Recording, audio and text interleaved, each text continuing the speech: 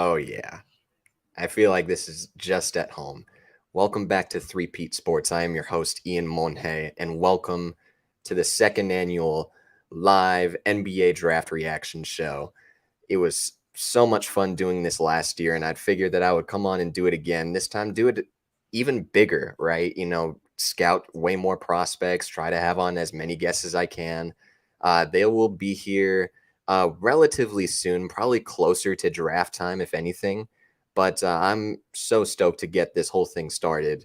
I guess to continue conversation, you send over like questions right now. I'm probably just going to go over just take a look at my draft board and whatnot, try to pass the time, right? All right, so let me do this. I never really do the share screen option. I know that I didn't do it last year, but we'll get this going. I hope you guys can see that. um Let me go right back to my StreamYard. Are you guys able to see the screen right here with my draft board and everything? Can you give me a comment just to let me know that we're all good here?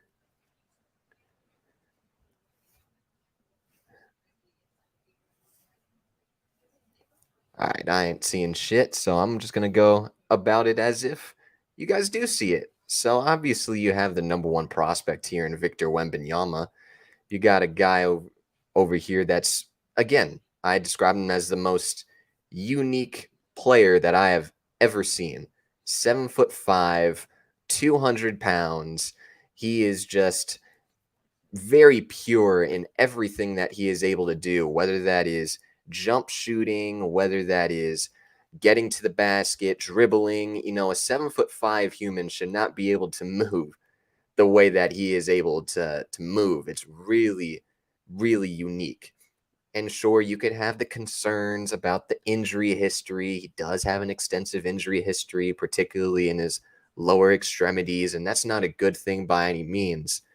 But what I will say is that despite that, you just can't pass up on a talent like that. And I think we all have the understanding here, unlike last year where everything was all we were all in the dark when it came to draft picks and whatnot, who was going to be the number one pick. Because for the longest time, I totally thought it was going to be Jabari Smith. Where is he from again? Auburn.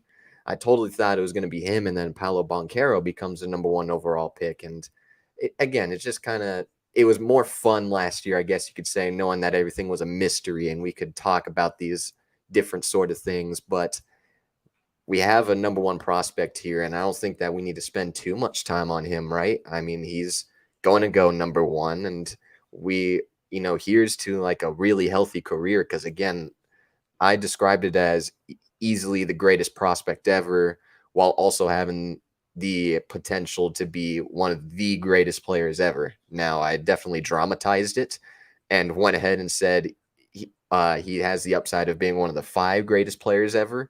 And, you certainly don't want to put a cap on anybody, right? So I decided to be a little bit more dramatic, I guess you could say, with it. But it was very intense to emphasize how damn good of a prospect this guy is. And you may as well get to the other guy that be the number one pick in plenty of other drafts, right? Scoot Henderson, the point guard out of the G League Ignite team. Again, he's way more of your traditional point guard, right? A dude that can distribute on a very high level, a guy that could really run the court. He's extremely fast, and that's where the John Wall comparison comes from because again, nobody really has that sort of tendency to go from 0 to 100 the way that he can. I think that he has creative, insane dribble packages that I don't think that a lot of other people can really match, right? I think that he's able to bend around pick and rolls real nicely. I think that he's able to see the floor well. I think he can navigate traffic when he gets to the paint and gets to the basket and either finish it for himself or find the wide open guy.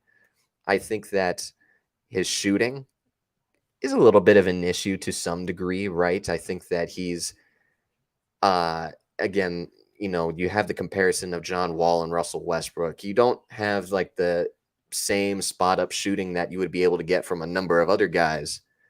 But I do think that his form and his free throw percentages to me was a big indication that he would be better, that he could tap into that shooting skill that very clearly can be there. And if that continues to develop, he could really be one of the faces of the league if, all stuff ends up being bad with, one particular guy out of Memphis. But Scoot Henderson would be the number one pick in plenty of other drafts. And I just think he should be the number two pick. Again, if it was up to me, if I was Charlotte, I would go about it with the understanding that, hey, we've been a mediocre franchise for damn near the entirety of our time in Charlotte. Kemba Walker is our leading franchise scorer in total points. We don't really have much in this city. We don't have much talent in this city. And yeah, Brandon Miller is a fantastic prospect. He really knows how to shoot. He really knows how to create his own packages and whatnot. But at some point, you kind of just have to veer away from the fit and just try to make something work talent-wise. Because again, there is a world where I can imagine, Scoot Henderson and LaMelo Ball playing well off of each other, particularly if it's like LaMelo being at the two, being a guy that can come around screens and he can really run with his long legs, and I think he has some pretty underrated athleticism as well. I think that you can have Scoot as your main distributor, and I think that LaMelo, in order to be effective and to be a true point guard, sure, he's going to need the ball. But I think that he's such a superior shooter to everybody else on that Charlotte Hornets team that it could work. I can imagine a world where it can work. And I have a feeling that they're going to go Brandon Miller, which wouldn't be bad. But again, they need talent in the worst way, especially if they're going to continue to run this Gordon Hayward as the starter lineup, right? All right. I think that we kind of got the gist of Brandon Miller. I mean, how many guys do we want to go through? I will take you to one of my favorite prospects now. And that's my guy right here, Kobe Bufkin out of Michigan. The thing with Kobe Bufkin to me, he was the shooting guard, the starting shooting guard for Michigan. And you see the averages right here, 14 points, 3 assists, 5 boards. It's not eye-popping stats by any means, but I think that you have to take into account circumstances of their situations over there in Michigan. Over there, they had 2 other guys that you could make the case deserved more shot attempts than plenty of other guys, right? Jet Howard was launching missiles from downtown. You had Hunter Dickinson, the center, who was a really dominant force on the inside during this past college season. And in some times, like he was the third option, the third scoring option for him. He was also the secondary ball handler. Now, I don't remember what the name of the starting point guard was over there, but I think that he was able to produce this, if he was able to produce at this level, being a damn near fourth option, there's got to be something tantalizing about him. And my main comparison for him was Jalen Brunson, not necessarily in the athleticism, because I do think Brunson is superior when it comes to, I would say, his footwork and how quick he is just right off the burst. Like Kobe Bufkin doesn't have that same level of burst, but I think in the manner in which they score, the head fakes, the being able to draw contact and put his shoulder into the defender and create space in that way. The amount of head fakes that you would see. Sometimes he would go into the paint and do 1, 2, another third, another fourth. It's a bunch of pump fakes that he ended up utilizing. And from an on-ball, off-ball perspective, he was able to make some really nice reads. He really developed a really good rapport with the center Hunter Dickinson and was able to play make to him, being able to give it to just a launcher from downtown like what's his face's name? Jet Howard.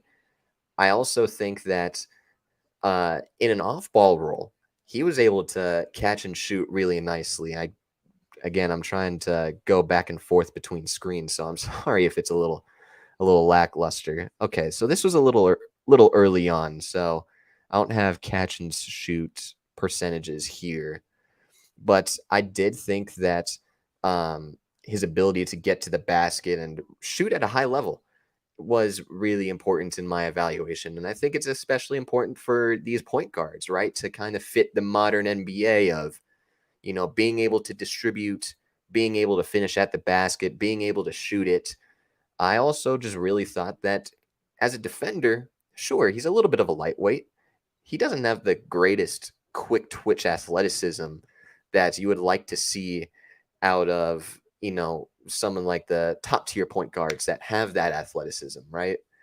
But I think that with himself being crafty with his hands, I think he has very quick hands, and I think his willingness to go up, and what I mean by that is just contest at the basket, try to go for the blocks, which is something that not a lot of guys, especially at the point guard position, have the balls of doing.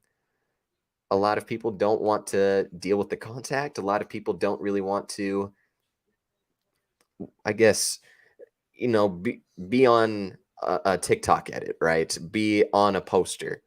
And I liked his willingness to do some of the dirty work that, let's be honest, not a lot of these guys had the willingness to do so and probably wasn't able to do so with how stiff some of these guys were, like Howard, like Dickinson. Those guys were really stiff as defenders and in some ways as offensive players as well. I'm very interested to see if he's able to go into a situation, let's just say a situation like Miami, maybe a situation like even New Orleans, who don't have a pure point guard. I think that he could have the ball and do some really special things with the options that are around him. In a bigger role with bigger responsibilities, I think that he has the ability to make up for that sort of stuff. So Kobe Buffkin is like my biggest my guy in this draft, and I really hope that something comes about with his production, his development, wherever he goes, because I think it would be a shame if this talent right here wasn't developed to where I think he could be. I'm gonna check Twitter real quick. Um, okay, so I'm still waiting on a bunch of people. It's all good. Everybody's real busy, right? Like I sent out 15 plus different invites to as many people as I could. I try to get my sports reporting professor who is on, I'm not going to say his name, but he's on the Phoenix Suns beat. He covers the Phoenix Suns, writes for them, reports for them. I didn't get a response, and that sucks. But you know, everybody's busy around this time of year, right? Everybody's on vacation, and the high school friends, the college friends that I ended up inviting were, they have work, they have other responsibilities. So I definitely did my best to invite as many people as I could, and who knows for how long? Who knows for how long they'll uh, be here on the show? But I know that when they do come, it's going to be a hell of a time.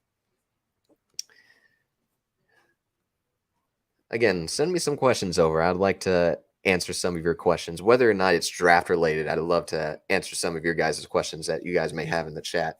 Because I'm just going to sit here, kind of scroll through Twitter a little bit, keep my eye out on the TV right in front of me.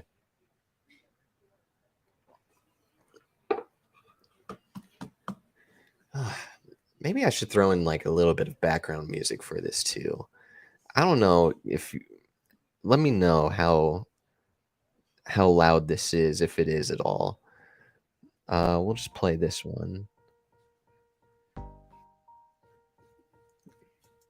Who should the Suns draft when being lower in the drafts? Appreciate the question, Max.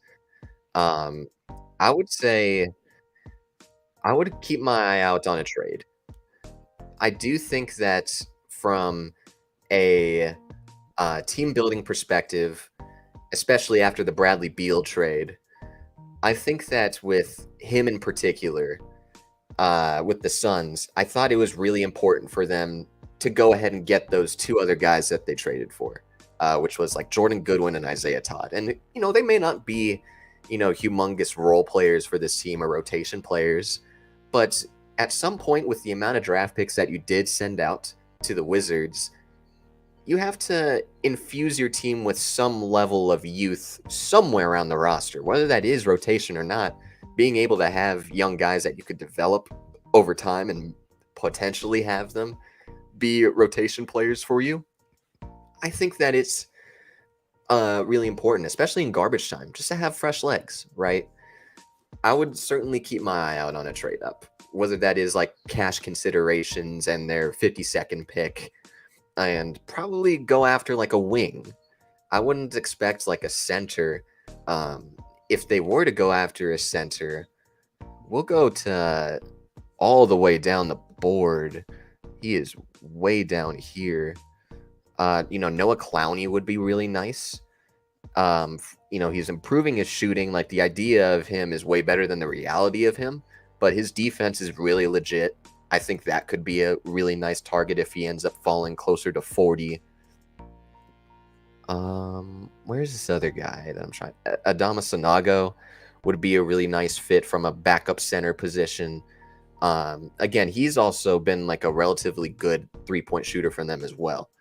If they don't trade up, I think the logical target, even though it wouldn't be for my liking, it would probably be Imani Bates.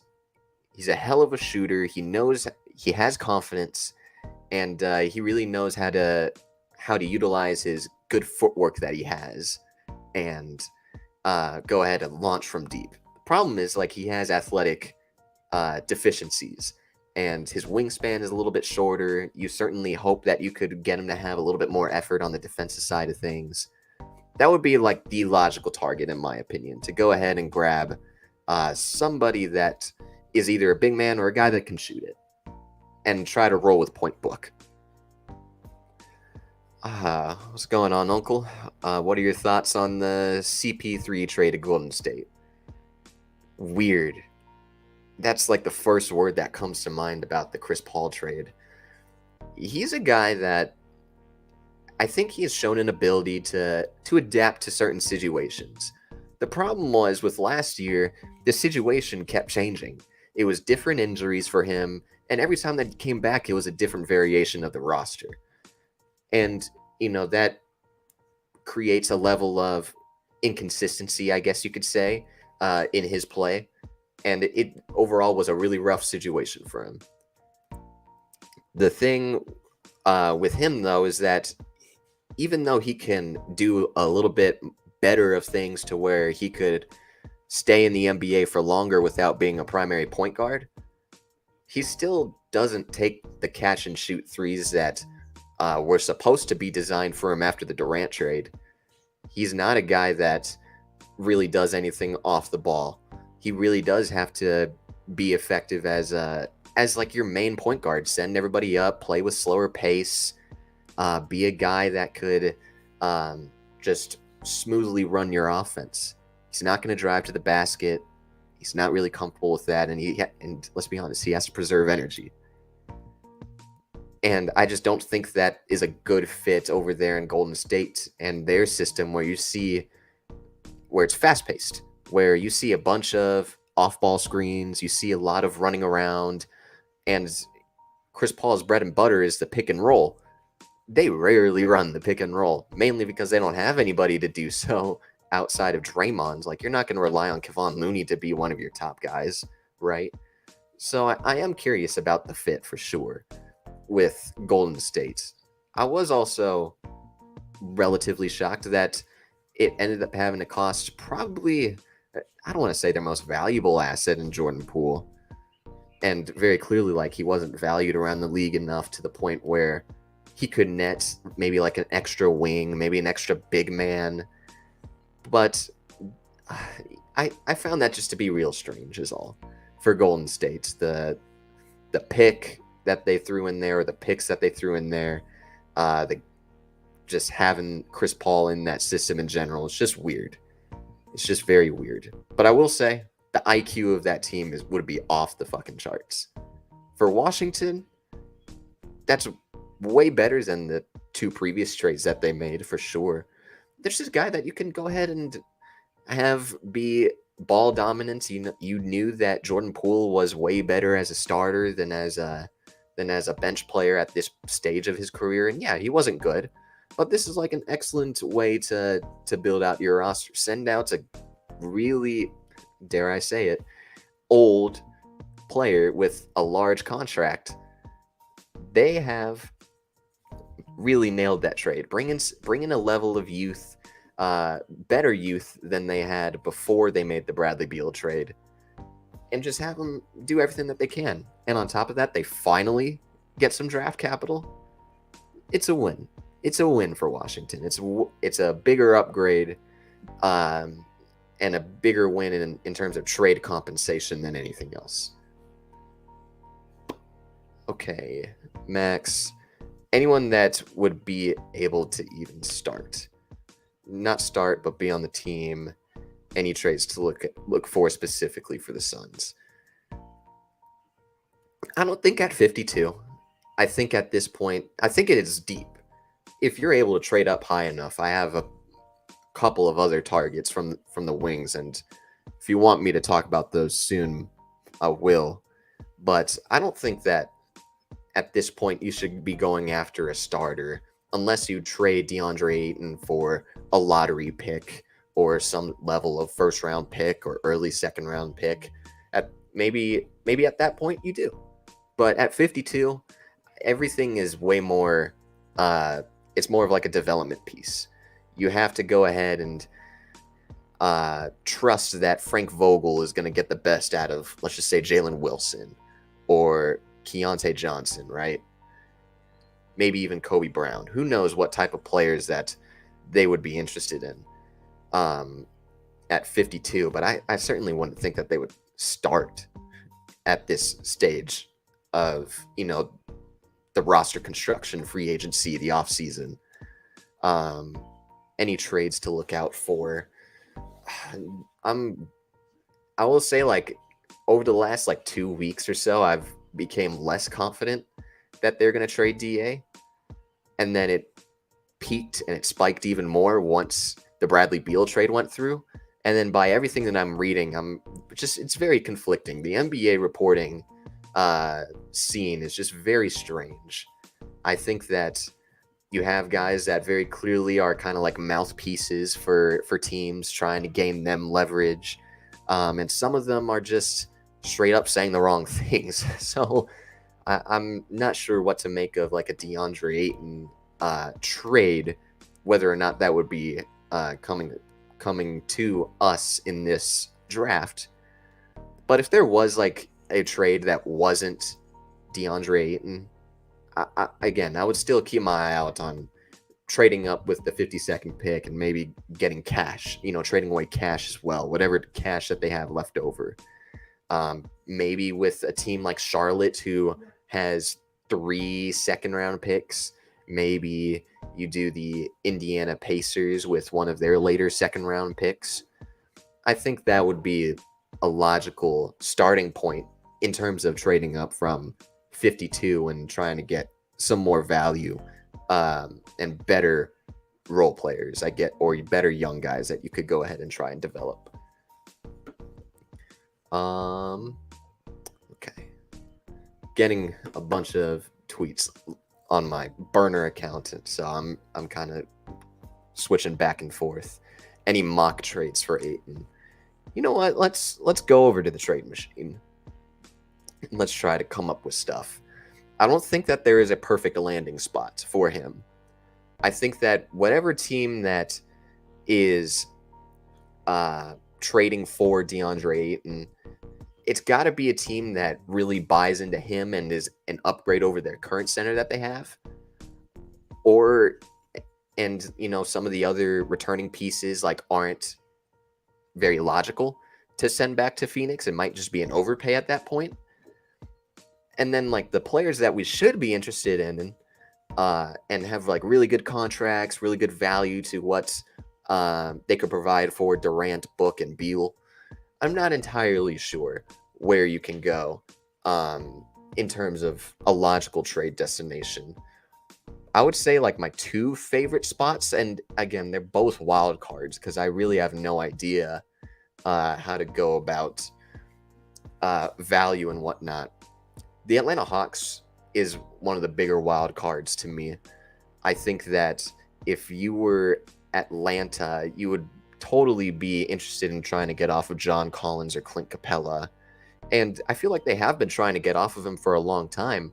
But the problem is you trade DeAndre Ayton over to Atlanta and you trade for Clint Capella, it very much gets in the way of a guy like Onyeka Okongwu, a guy that they've always been really high on. And I think that, how effective would he be at a 4? Like, he can't really stretch the floor. You would just have this same problem where you have one guy that can't defend, at least as of late, with DeAndre Ayton. And then you have like a really not, both those guys are just not versatile when it comes to offensive level players. So I guess to come up with some sort of trade, again, they would really have to believe in DeAndre Ayton to do so. Like, let's just send DeAndre to the Hawks. Maybe you go ahead and you do Clint Capella. I'm debating with one of the wings. I know that they've been trying to get off of DeAndre Hunter, but what other contract do we have to offer to them?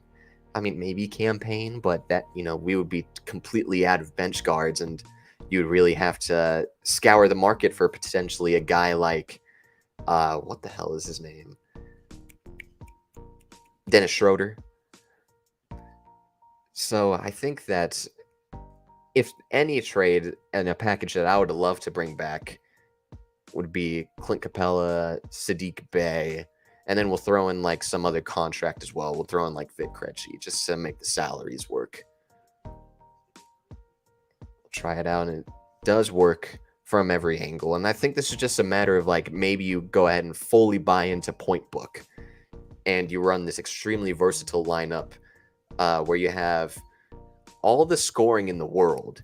You have a lob threat, and you have a level of defensive switchability and versatility. Your only pigeon on your team in regards to how good of defenders that you have would be like Bradley Beal, but I don't think that his defense is particularly bad either. In like Sadiq Bey, you get yourself a better he's a way better defender than I've given him credit for. I think that a lot of it was based off of his pre-draft evaluation and me wanting to be right and kind of dance around the grave and whatnot. But he's gotten way better on that end, and he has scored 50 in a game. Like, he can totally score off the dribble and score in a catch and shoot situation. Then Clint Capella is a better fit for this Frank Vogel system where you're going to need a rim protector, obviously, but you're going to need a way better communicator. You're going to need a guy that's much more tough, right? I think that's really logical, from the Suns' perspective to get these assets. But again, it takes two to tango, and who knows if Atlanta would be interested. And I think another deal that I've really grown to like, and again, it's been reported that they had interest in the past, and some rumblings have come up as well. I'm just not sure, like, why Orlando would do this. You have, let's put it together like how I did. We'll do like Wendell, Gary Harris, and what pick? I know that I think at one point I did do pick 11. I just don't think that's, I think that's a lot. I do think that's a lot. So I guess to go down the rest of the barrel here, like, I know that they're probably going to target a guard, so maybe take one of their young guards off their hands that they clearly don't value. Like Markelle Fultz, I think is their guy, so I don't think that he would be available. Maybe you do Cole Anthony. Maybe it's a little much, maybe a little bit of an overpay, but again, like this is the difficult part of coming up with a DeAndre Ayton trade.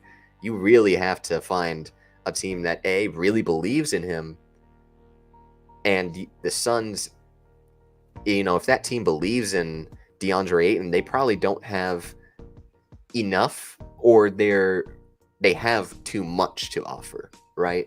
Maybe you just end up stopping it with uh Gary Harris and Wendell Carter Jr., and maybe you throw in like the 36th pick in the draft. Again, it's real tough to come up with some mock trade, and who knows?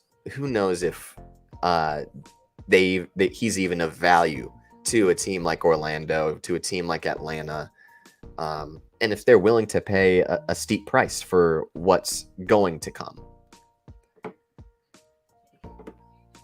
I mean, do you want me to continue with the trade machine? I mean, this is something different than what I've ever done before. Again, I don't share my screen, but throw me some more questions, man. We got another 10 minutes before we get into the draft and whatnot for the inevitable Victor Wembanyama pick to San Antonio. So yeah, send me some more questions.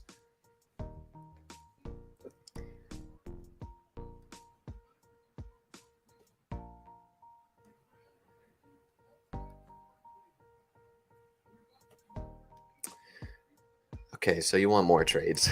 You want more trades. All right.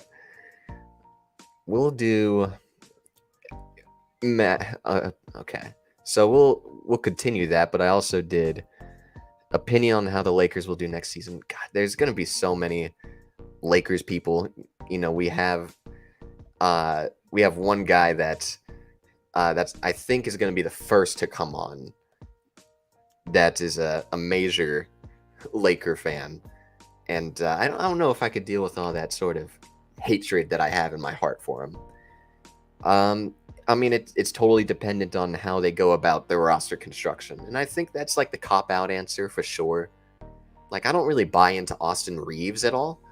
Getting $100 million, I just don't think that he has that type of value at all. I think that's where, it becomes difficult because you have guys in restricted free agency that you're probably going to have to pay a lot. But it's also a matter of you have a bunch of these bigger contracts like Malik Beasley and Mo Bamba that's kind of an issue. Mo Bamba didn't really play. You had Malik Beasley, who also didn't play. He was a major defensive liability. And I'm sure that they could get some solid value for what it's worth. I tend to think that they would be interested in Kyrie and they would try to go after Kyrie. And I think that would be my prediction as of right now, unless something changes. But I'll say this. I'll frame it in with and without Kyrie. I think with Kyrie, I think you're still going to be like a 47, 48 plus win team. I also think that it's, again, you're going to run into the same situation that teams like Boston are, maybe not Boston because they're already built out, but definitely like Phoenix, who are going to be in a really tough position to get these sort of free agents, or at least the free agents that hold a bunch of value, right? I would also go ahead and say, if you don't get them and you kind of go this continuity route, you would be in an excellent position to sort of build off of what you had going last year. I think that Darvin Ham's rotations was better. I think that you saw internal growth with Austin Reeves, with Troy Brown Jr. I think that there's very good traits here for the Lakers to continue to do some good stuff. Now, again, it's dependent on the health of Anthony Davis and the health of LeBron James. But shoot, I think that you would be pretty crazy to think that they wouldn't be a contender anytime soon. And we may as well just bring in our Lakers friend here. And this is the host from the Teed Up podcast. Again, go follow him on Spotify, Google Podcasts, Apple Podcasts, wherever you get your podcast from. We got Keith. Oh, man. How you doing? Yes, sir. How you doing, bro? I'm doing good. Good to be on. Hell yeah, man. Shit, I'm great. I'm still high off of the trade from a couple of days ago, so I'm definitely feeling the energy. How do you think you guys are gonna do? I mean, Bradley Beal, D-Book, KD. That's three. That's three crazy pieces, bro. It's crazy pieces. Bro. I also think that they need to. I'm hell bent on trading DA. I think that his contract is can net back a couple of solid rotation pieces, and I think that's where like the judgment of this trade is wrong. I think that with for the second move to come and what players that they bring in that trade, and then you could go ahead and judge from that point on if you think that they're going to win a championship or not. Yeah, I think the biggest thing is going to figure out is the scoring, and like offensively in the starting five, that's nothing to worry about. I think the biggest thing for you guys is going to be who's going to stay on the bench, who you guys are going to pay. I do think DA has to go. I mean, when I first saw the move be made, I'm like, yeah, there's no way DeAndre Ayton can stay on this team, and they can still have good rotational pieces, good role players. I don't know. We'll just have to wait and see. Yeah. And we were in the middle of answering a Lakers question. My uncle's in here, and he's a big Lakers fan. We're all a California family. He's asking for the opinion of how the Lakers will do. Again, like everything was dependent on, for me, whether or not they get Kyrie. You know, maybe if you were in the Lakers GM spot right now where you have the 18th overall pick and you have a bunch of these contracts, what are you doing? What are you doing? You know what? I would be all in on going for Kyrie, especially right now.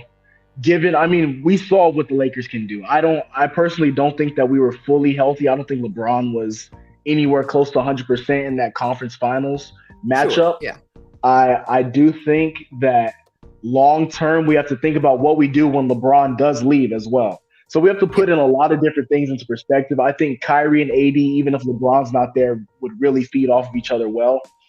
I was all in on D'Angelo Russell at first, up until that conference final series. So I think if we can move D'Angelo Russell, bring in Kyrie, make sure we keep Austin Reeves. Keeping Austin Reeves is probably the biggest thing for us. Looks like Victor's about to get picked. Oh yeah, sure. but yeah, keeping Austin Reeves. I personally really like Rui Hachimura as well. I think the way that he fit in with everyone on the team, like he could be put in any different lineup with the bench, with the starters, a mix of both, and he makes an impact on offense, on defense. He can get you a good 12 points a game. So keeping him as well. I do think there's a few guys that can go, like Malik Beasley, in my opinion.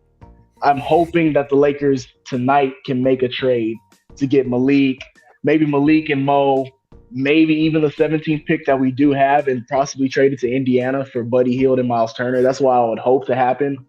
But if that doesn't happen, I hope we can get a good player at 17. So we'll just have to see.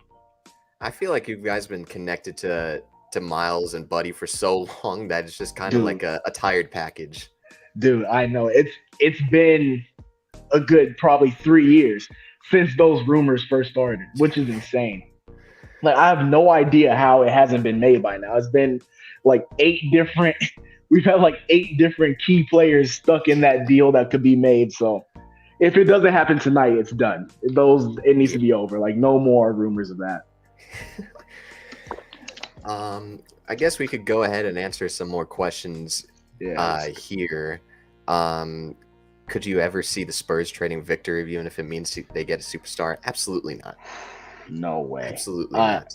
Especially with what he can bring in. Let's see how he reacts. Probably. What would you say? Does he cry or not? Let's see. Nah. I think he's known. He's gonna be the number 1 pick for so long. It's probably resonated with them. Yeah. I don't think there's any way the Spurs would ever trade him. Just the spectacle by itself that he's gonna bring in, like the feats, they're gonna be sold out. I remember reading something when they had first won the lottery that season ticket sales went up by a crazy percentage. Yeah, I think his connection to Tony Parker helps as well, like they just said. That's why it's rigged. The lottery's rigged. I was thinking that. Like you never know what the NBA can do. Like for some reason, the best player is from France. One of the best players in Spurs franchise history is from France. Happens to He and has a happens to own connection. that team. Man, yeah. And I don't want to harp on it too much because, in reality, I don't think it's rigged, but I was pissed. 4 years ago, we win 19 games, uh, worst record in the league. We're at like the second best odds or something. And that was the offseason of the AD trade. And you guys jumped from oh, 11 to get to fucking 4. You yep, have no idea how pissed I was that we missed out on Ja, on Zion, even like Garland. I was high on dude. Garland I know. He, and I, man, yeah, that was so dang. I didn't even realize. I didn't remember that was so that 19 win season was when like the Zion hype at Duke was all going on, the Jaw tournament run, all that. Oh, bro. And see, well, they said you guys got Cam Johnson. Cam Johnson, that was a solid pick. it was good. And Cam, that was, I was not happy at that time. I had not heard of him by that point in the draft. And yeah, no. and then we go ahead, we trade like TJ for cash. We traded Hmm. for like Aaron Baines and Ty Jerome, and I was like, "Fuck, man! Like, why do I don't want Ty Jerome. No. I want these good prospects that were here." But hey, Cam Johnson really developed really nicely, and that's really holding up our GM's legacy outside of the Do you Durant trade. how do you feel about Mikal Bridges' stock? I want to ask like as someone that's watched him play more than the average person. I mean, I just saw earlier today that the Trailblazers or the Nets declined the number 3 pick Yeah. and someone else for Mikal. They declined. Is Mikal that good? Maybe not good enough to get away from the number 3 pick or anything Right. like that. I Yeah. think that's, again, he's like 27 years old, and you don't want to, pass up on a generational guy like that. And I guess in a way, if we're talking about Mikal Bridges, we'll have the guy that's Twitter handle is Mikal Bridge. My guy Isaac. What's going on, man? Because of Victor Wembanyama coming to the Spurs and what he is going to bring to this organization. I don't know if he knows that I don't know if he knows that he's in here. Yo, is my audio good? Can you hear me? Yeah, I could hear you, man. What's going Yeah, on? you're good. You're good. Oh shit. I was about to say that's a pretty loud background, man. Hold up. I gotta let me He got the draft on. I forgot the And YouTube stream has a yeah, delay. he's crying now. Though. So I'm But, all good. Yeah, you're all good, my man. Okay, bet.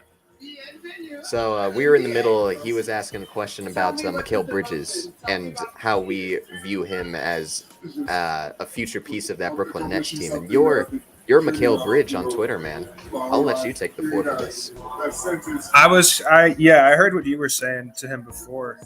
Like, he's nice, obviously. Mm-hmm. Oh, okay, so Shams is spoiling the draft, actually. Let me Oh. mute him real quick. Yeah. What'd he say? Do you want me to tell you? Do you want me to tell you? You want to just? Are you watching the draft? Yeah, I have it on, but go ahead. Just go ahead. So they're going with Brandon Miller Mm. at 2. I think that's a good fit. I think that's a really good fit for them. I think drafting Scoot would have been kind of dangerous with LaMelo already being there, but God, So I can now- only im- So here's my thing is yeah. I don't hate the pick either, because Mhm. if anyone knows about drafting for fit, it's a Suns fan. But now I look at Portland. yeah, They're gonna take Scoot, and they have to trade Dame now. because they have Simons there still too. And Shaden. Shaden Sharp, yeah. They're So gonna be unless- someone has to go. Unless they're just drafting Scoot for somebody and then trading him, Mhm. then I just don't, because like Dame is known to have said he does not want to be part of a youth movement Yeah. in Portland. So Mhm. I don't see any world where this goes down without one of the two getting traded. You know what I mean? Yeah, I Yeah. got you on that. I think I saw some scenarios earlier where they said that it could be just they pick them and then they trade them like right away. Who do you think if they did do that? Who do you think would be the best fit? I saw from Toronto where they would trade for OG with that pick, but I don't know where else Scoot could really go. Thinking just right now. Yeah. I mean, if you're Portland, you obviously want another star. Mhm. I would have said like Siakam, but there was just that report earlier today that he wouldn't resign. Right. I have no idea, man. Because Mikal would be good for them, I think. Yeah. But Brooklyn seems set on keeping him. Yeah. Yeah, I think they've made it known. Because I saw that they declined like Simons and 3 for Mikal, which I thought would have been a fleece. They would have fleeced Portland, dude, if they accepted that easily. So I think they might be overrating Mikal a little bit over there in Brooklyn. Yeah, that's why I wanted to ask Ian. Like I've seen Mikal play, but I don't think he's that good to decline that. You see this dude's haircut? This is insane. The Wemby ESPN. Did you see? Oh my god, that's nuts. I think with Mikal in particular, I think that he could have the upside of being like this second option, right? Maybe being this Chris Middleton fold, right? Be a level of being a good shot creator, but again, he's a little bit more of a second option than anything else, and I think his success would be skyrocketing if he was next to a guy like a Dame Lillard, or maybe a guy like, dare I say, a Trae Young, right? Maybe like a point guard that'll set him up. Exactly. Hold on, let's see the pick. The 2023 NBA Draft, the Charlotte Hornets select Brandon Miller. That's crazy. Got him. That's crazy. Real quick, speaking of Chris Middleton, what do you guys think about him declining that contract? I think that's stupid. Very stupid. I think there's no. Go ahead. There's no way he's going to be able to get that much. No, I was about to say that. I mean, but at the same, I can see where he's coming from. He probably wants something long term, like 3-4 years. But he's going to be taking a huge pay cut, so he's got to be aware of that because he knows how old he is, and he knows that what was it, like a knee injury he just came off. Yeah.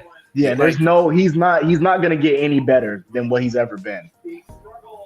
Yeah, I mean, he already peaked like 2 years ago in that finals run. I don't think. I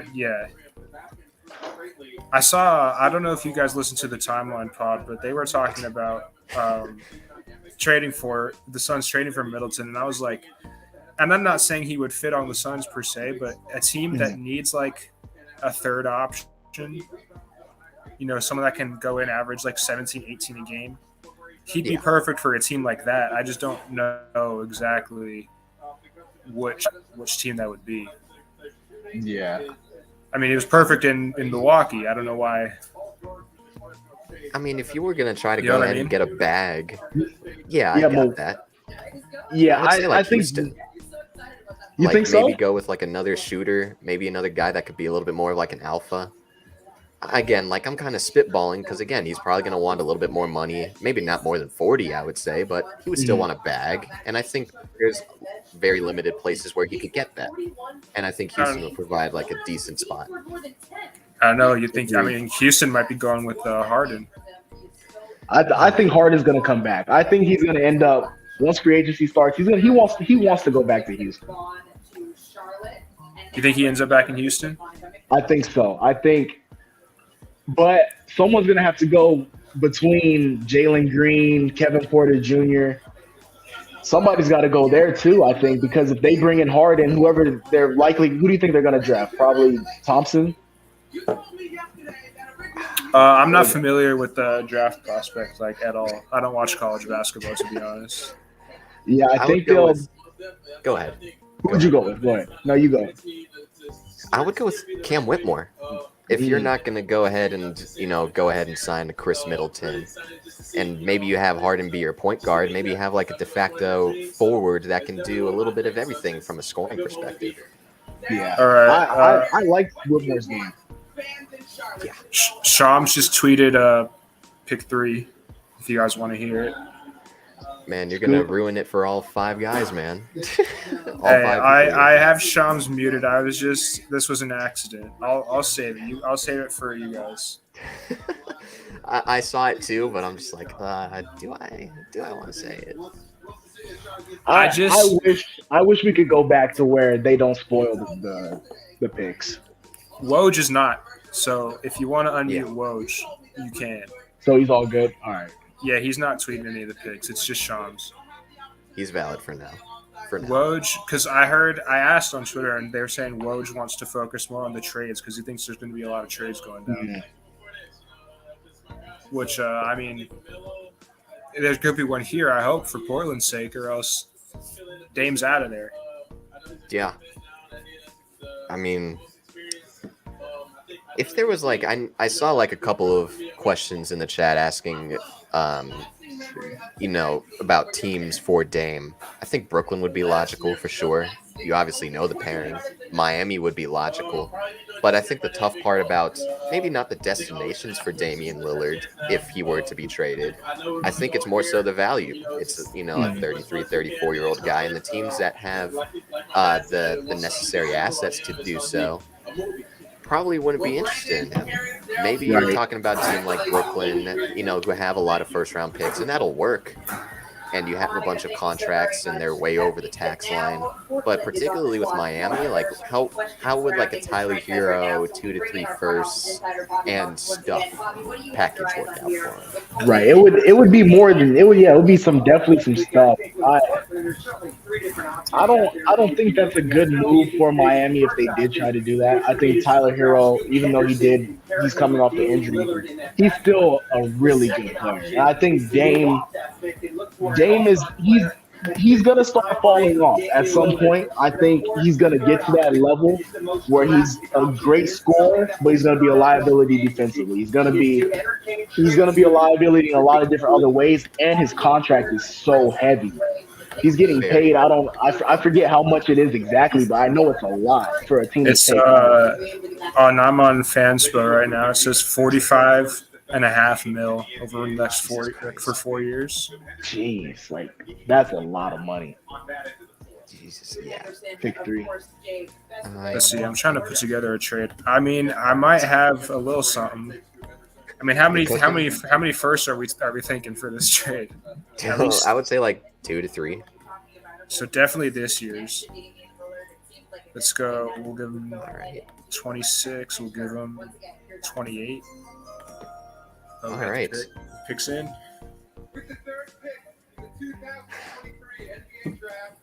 I think I'm a little bit ahead of you. Scoot Henderson. I don't know, man. This is going to be so interesting. Does he have the balls to do so? To request out? Scoot? Dame. I mean, I've been hearing. I have a close friend who's a big Blazers fan, and he's been keeping me up to date on all that stuff. And he says that Dame would ask out if they went with the youth movement. Of course, Scoot could still get traded. Yeah, but I don't know, man, because Portland seems to want to go the Warriors route and try to rebuild and contend at the same time, and that's just not going to work. Yeah. What do you guys think about that Chris Paul trade earlier today? It makes no sense at all. Weird. Yeah, it's weird. What are they doing that for? And obviously they're gonna. I don't know what they're trying to do. They have 4 players in their starting 5 now above the age of 33. Like Steph is 35, Draymond's 35, I think. CP3 is 38. I think Clay's 33. So I don't know what they're trying to do with that. That's not. I was very surprised this morning when I saw that. Yeah. It doesn't make any sense to me, like you said. I understand, well, what I'm guessing they're thinking behind it is they don't like Jordan Poole's contract, and they want to get off of it. But the fact that they had to not only give up draft capital to get off that contract. Yeah. By the way, this Heat Blazers trade, I cannot make it work because of the picks. Like, it just, I don't see it. It'd be an absurd trade, and I'm not even remotely smart enough to make that shit work. So, but for the Warriors, they had to give up picks to get off the Jordan Poole contract, and I mean it's fine, I guess, because Chris Paul's expiring. But for next season, like they already were a second round exit, and I think they just got worse. Yeah. So, I think that I thought it would be logical to maybe like do a stretch and wave sort of thing. I don't think that they would end up doing that. I mean, they gave up a first round pick for him, for fuck's sake. For what'd you say? I was just saying that, from they should maybe consider like a stretch and wave sort of deal, but I think giving up the picks would not be the most logical thing in the world to go ahead and trade picks for a guy that it will contribute, no doubt about it. But, and the contract is definitely larger, and they probably want to retain some other pieces, try to get below the luxury tax line. I would consider it. I don't think that they'll do it. Yeah, I don't think they'll do it. I don't think so, because like you said, it doesn't make any sense. Yeah. Why, like, you give up that pick just to, no. Yeah, I don't think it'll happen. I just want to see a Woj tweet trade notification at this point. Yeah, I turned off Shams' notifications now that you say it. Appreciate you. Yeah, that was a good looking out. I'm hopeful that there's some trades that start to get made. Do we think? I mean, the Suns don't have a pick till 52. Yeah. One, like, do we think we've heard like rumors of them trying to move up? I don't see how that's possible because that's our only pick for the next like decade. I saw that you guys have no picks until like what 2031. What year is it? 31. It's 31. We have pick swaps technically.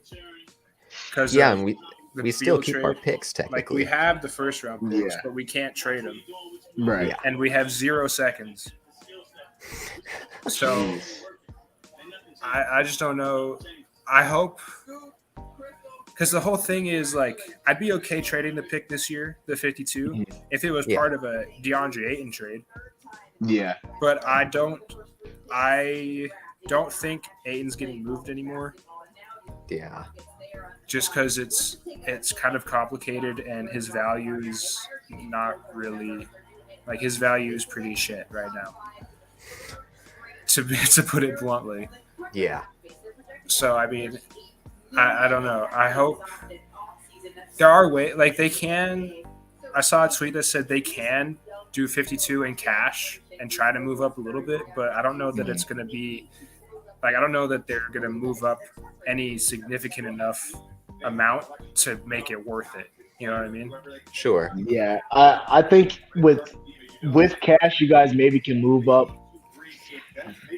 at the most somewhere in the 40 spot. I think because the Lakers we traded our 47 earlier this morning and moved up seven spots with some cash, but I'm not even too happy about that. I wish we could have got a little bit.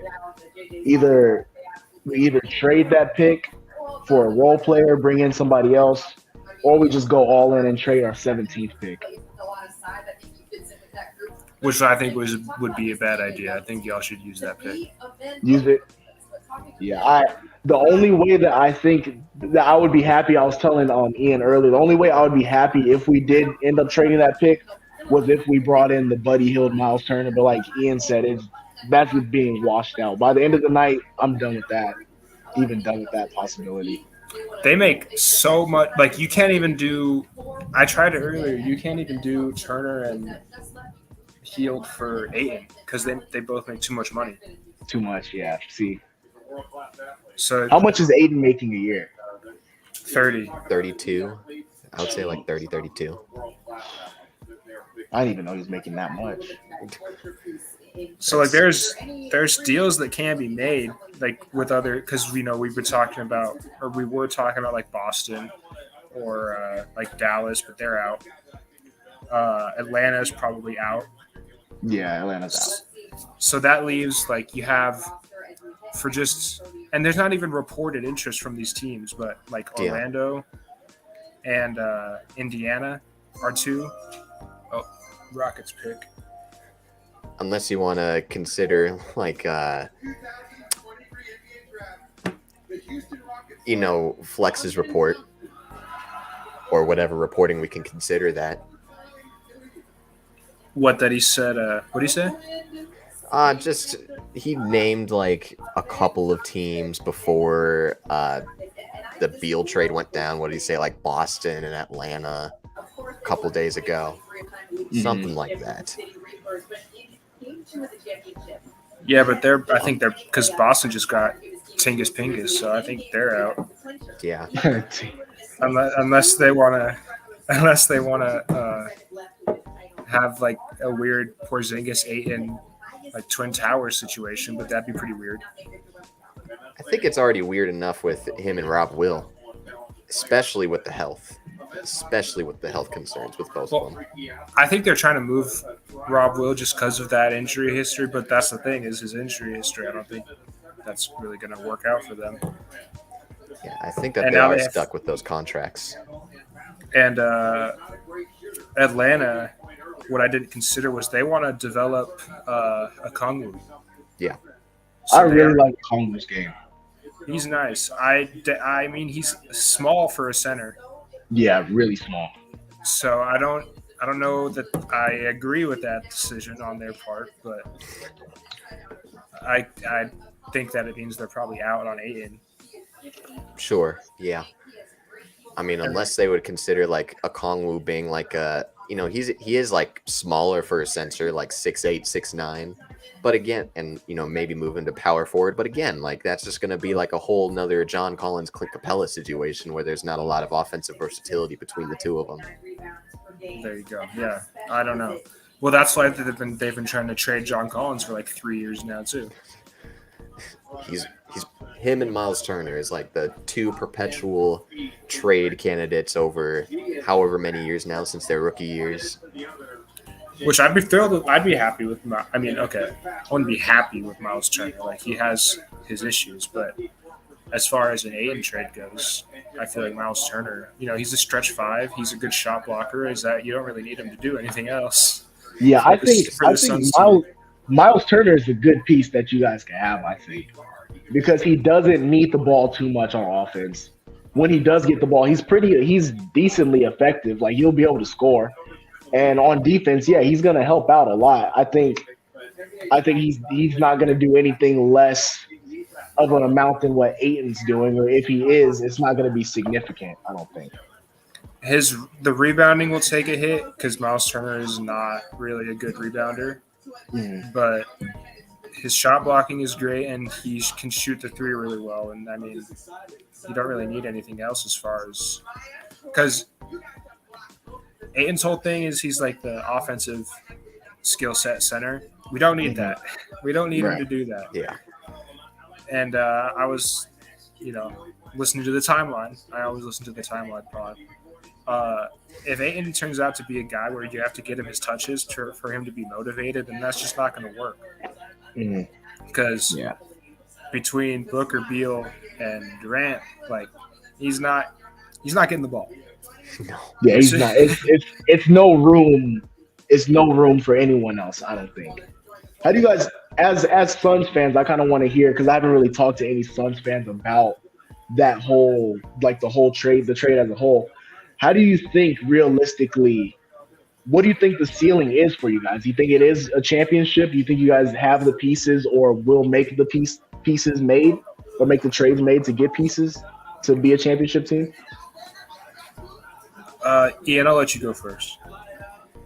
Again, it really is dependent on if they trade Da. Because again, as unfortunate as it is, like with his value and his kind of falling out with a number of members within that organization, I do think that trying to experiment with him in an even lesser role, where it's been very clear that he doesn't really like the role that he was playing to begin with. I don't think that would really work out. And by that point, you're going to be having to make a trade mid-season.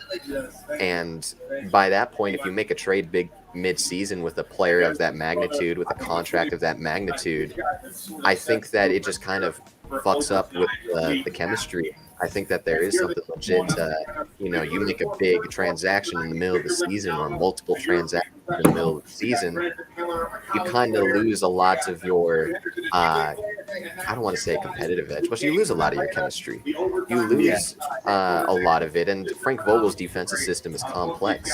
I think if they were to really complex. I think if you were to keep DeAndre Ayton, yeah, you certainly still have the ceiling of being a championship winner, and that's dependent on the other role players for sure. But I think that you can. I just don't think that you will. I think you have to create a set roster this offseason, or else, something might, I would think of them a little bit lower if they kept DA. Yeah, I would agree. I mean, assuming Ayton stays, you really have to bank on Vogel being able to fix him. Oh, What's good? back to back. Okay. It's interesting. Oh, I guess my TV is a little behind. Yeah. 2023 NBA Draft. The Detroit Pistons select Asar Thompson. That's fire. That's cool for them. Yeah, that's got to be great for the family. I mean, look at that. They're all crying. But what I was saying, I think your chances definitely are better if you trade Ayton. Just because of what Ian said about, it just having Ayton on the roster just severely limits what you can do with the rest of the role players. And I'll say this: if you get 2021 playoff Ayton, then I think they're easily the favorites. Easily, yeah. I But agree. that's a big if. That's a massive if that just doesn't seem totally in the realm of possibility at this point. Yeah, no, that 2021 playoff Aiden was really, he gave us problems. Like that first round, he gave the Lakers problems, and I'm still kind of salty about that series. I'm not gonna lie. I wish. I don't know. It's a lot of things that could have went the other way that I still am pretty mad about. But yeah, no, DeAndre Ayton that 2021 year, that's the player that shows up. I mean, who's good? There's no one that can beat you guys. I don't think, especially in the West.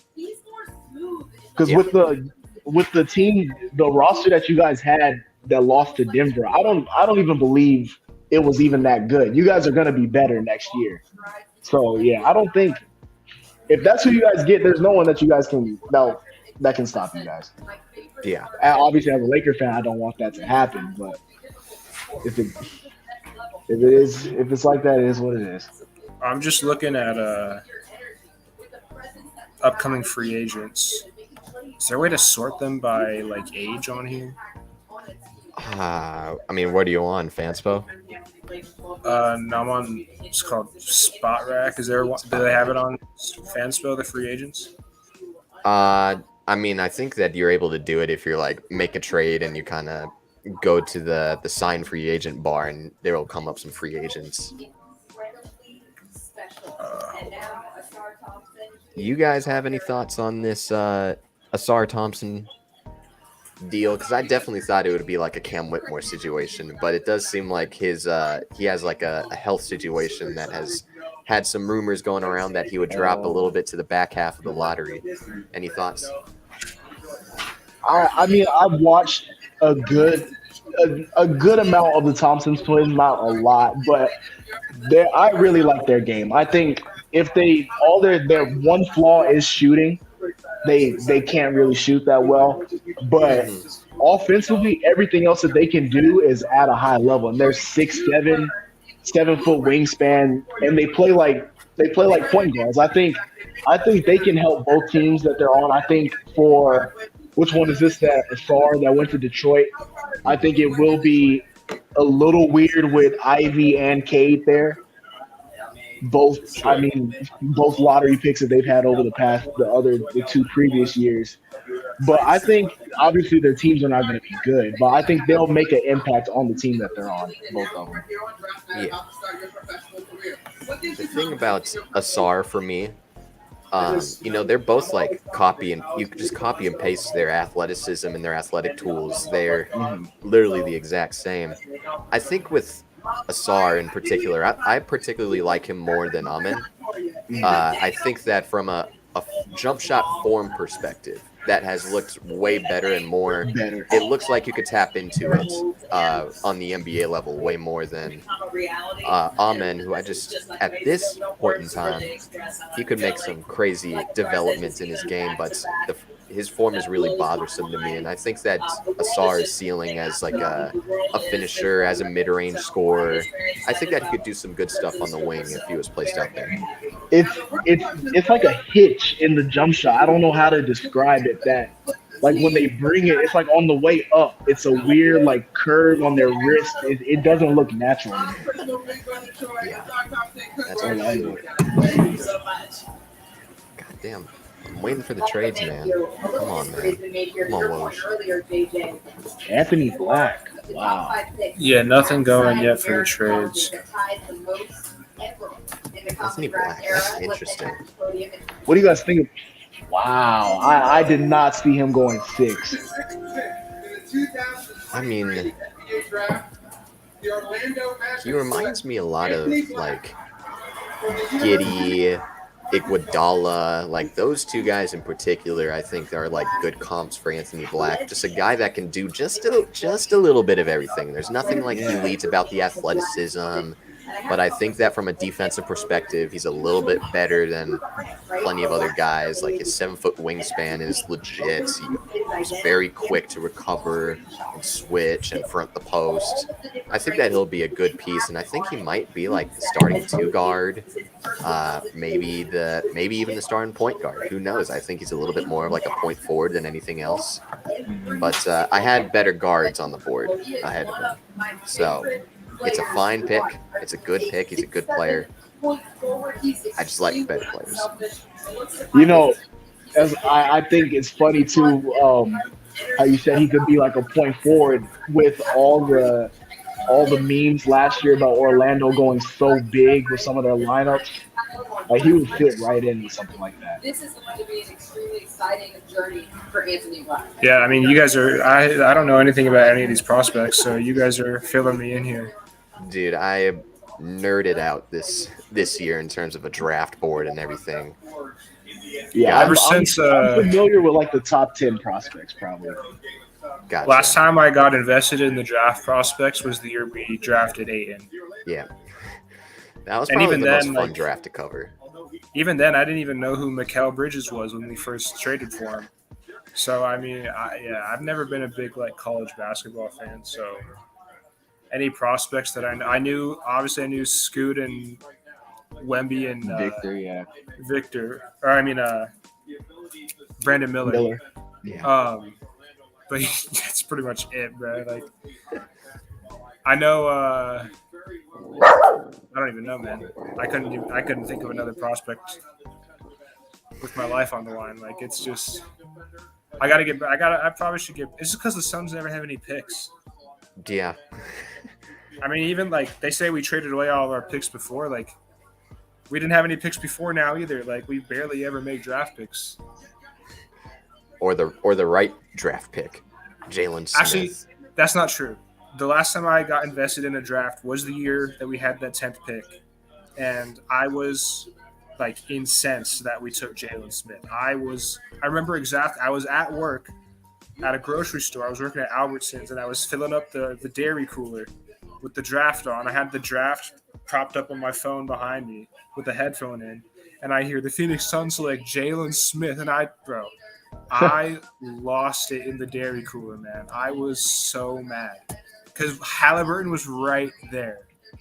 Dude, that and Halliburton, yeah, that's tough. Because I watched Halliburton in college a little bit, and I was really like for sure. I knew he was going to be a really good player. I was surprised that he kind of went so late in the lottery, but I mean, it was some other good players. But yeah, that sucks to miss out on Halliburton too. I know you guys missed out on him.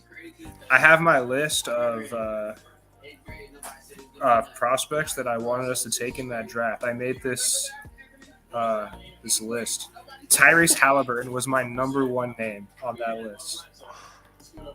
I had like Devin Vassell on here. I had Cole Anthony on here. I had Tyrese Maxey on here, which we could have drafted Maxey too. Or which draft was this? The 2021 draft? 20. 20, yeah. 20. Indiana. Oh yeah. Yeah, we could have had Vassell. We could have had Halliburton. We could have had Maxey. Maxey fell all the way to 21. Whoa, Bilal Coulibaly, Victor's teammate Wow. Those are at 7. was that even English, man? What were the? I don't. That's a long last name. Bilal. Wow. Wow. That's 5'11" in 2020. Dang. Jesus Christ. That sounded. I heard you say that. It sounded like gibberish. Dude, how do you pronounce his name again? Bilal Coulibaly. That's what Adam Silver said. Dang, he was 5'11" 3 years ago. That's insane. And he's 6'8" now. I don't know anything about him other than I've seen like some TikToks, like with some highlights, but that's it. You want to be filled in? Yeah, go ahead. I want to know about him because I did not expect him to go 7. Well, dude, me neither. I had him as my 19th ranked guy. He was 6'7" with a 7'3" wingspan. Obviously, from that perspective, you're going to get some really nice tools in there to go ahead and tap into. His defensive talent, his IQ, his ability to disrupt pick and rolls, and his ability to scope out pick and rolls, kind of like in the Mikal Bridges role, right? Yo, we got a trade. What's going on? We got a trade? Ooh. They're trading Bilal Coulibaly to the Wizards. Oh, shit. What the And hell? the Pacers are then getting Jarris Walker. So the Wizards are going to draft Jarris Walker next, and they're just swapping those two. Interesting. See, I don't know why they okay, would do that. that doesn't make sense to me because unless that, why would the Wizards trade up one pick? Yeah, that's I guess it doesn't matter. Like it's inconsequential, really, but that just seems pointless. I don't think. I mean, if like it's a one pick difference. Why couldn't they have both just taken their guy? You know what I mean? That doesn't make any sense to me. That's all they were doing was the. It seems like it. It seems like they literally just picked their guy for each other and then just traded him. That doesn't make any sense, but Yeah, that's. the Shams tweet Weird. says Indiana is selecting Jarris Walker at 8 via Wizards in this 7-for-8 flip. Oh, Washington also sends 2 second-round picks to the Pacers. What? I mean, there goes the Suns picks right there. no, The Suns picks are in Indiana now. strange. What in the world? That was Okay. that was bizarre. I like the Jarris. Oh shit! I hope you guys are still here. Oh no. Okay, are you guys good? My Yeah, I'm good, shit's I'm good. kind of bugging. My shit's kind of bugging. We're all good. I totally Blue thought Devil said the Wizards are a pointless franchise. he You're not knows wrong. what he's talking about. He knows what he's talking about. We've got a Gambo tweet, Ian. Is that a good thing? Is that a bad thing? It's probably nothing, but he said what he's heard is the Suns are exploring options to trade the 52nd pick for a player or trade up in the second round by using 52 in cash to get a better pick. Interesting. So we got to keep an eye out for that. I mean, I'm probably gonna nerd out and do the entire draft because I have put in a lot of time watching these guys. But you know, I think that Jarris Walker would be like. I think that would have been the pick anyways for Indiana. You think so? He was a perfect fit for him.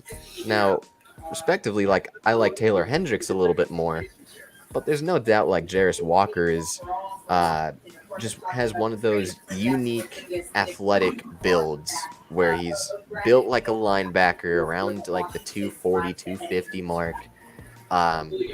He's able to jump out of the damn gym, and he's just a really damn good catch and shoot guy. And that's kind of where I value him. I don't really think of him as this high upside guy by any means. He's a little stiff in his hips on the perimeter. I think he was a logical fit. Like getting one of those forwards were logical fits. So who? So I guess after he's gone, who do you think is like the next best prospect? Like who do you think Utah will go with or Dallas? I think. Well, my best available prospect is Cam Whitmore, but I think that for a team like Utah. Dude, I seriously would not be surprised if they picked up Grady Dick. They definitely will. Yeah, that's another prospect I knew is Grady. I knew him. It's just a great name. What a name, huh? I'm looking at the names on the best available. I've heard of Keontae George before. Yeah, is it? I know that there is a guy that I know that we both follow, Isaac. That is that guy in particular really loves Keontae George and doesn't like Bradley Beal. Oh, you talking about Jay? Jay is I'm gonna stop right there. I'm not asking. He's an interesting character. A lot of Twitter people are. Everybody's upset. Oh yeah, I mean, holy crap! Seems like Suns Twitter is having a lot of infighting pretty much every other day. 4 years worth of it. Yeah. But shoot. DeAndre Ayton just posted a workout video middle of the draft. Good for him. Get your stock up, man. Perfect timing. Agent probably told him to do that. I wonder what Jay Crowder's agent was telling him when he was putting out his off-season stuff.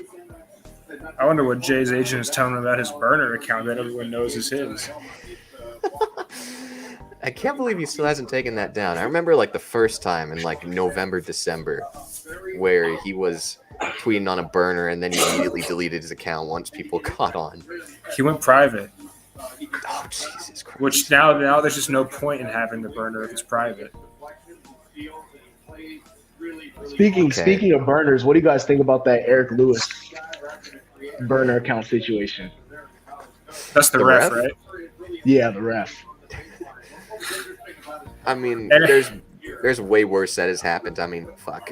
Whatever that other refs. I keep forgetting his name, and it's probably good that we're forgetting his name, Isaac, because of his association with Chris Paul. But him Scott. Being in the league is Scott Foster. Yeah, Scott Foster, yeah. We don't have to worry about it anymore. It's not our problem anymore.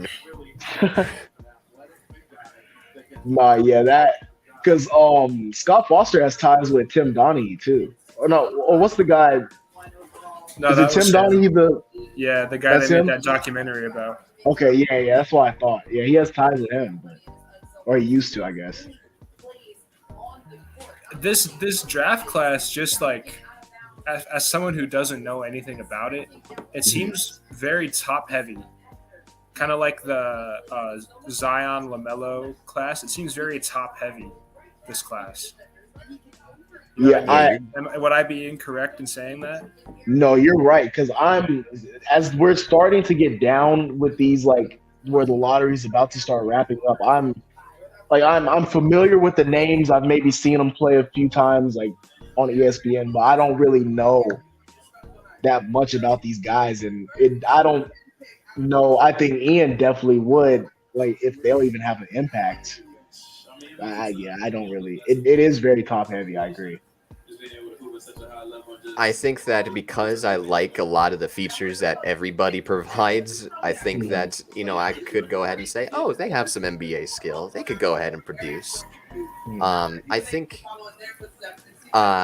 in some respect, right, I think a lot of these guys are going to be gambles. Like Bilal is a guy that, yeah, he has the length, he has the tools, he produced, but he also produced on a team that was like, I'll just say the JV team of Victor Wembanyama's team. Yeah, that's what And I then, was gonna ask you that too. He wasn't even on like the main team, right? He was on like a U19 team or something like that. yeah, he was part-time for both. He split time with both. And, maybe it's good that he could adapt to the role change where, he was getting 20, 30 minutes on the JV team, I guess you could say, and then getting like 10 minutes per game on the varsity, right? Right. But, some of it is like a big risk. Maybe some of it is a matter of if he wasn't Victor Wembanyama's teammate, would he be thought of as highly as he is right now? Dang. So is that number 21 pick? Was that ours? 21. 22? Because they're both Brooklyn. Oh, that's right. 21. I think 21 is our pick. Wouldn't it be 20? Or is it based on? Is it like the NFL where it's based on where you finish in the playoffs, or is it just based on standings?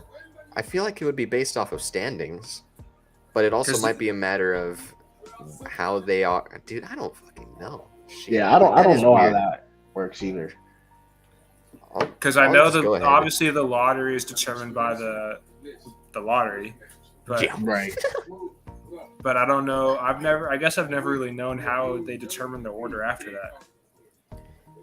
Yeah, ours is 21. I've never looked into it. I for the longest time I just assumed it was like a. Well, I still kind of think I thought it was an order, but I don't think it is. But yeah, I have no idea how that works. Oh man, but I'm looking it up. Oh, it's just their regular season record. Okay, regular season. So playoff exit has nothing to do with it. Okay. All right, I'm about to invite on another guy. There he is. Yeah, I'll probably tap out once we finish the lottery, and I'll jump back in. If we get a trade, if the Suns make a trade, I'll hop back in. But if not, I'll hop back in around 52. Hell yeah, you do your thing. So we can see the Suns pick. Yeah, I definitely want to stay on through the lottery. I'm interested. So you guys think Grady Dick's going to be the pick right here? For Dallas? For Utah. Oh, for Utah? He's a guard, right? Yeah, like guard wing sort of combo. I'd say so. I mean, yeah. I'm trying to think of Utah's roster. Like yeah, I mean, like I said, I don't know any of these players. They could go, it says Keontae George is a guard. They could go with him. I think they just need to take a guard. Yeah. They've got Lauri Markkanen and Kessler. So they've got their two bigs. So I would go guard or wing here for Utah for sure. It's hard to say though. How old is Markkanen? Markkanen, isn't he like mid-20s? He's 26. Yeah, so that's kind of an awkward timeline. Yeah. I didn't know he was that old. Yeah, he's been around low key. Oh my gosh. 2, 3, 4. This was already his 6th season.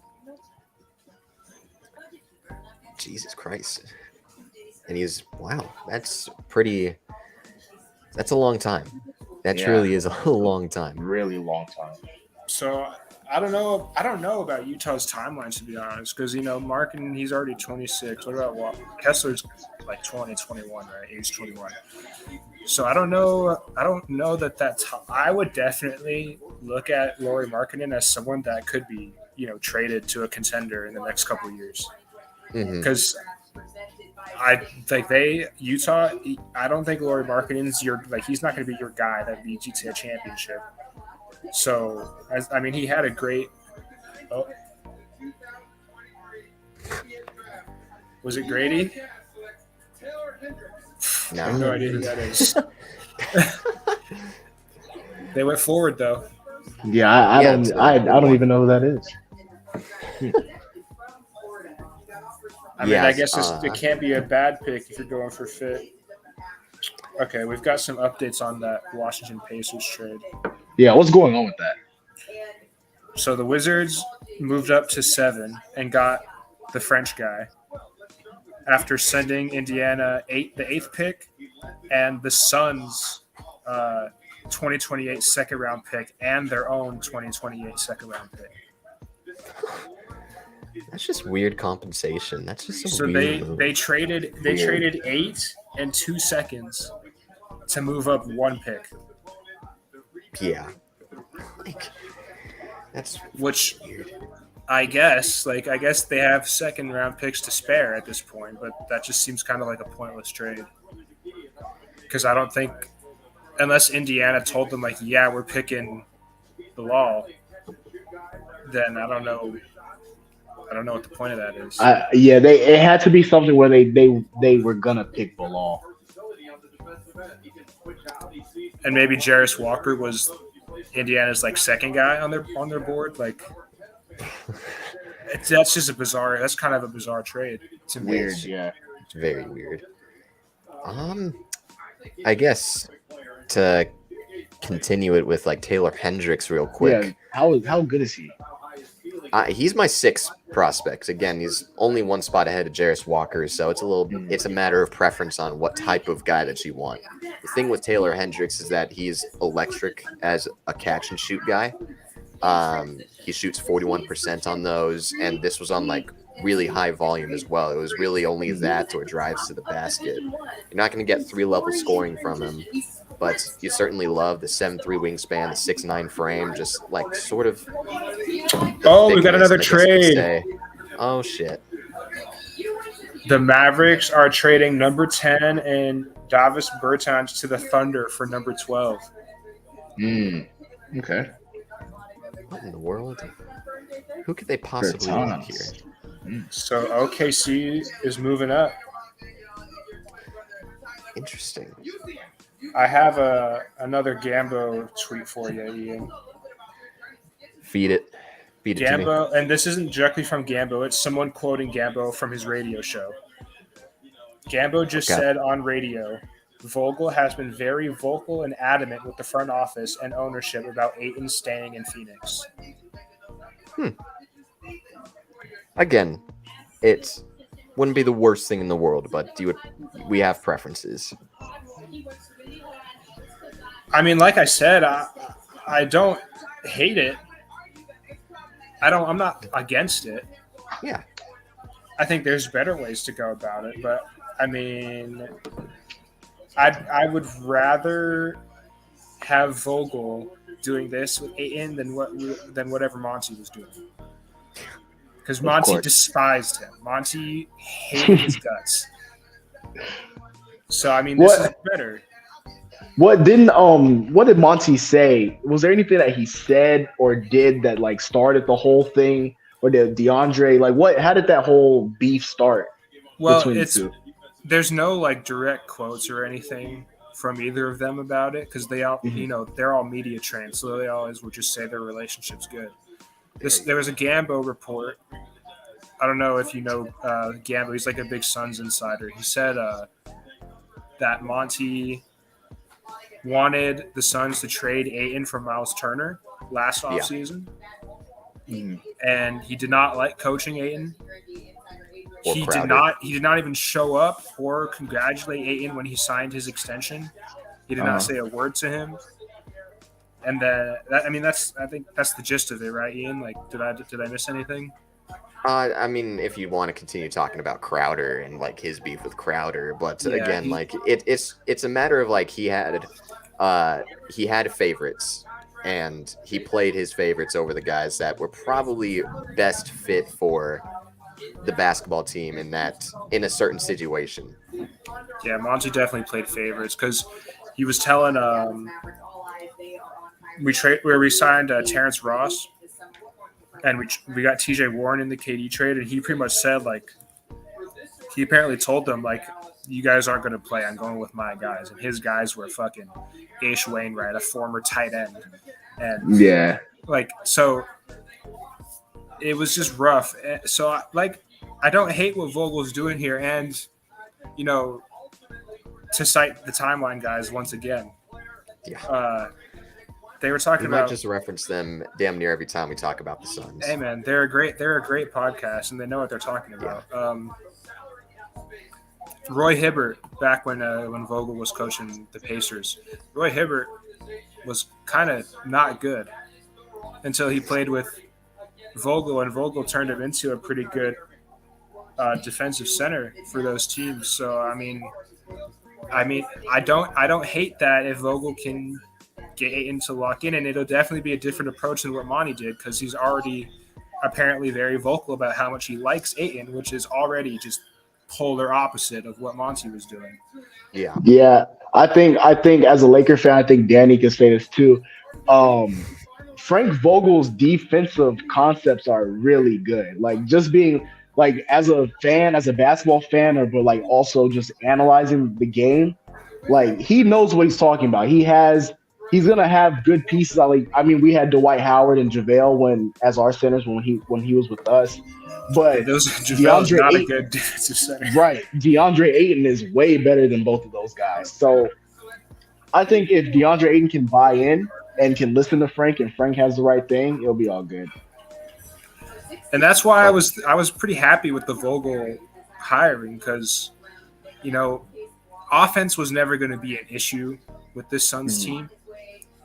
And as much as credit as Monty got as a defensive coach, I think a lot of Suns fans would agree that he kind of wasn't towards the end there. And you can attribute that to like all the trades and the personnel, whatever. But Vogel is obviously a better defensive coach, and when you have the guys that the Suns have on the roster, offense is not going to be a problem regardless. So I really did like the Vogel hiring to just really hone in on that defense. Yeah. And they haven't officially named him yet, but I'm pretty sure Kevin Young's going to be our like offensive coordinator type. And if Kevin Young is who we think he is, then the Suns are going to be a top 10 offense and a top 10 defense next season. I like that take. I kind of like that. But we just had a selection. We just got another guy in here. My guy Danny. How you doing, my man? Hey, good to see y'all. What's up, Keith? What's up, Ian? How What's up, my y'all boy? doing? Good. We're living, man. We're living. Cool. But we just got another selection. We're just kind of like lost over him, and it's Cason Wallace. That's going to be selected by the OKC Thunder.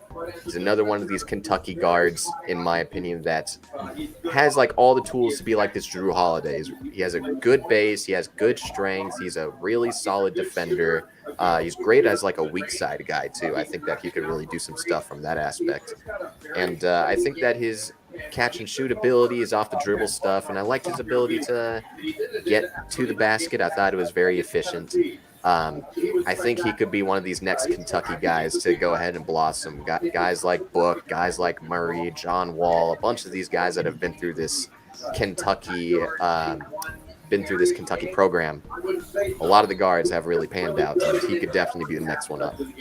Ooh, He moves really well. D-Book and John Wall might be a little bit of a stretch for Carson, I feel like, but I feel like he landed in a pretty good spot with the Thunder. Already kind of got Shea and Giddey over there. Offensively, Carson more of a defensive guard. Kind of solidify that defensive backcourt. I think he landed in a really good spot, actually. Yeah, I would agree with that. I mean, that's a lot of guards, though. I mean, are you going to start playing Josh Giddey at the small forward and kind of have him be this point forward type of guy? It's kind of already what he was doing, to be honest. I thought he was a little bit more at like that, that point guard position where, if he wanted to, he was able to take advantage of being guarded by a guy like Chris Paul. I'm thinking of who's OKC's like their starting lineup. Does Dort still start for them? He did this past season. So I mean, you got Giddey, Dort, Shea. They've got a weird roster, man.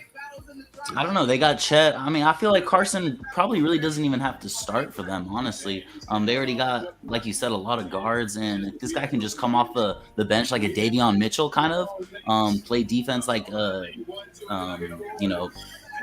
whenever they need him to.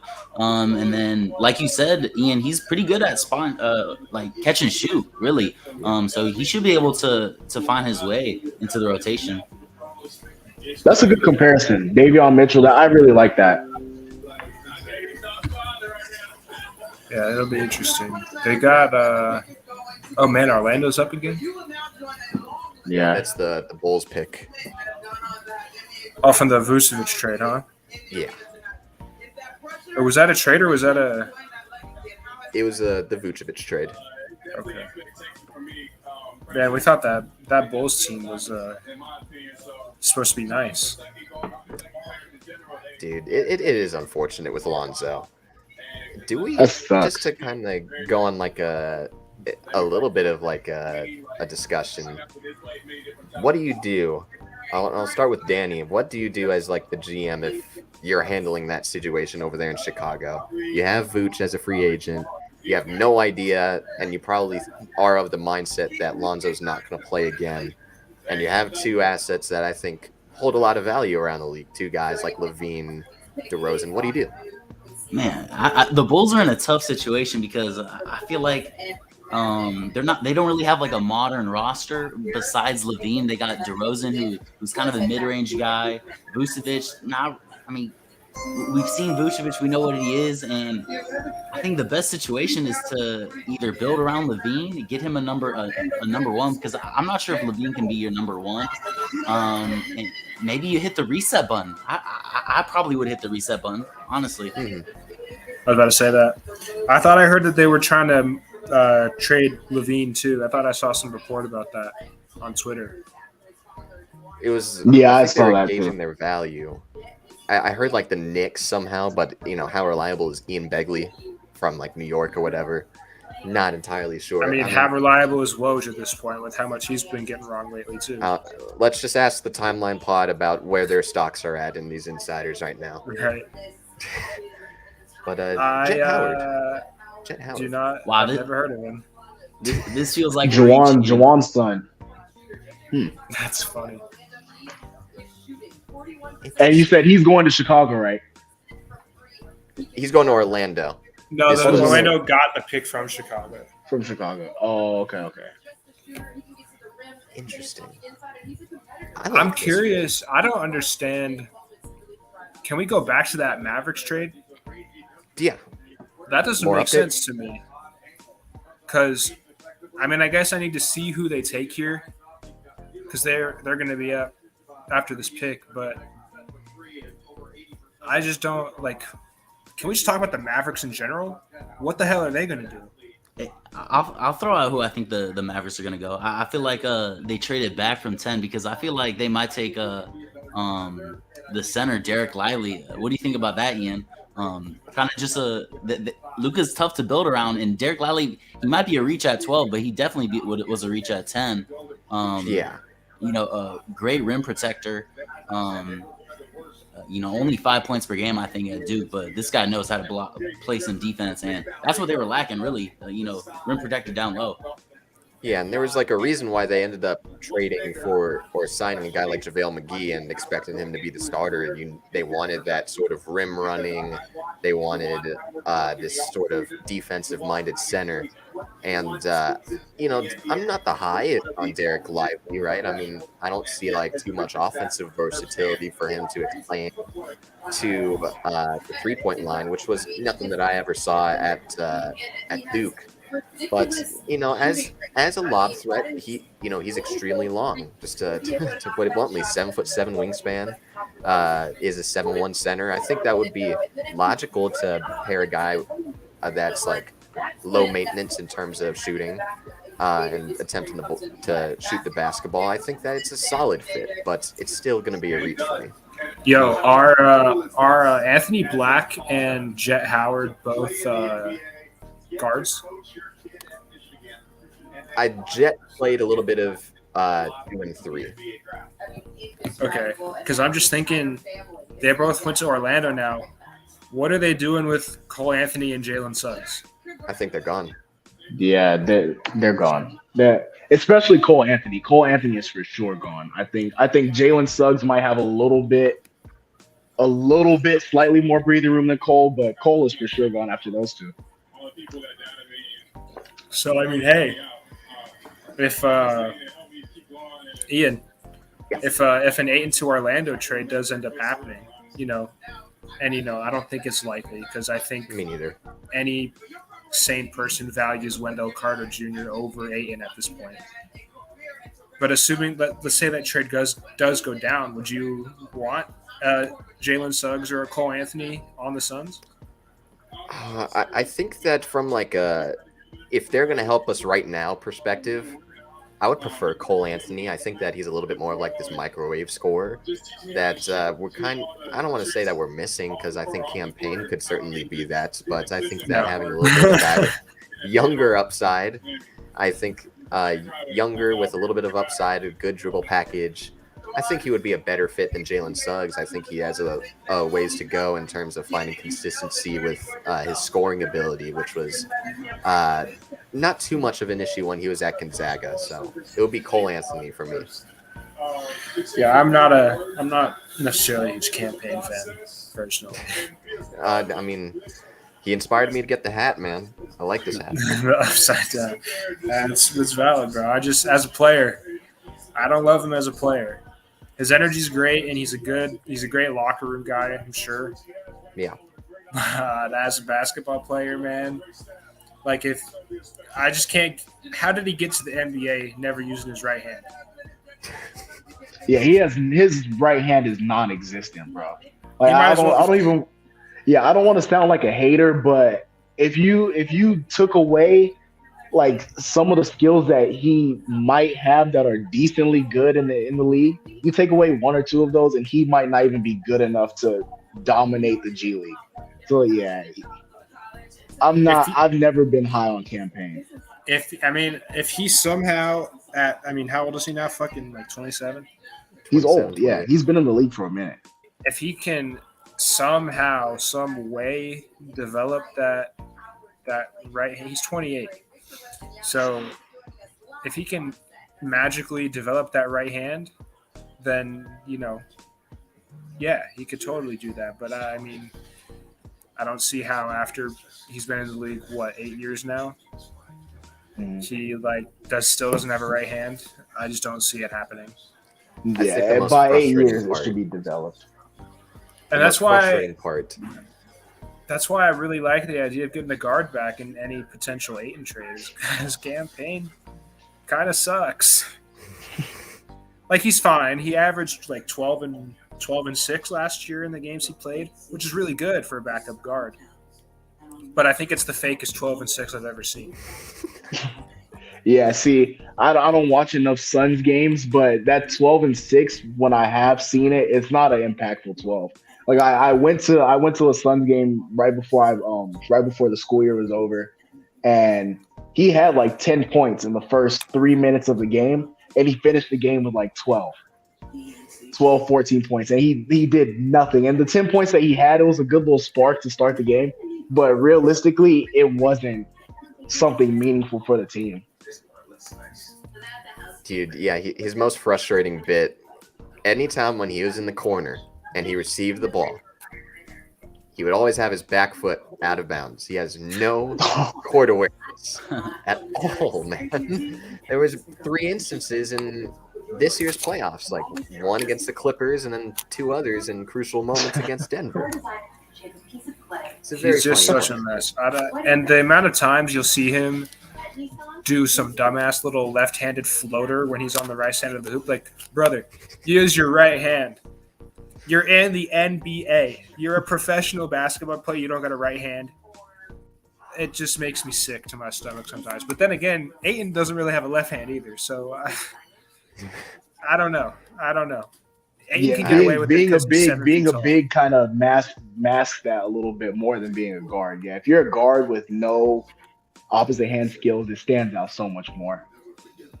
Yeah, Ayton can get away with it. And one thing I will say, Ayton, he has elite touch at the rim.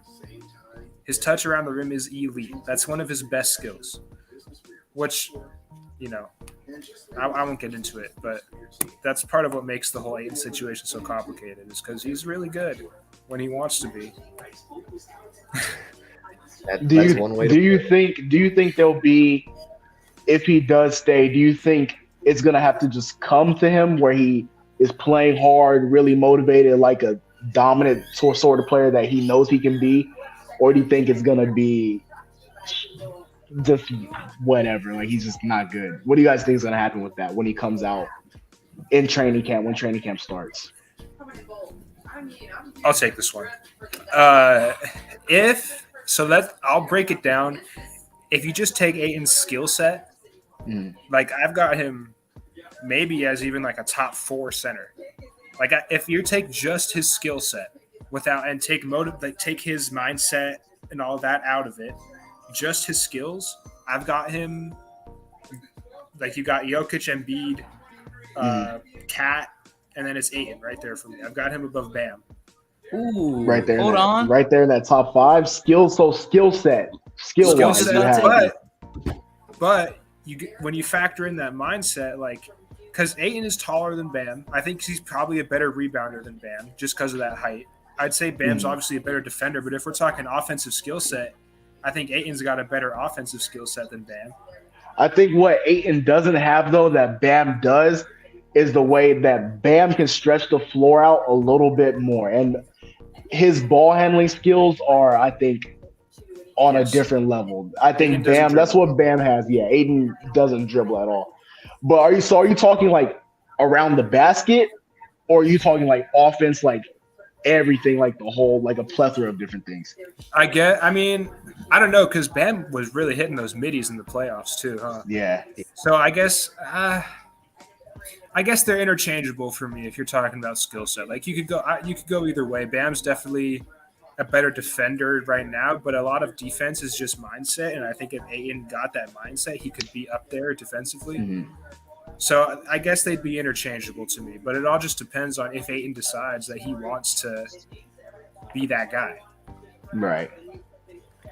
And he's got to be okay. I think Vogel's got to tell him, like, bro, we've got 3 like star scorers. Like, your only touches are going to be offensive rebounds. So go grab the fuck out of those offensive rebounds, bro, because that's going to be basically your only touches at this point. Yeah, that should actually, to be honest, that should be a motivation for him. Like, I'm not going to get shots in the offense. No plays are going to be called for me. I'm going to try to get every miss that comes off the rim so I can get my stats up, so I can get my points up and still look good. Like, yeah, if I'm Frank Vogel, I'm coming with that angle too. Because I think go ahead. You can say your last thing. I was gonna transition a little bit, but you go ahead. No, I was just gonna kind of reiterate. Like, yeah, he's Vogel is Ayton definitely doesn't respond to the tough love approach, clearly. And Book, Ayton, and Beal, they know who they are, so I don't think it really matters who coaches them. So I think it could make a difference that Vogel is taking a different approach with Ayton. And I mean, it's a lot to bank on for the Suns, because if it doesn't work, then you're kind of screwed. But I think there's a good chance it works. I would like to agree. I think it will. That's the hope, man. That's if we keep them, the championship stakes that are here for us, it relies on him. Yeah, we don't really have a choice. We can't really afford to say it's not going to work, because that's all we got. Yeah. But Danny, you correctly predicted this shit. So Derek Yeah. Lively goes to Dallas at pick 12. You asked me about, how you asked me about his fit over there. I mean, how do you evaluate it? Do you think that he can have like a little bit more upside than just being this rim running lob threat, defensive minded center? Not really, honestly, but I think that's all Dallas needs. I mean, they're plugging in Dwight Powell right now as their starting five. Christian Wood can't play a lick of defense. You put in Lively, who can start right away, pretty much play some defense. He doesn't need any touches. Luka's a tough player to play around, especially with Kyrie there. Like Cam Whitmore probably would have been like, best if they go best available, they're gonna pick a guy whose growth is just gonna be stunted. So I really like this pick. I think it makes a lot of sense to me. He's not gonna put up amazing stats. I'm guessing like he did at Duke, but I mean, if he can block shots, grab some rebounds, that's really all they need. I mean, they could have had it for the same price. Yeah. Toronto up. What? I don't understand why they decided to keep going this retool route. And I don't know if it's like a matter of Masai being more of this. What would you say? Like he really values the guys that he's drafted.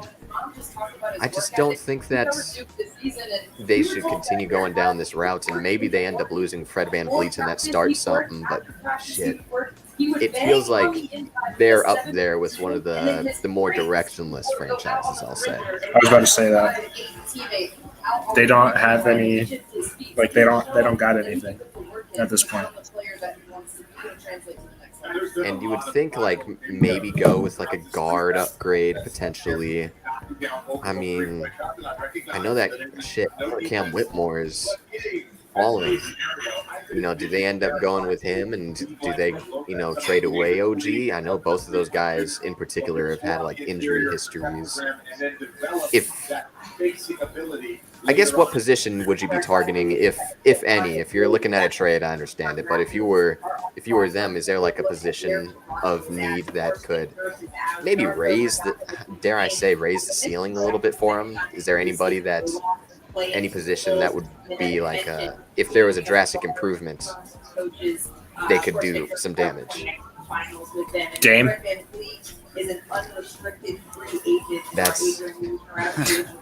That's it. I don't know. If they want to have, I mean, I'm assuming you're talking about making them into contenders of some sort, or at least playoff, like make noise in the playoffs. They've got to get a superstar. Just out of this level of mediocrity. Yeah, like if you go back to 2019, they had Kawhi. They literally won the finals, and Kawhi dips out, and they've just been kind of stuck in this, first round exit playoff team. Who are they about to pick though? Great name. Oh wow, bro, his suit is shining.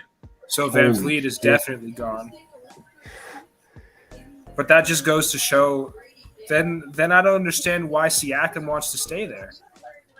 Right. I don't. Maybe it's like a matter of like a level of mentorship to Scotty. I guess, but I don't have anything for you.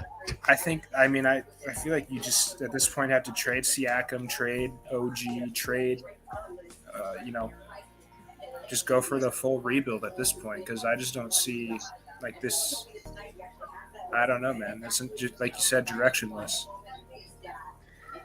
I mean, at least Grady can at least stretch the floor for them. I mean, there's an empty spot at the guard position, but I mean, they have a pretty solid starting five. I feel like even with Grady, he'd probably play the 3. Yeah, I would slide like. Oof. Yeah, he would play. Do I slide Scotty at the 1? Yeah, maybe you play Scotty at the 1. Honestly. Because I know that there was like some points in time over like I would say like 2 seasons ago where they were experimenting with him more as like a ball handler, as a distributor, and kind of take advantage of like smaller matchups if they were gonna play straight up. It's just fine. It's just fine. This pick. And that's where I'll kind of leave it at. It's just fine.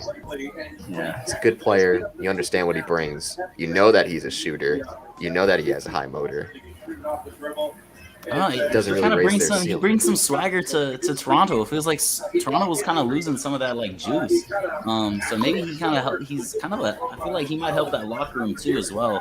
But kind of like how Boston doesn't really have a point guard. I guess the Raptors are kind of going with that too, where they just have a ton of size on their starting five, and we'll see. He's as good a shooter as there is in the draft. And then we go to New Orleans, who didn't trade up. They didn't do a Zion trade. They didn't do a BI trade. And Yeah, I mean, what's good with these guys, man? There's no way Zion. I mean, he wants out, right? I mean, it's not official. Like, he didn't actually request a trade, but I think it's like one of those like everybody knows. Yeah, it for sure is. absolutely.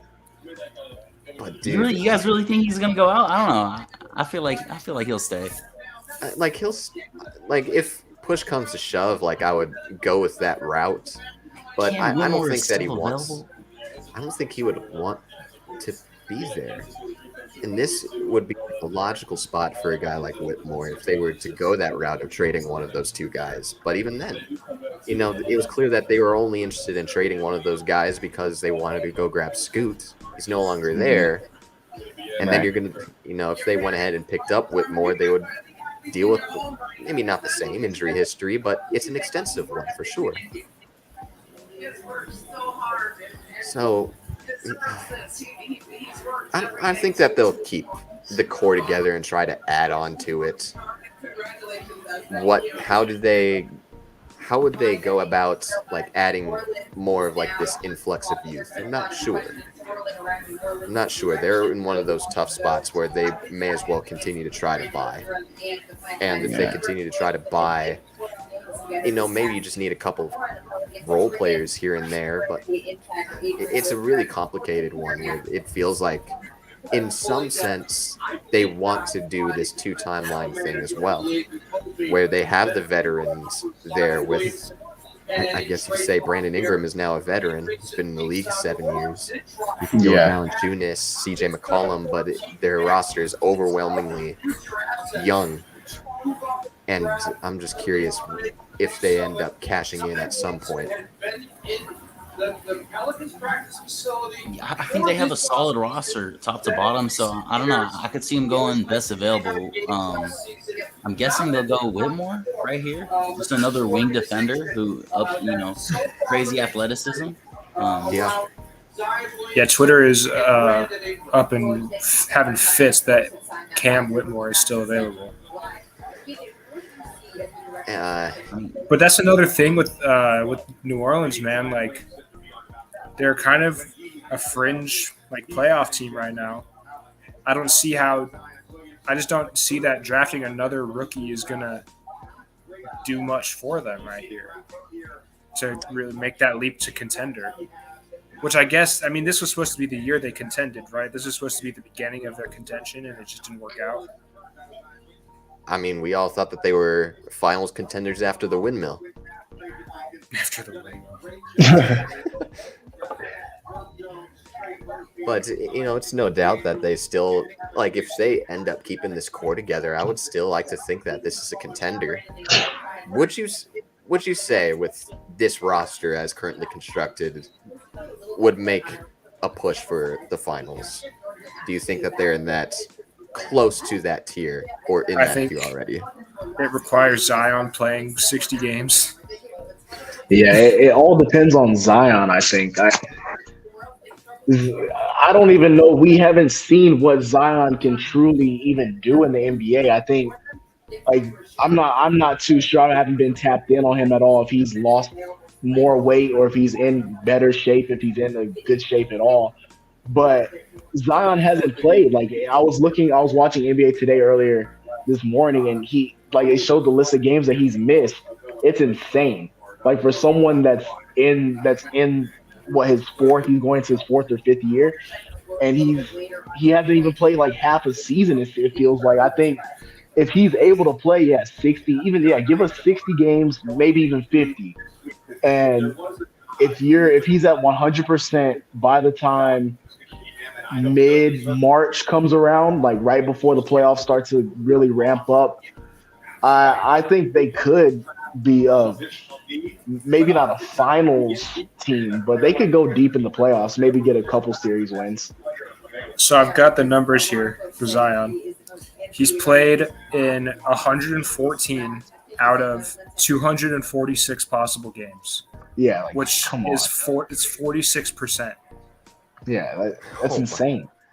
His rookie year, he played 24 games, and then 2021 he played 61 games, which is when he started getting like top 15, top 10 discussions. Right, he was an all-star that year, right? I'm pretty sure he was an all-star. He averaged 27, 7, and 4 on 60% field goal. Jordan, like he was good. I love this pick. Who is it? I really like his game. Interesting. That's good. That's real good. Jordan Hawkins that's an NBA name, bro. Truly is. That's good. I remember like they made the Josh Richardson trade, and it was clear that they were trying to get this kind of like guard wing combo, and they, outside of Trey Murphy, didn't have too much great shooting, and this is a guy that's been relatively healthy throughout his career. Hell yeah, I dig this. No, this is a solid pick. I think out of the past few picks have been kind of questionable, but this one makes a lot of sense. I mean, I think Hawkins has the potential to be the best shooting guard out of this draft, best shooter, honestly.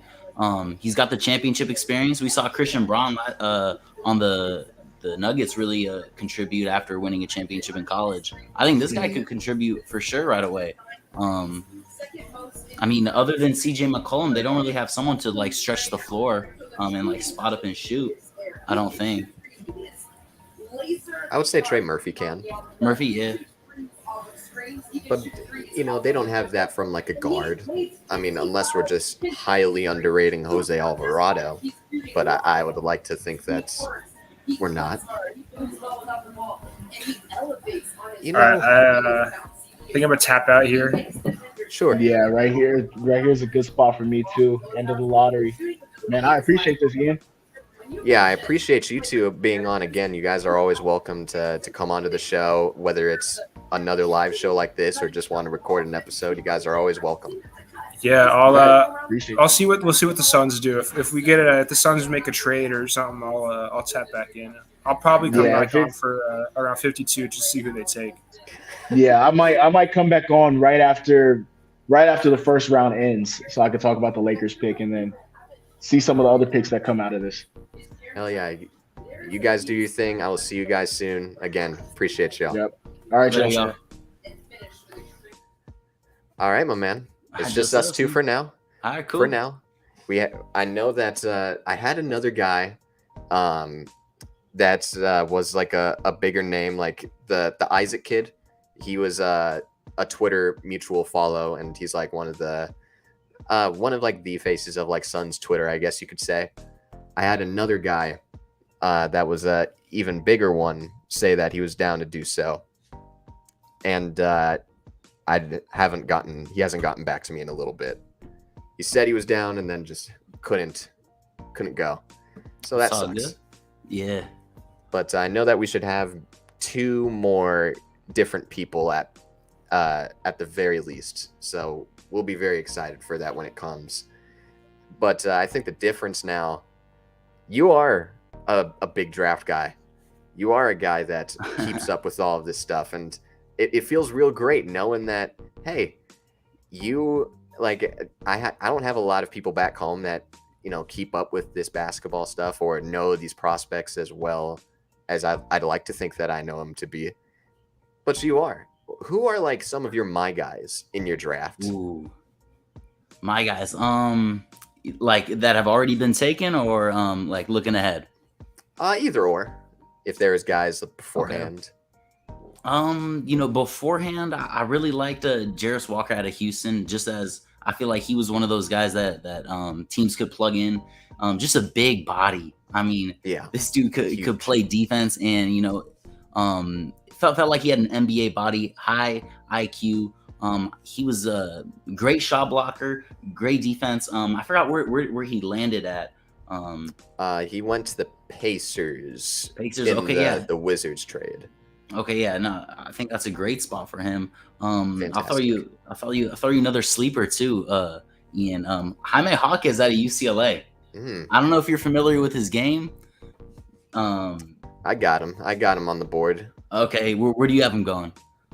I don't have him going anywhere in particular, but he was my Okay. 34th ranked Okay, prospect. 34. I think he's another guy that I think 4-year player at UCLA, really productive.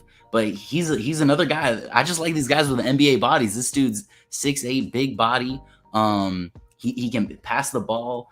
Great, probably one of the better defenders and I think he could really, he'll be able to plug into any NBA roster and contribute like day one, whether that's in like a Draymond Green role, playing defense on the best player, also facilitating. He can shoot. I would say those are two my guys, Hawkes and Walker.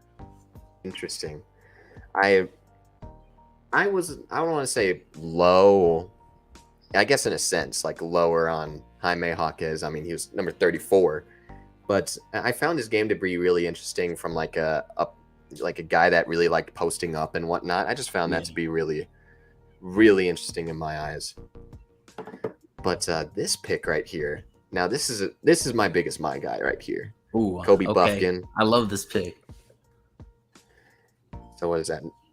The number 15th pick. We'll save that. All right.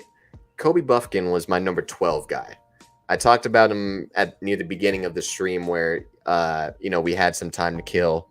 He really reminds me of Brunson in the sense that maybe not like in the feet, because I think Brunson is quicker and a little bit smaller, but I think the head fakes, I think the ways that he's able to create space, which is like a bunch of shoulders into the chest, being physical, finishing at the basket, being an on and off ball, versatile offensive player, and to produce as well as he did while being the third or fourth option at times with Howard and Dickinson. And then I forgot who their point guard was, their primary point guard, but he wasn't even the primary ball handler for them. I thought he produced really, really well over there. And it's unfortunate for me that he ends up in a spot like Atlanta where, he's not going to get much of a starting opportunity unless they trade both of, Murray or Trae Young. But this is, it's great value. I really do believe that this is a excellent selection. Yeah, Buffkin was one of those guys. It was him or Hawkins. I couldn't decide who I liked as a better shooting guard, like my favorite shooting guard out of this draft. I landed on Hawkins though, but Buffkin was right up there. Like you said, he can play the 1 or 2. I feel like. Yeah. And unfortunately for Atlanta, I mean, if Atlanta wants to move off Trae Young, who, kind of last year he was always in like negative news. I forgot the exact stories, but he got a coach fired. Not really the best locker room guy. I'm not really sure if you can win with Trae Young. So if they do decide to move off of him, I think Buffkin's got, he checks all the boxes. Really, he can shoot the 3-ball. Free throw percentage was good, like you said, and he can play the 1 or 2. So I like his upside for sure. Oh man, it's what's frustrating is that like the one trade that's happened has been like this really small, not one trade. It's been a small trade up, and then another one where you just see a salary dump. I'm waiting for some Ayton news or something like that. I'm waiting for a big name to be dealt. This is frustrating. Yeah, I mean, Paul George was in trade talks earlier. I was expecting something to happen with the Clippers too. Right? Yeah. It's I question like the credibility of the guy that reported the Paul George New York Knicks stuff. Like he's not a guy that's like in my book when it comes to reliability right now. But do you, if you're the Clippers, do you give it another year with this core? I don't know how much higher the value is for Kawhi or Paul George after next year, especially if they are hurt. I feel like their value is at their highest, but it also makes sense considering just the salaries that they have on the books to continue to try it out. Yeah, Clippers are in a weird spot because I'm not sure if they're going to be able to get the value for Paul George or Kawhi, like you said. Even right now, I know you said next season they might not have great value. I don't know if they're going to get value right now with their injury history. So, Yeah. I like how they went out and tried to get Malcolm Brogdon, that point guard that they've been missing. They tried who they tried? John Wall, all these Eric washed Gordon. point. Yeah, they tried Point Gordon for a while there. And I don't know how many times these guys can run it back though. Yeah. And I don't like that right now they're not in discussions with Ty Lue on an extension. It sort of begs the question of whether they are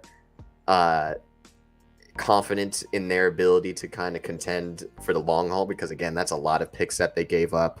That's a lot of what would you say? That's a lot of assets to give up and not result in anything. So it is just a really, really weird spot. And I'm not even sure if Ty Lue would want to re-sign there. I mean, I know. I thought he was going to be a Sun. Yeah, there was a lot of talk about that too. Oh man, I guess like Utah up with 16. They selected Taylor Hendricks earlier, and that's a guy that I've really liked. Like maybe you go with like a Keontae George here, maybe get another ball handler, another shooter in there, somebody that can create a little bit better and more effectively. His efficiency wasn't the greatest, but I like the potential that he has. With Taylor Hendricks? With Keontae George. Oh, Keontae George, yeah. I'll throw out another name. Nick Smith. I don't know where you are on him. High upside. One of these guys that I think he was a 5-star, just dealt with injuries all year at Arkansas. Yeah, but if they're gonna go for someone who can be a number one, I feel like maybe just great handle, not very efficient from the from the field, but he showed flashes. But I'm not really sure where Utah is going, to be honest.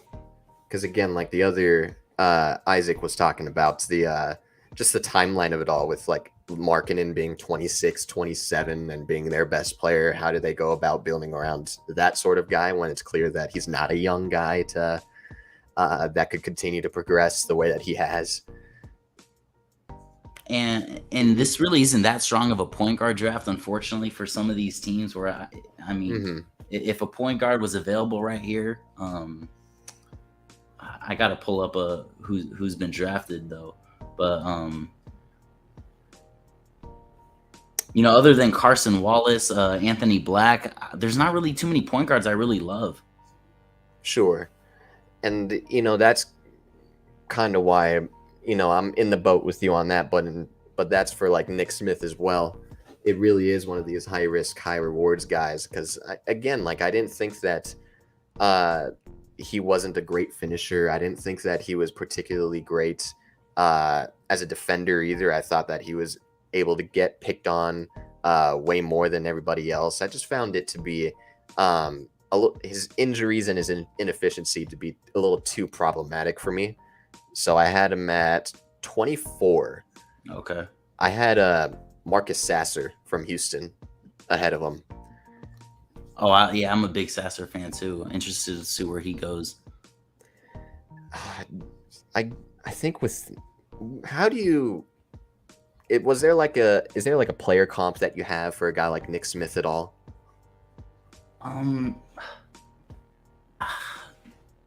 This is probably a bad comp because this guy didn't pan out, but Sure. With Nick Smith, I think of Jalen Hands from a couple of years ago. I'm not sure if you remember him. Maybe we're kind of like a taller point guard ish. He looks great when he's handling the ball, and he was just never able to finish or get efficient shots. But he was able to create shots. He just couldn't put the ball on the rim, and that's where I see Nick Smith. that's how he played, and he was able to get open looks. I felt like at Arkansas, but just wasn't able to finish. Mm-hmm. And they went ahead and picked Keontae George. Okay, yeah, I feel like that's a great pick. Yeah, he was my number 10 guy. I think that he was able to operate the pick and roll real well. I thought that his shot making ability was really good. In the mid range, he's going to be a little bit of a liability on the defensive end, being a little bit of a shorter guy. But he is a high effort guy on that end, and I think that he could be something really good, really special from a shot making perspective. So I think this is a good landing spot if you're going to continue to have a guy like Colin Sexton at the 1. Also able to kind of create from behind the arc too as well, whereas Colin Sexton not that efficient from deep, whereas Keontae can definitely stretch the floor. And we just brought in my 2 OGs from last year. Danny, I did this last year as well, and these were 2 of like the 3 main guys that were a part of the show. This is Carson in the Milwaukee jersey. This is Stewart in the Suns jersey. What's up, How are y'all doing, man? That's good. That's good. Doing great. How are you? I guess like to kind of start talking with you two in particular. Max is in the chat right now. Oh, of course. He's coming up with a bunch of hypotheticals for us. Crazy thought. Would it be fair for a trade for Dame and Beal? Blazers looking to trade Dame, and I think he would be completely fine to work with this Phoenix team if he had the opportunity. Could be a complete stretch, just a thought since Phoenix doesn't have a legit point guard. Beal pushes the book to the point guard, unless that's the game plan, then cool. Again, I think it's a matter of draft compensation that's going to be an issue for him. Again, like I think with DeAndre Ayton, his value is really hard to gauge. I think that Bradley Beal is a good player. I think that he is an all-star level player. Like, we're not going to downplay that. I just don't think that I think his contract is still going to be a negative to anybody else. And it's going to be a matter if Bradley Beal wants to go over there. And Bradley Beal still has his known trade clause, and he doesn't want to go to a rebuilding spot like Portland. You know, and even if we removed it, I don't think that it is really fair value, in my opinion. So, from my understanding, it's Beal for Dame straight up. That's the deal he proposed. He just said, would it be fair for a Dame and Beal trade? No. You said. There's just, especially with the contract, there's no way that's valuable contract, at all. No trade clause. Blazers. Yeah. There's no shot. Yeah. Unless I'm like totally misinterpreting his question, but I feel like I'm in the right. They can go somewhere else and get so much more value out of that. There's no reason to go for Beal. Exactly. Doesn't make sense. Oh man, I think we may as well, like, as we're kind of waiting for this LA Lakers pick to come in, I wanted you to kind of go on a little tangent, Carson, because it is a little bit of a weird situation right now with the Bucks, with Middleton opting out. Now, I don't really expect him to leave per se. Again, I brought up like Houston as a possible landing spot just because he could be a secondary scorer for them and whatnot. But, you know, I don't imagine that. But is it how much worth is it really worth it to run it back with this same core, knowing that there's not a lot of avenues to improve this roster? You got to keep the core. I mean, you knew he was going to decline it. Everyone knew that. So you knew he was going to decline it and then get an extension. So he's going to get an extension, and it's going to be a better deal to make space in the cap. And that's the only thing they can do, since they're trying to win now. They just got to keep running it back and keep rotating the shooting guard position and whoever's on the bench, and just keep signing those 1-year guys and keep trying to find people that fit. Would like the quality of players be an issue at all in terms of like the minimum guys that you are going to bring in? Because that's always going to beg the question now with this whole new CBA and this whole new tax apron that's going to really restrict teams like ours and yours. It didn't help because now you can't get a player like Joe Ingles. Like, that was big. And now with the new CBA coming up, you can't get people like that. So yeah, you are losing that quality, but I mean, they figure out a way to find 3 guys throughout the year. Like Javon Carter, they got for free just based off that James Harden trade. So they don't struggle to find those kind of people. Like Grayson Allen, they picked him up, plugged him in, and he worked perfect. So yeah, you just figure it out. And again, Danny, this is your team up right now with the Lakers. Yeah. How do you go about building for next season? Because again, you still have LeBron under contract and AD under contract, but there's no doubt about it. Like that pairing between the two of them is definitely near the end. So how do you go about this draft pick? How do you go about this offseason in general? Because I asked that same question to Keith earlier. Well, I think they have the pieces. They have the roster. Besides that point guard position, which is just a hole for us. But other than that, I think if we're just talking draft, I think they either go center. I know there's a good the center out of Barcelona, just to kind of back up AD. They don't really have too many needs other than maybe a center and then 3-point shooting. I really like that kid out of Pepperdine. I don't know where you are, Adam. Maxwell Lewis. Max Lewis. Yeah. One of these 3-and-D players who can play some defense, hit shots, lengthy guy. I really hope that I would hope they go with him. But they're kind of in a weird position. They got 2 picks this year. I'm not really sure where they go in this offseason other than run it back with they have to run it back with LeBron and AD, and then re-sign Austin Reeves, re-sign Hachimura. They finally have a roster other than just AD and LeBron, which is nice.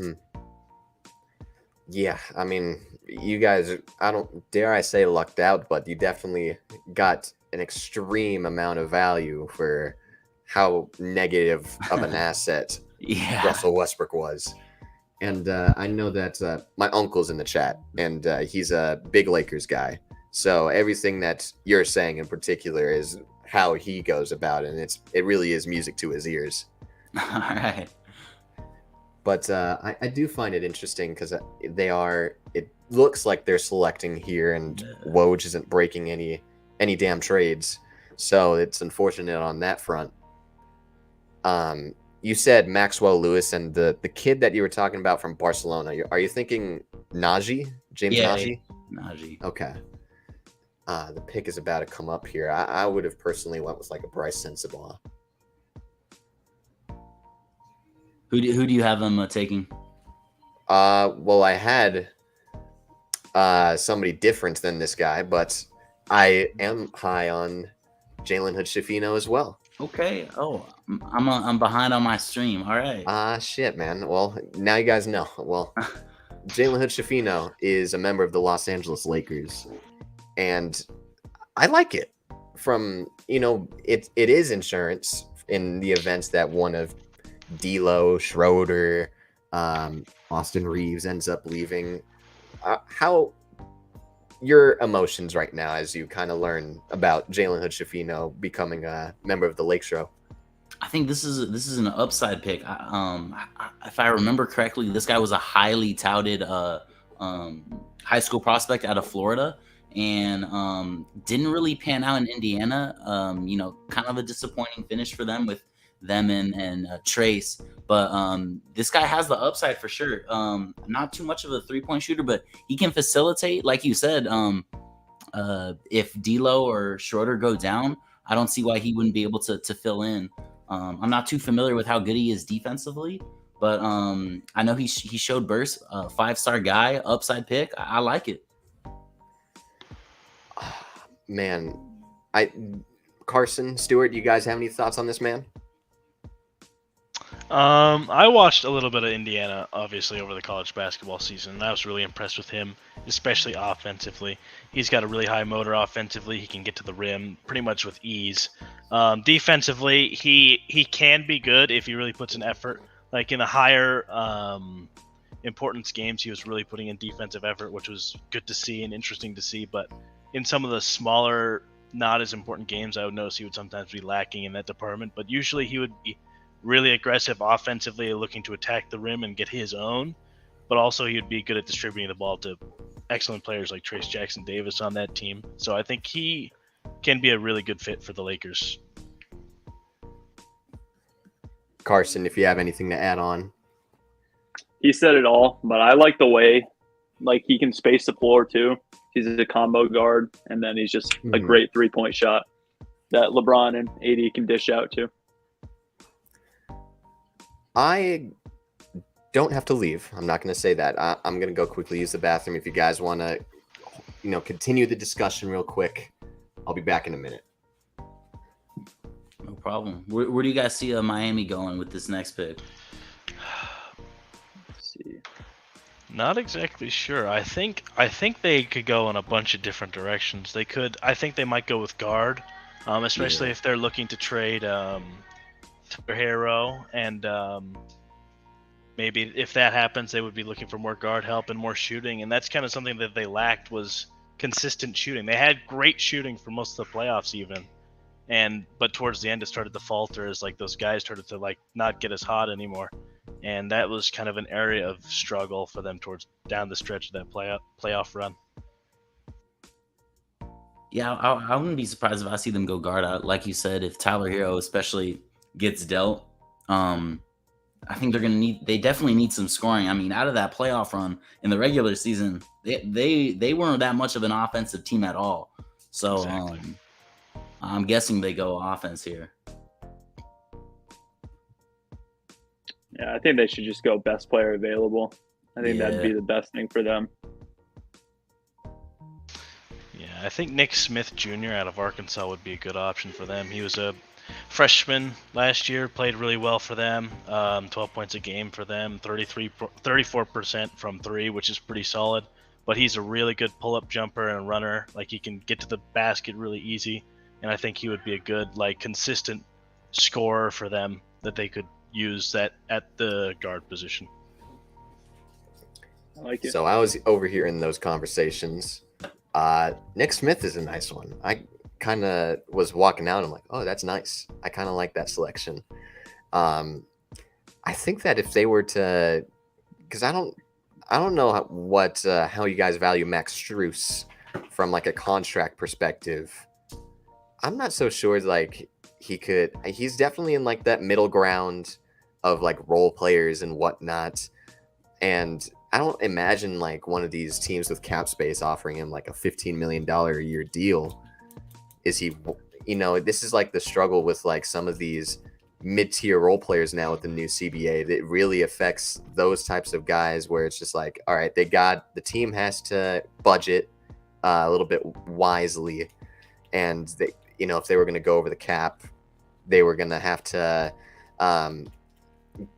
give the guys that they value most a contract extension. And even then, it's going to be really hard to do so. I wouldn't be surprised if they went like a wing guard combo.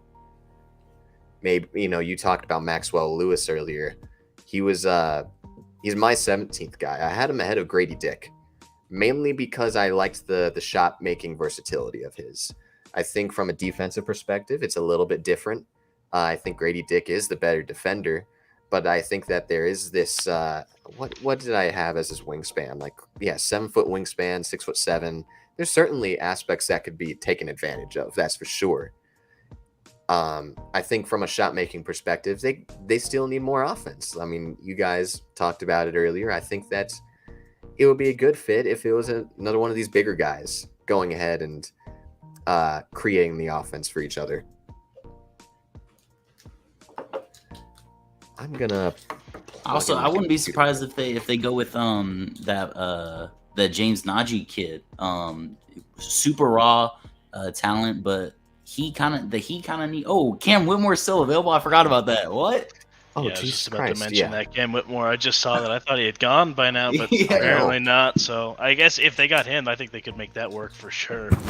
Shit. I think that would be a great offensive option for them. Yeah, Cam Whitmore falling to Miami. Man, that's a great fit for Miami. Yeah, that would be a great pick for them. Ian, do you know? Do you have a feeling why Cam's falling so much?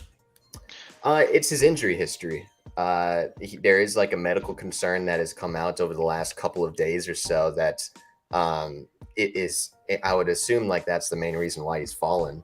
It's just from that perspective. Oh shit, they went with okay. Ooh.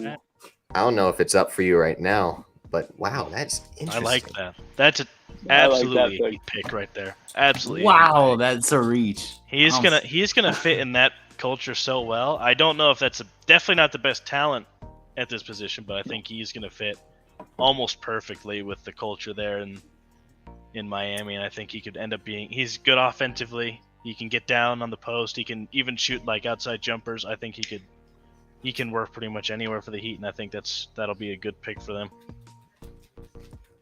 I mean, is this not a perfect culture fit for Miami absolutely. Hawkes? Just It's yeah. really nice. yeah. Imagine going to UCLA then Miami. That's Perfect. that Living really the is dream. like perfect. Okay, so my computer's about to die. I'm nowhere close to the fucking charger. That sucks. All right, so if this stream somehow dies out, it'll be because my computer died. Tragedy. But damn, I definitely like once those injury concerns came out, I was like, okay, like it's gonna make sense once they go ahead and, once he falls to like the late lottery. But this is it really that crazy of a concern? It is really interesting. I feel like we're all in the dark. Yeah, I've also heard that he's had motor issues like throughout his college career and even a little bit before. Like he's also apparently not performed as well in the little workouts that he had and interviews that he had with other teams. It's what I've heard, that he's had motor issues, which might be another factor of why he's dropping. In the combination of not the best motor and injury history, that sounds almost like the situation that Zion's had. He's had his injuries, but also it seems like there might be a lack of motor there that's keeping him from coming back from injuries that otherwise he may have come back from, and that combination might be scaring off some teams. Oh, am I able to reach it? Oh, that is perfect. All right, so I might be a little bit further away now. Actually, I can extend this shit. We're making this work. So with Golden State up, that's going to be an interesting pick, especially after the interesting move that they had earlier in the day with acquiring Chris Paul. How weird is that? That is just completely out of the realm of possibility. It's just weird. And now they go ahead. I like that move. They get this 19th pick here, and I'm just curious what direction they end up going in. I can't really think of too much of a position of need. I mean, unless you want to think of like a wing defender, but I feel like they have a lot of that. What direction do you go down if you're Golden State? Or like a big man? I got it.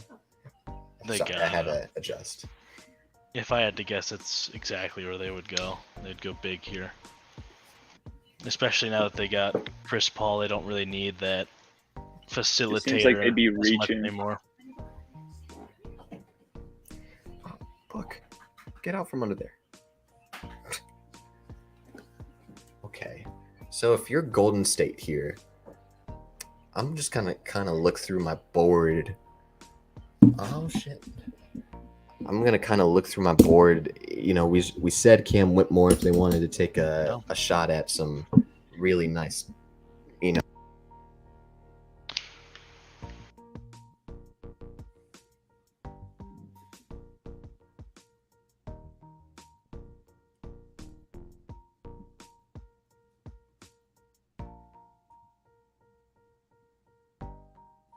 Can y'all hear Ian, or is that just me? I can't hear him either. Ian, I thought I was going crazy. Damn it! I clicked a button. Oh, I clicked a button. I was gonna say, I was saying Bryce Sensabaugh would be a nice fit here. Yeah. With Kuminga being dangled as much as he has been, I think it's gonna be because he doesn't have too much offensive juice at this moment in time outside of like drives to the basket and utilizing his athleticism. Outside of that, he's a little bit of a liability on that end, and I think Bryce Sensabaugh is a guy that can really be a flamethrower on all three levels, from from scoring. The defense will be an issue, but I think that would be a good pick to go ahead and get some more offensive juice here. Yeah. I would also look towards like Chris Murray. He's from what you can tell from his brother, it seems like he could fit perfectly as well. He's a good defender, like his brother was with Iowa. They kind of come with the territory. He can shoot the ball from pretty much anywhere. He can drive to the basket. I think he provides almost 3-level scoring at the power forward position, which is something that the Warriors haven't really had in half a decade. And I think that could really stretch out the floor for Chris Paul and Stephen Curry and anyone else trying to shoot the ball on that team. I'm trying to think of like some big question stuff here as I'm kind of like looking through the rest of the teams and the rest of the draft order.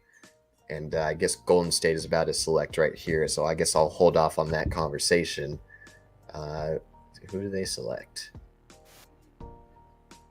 Oh, wow. I don't know how familiar you guys are with this cat here. Barely. It's crazy. Yeah, Brandon Pajimski. If that's how you pronounce it, that's interesting. He's kind of like one of these he's like the Jalen Williams of this draft, everybody is calling him, because he had like a good draft combine and was a big riser after that, and they're both from Santa Clara. I don't know. I know that some of you guys said not too familiar with him, but I guess to kind of fill you in, he's definitely a little bit more of like in this point forward role if he were to tap into his playmaking a little bit more, which is what he displayed really nice levels of at the combine. And that's why people were as intrigued as they were about him. He's a really damn good shooter off the catch, off the dribble. I think that from a shooting perspective, like that is just a seamless fit. And he's not going to be a guy that's going to demand the ball as much as a guy like Poole did. You wonder if CP setting him up is going to do him wonders, but that's a conversation for maybe a little bit later in this episode. But it's a good fit in my eyes. I think that from a shooting perspective, from a wing perspective, they don't have too much of that. And I think that's, maybe they could have went down a different route in terms of a trade, but it's good. It's good. I mean, they're flashing his stats right now, 20 points per game, 44% from deep. I mean, this guy's going to be able to fit perfectly in with Chris Paul, controlling an offense. Whereas, do the Warriors move off Clay eventually? Maybe this guy takes the next position or takes that next splash, bro. I was thinking a little bit more Wiggins. Okay. Even though, I think that Clay is logical. Clay is very logical as a trade candidate if he's going to be demanding this level of contract that he's on right now. It's definitely different. It's very different. I think let's go with this. One of the next available picks. Brooklyn is up real soon here after Houston. I feel like Houston would go with this Cam Whitmore. I think they would end the slide.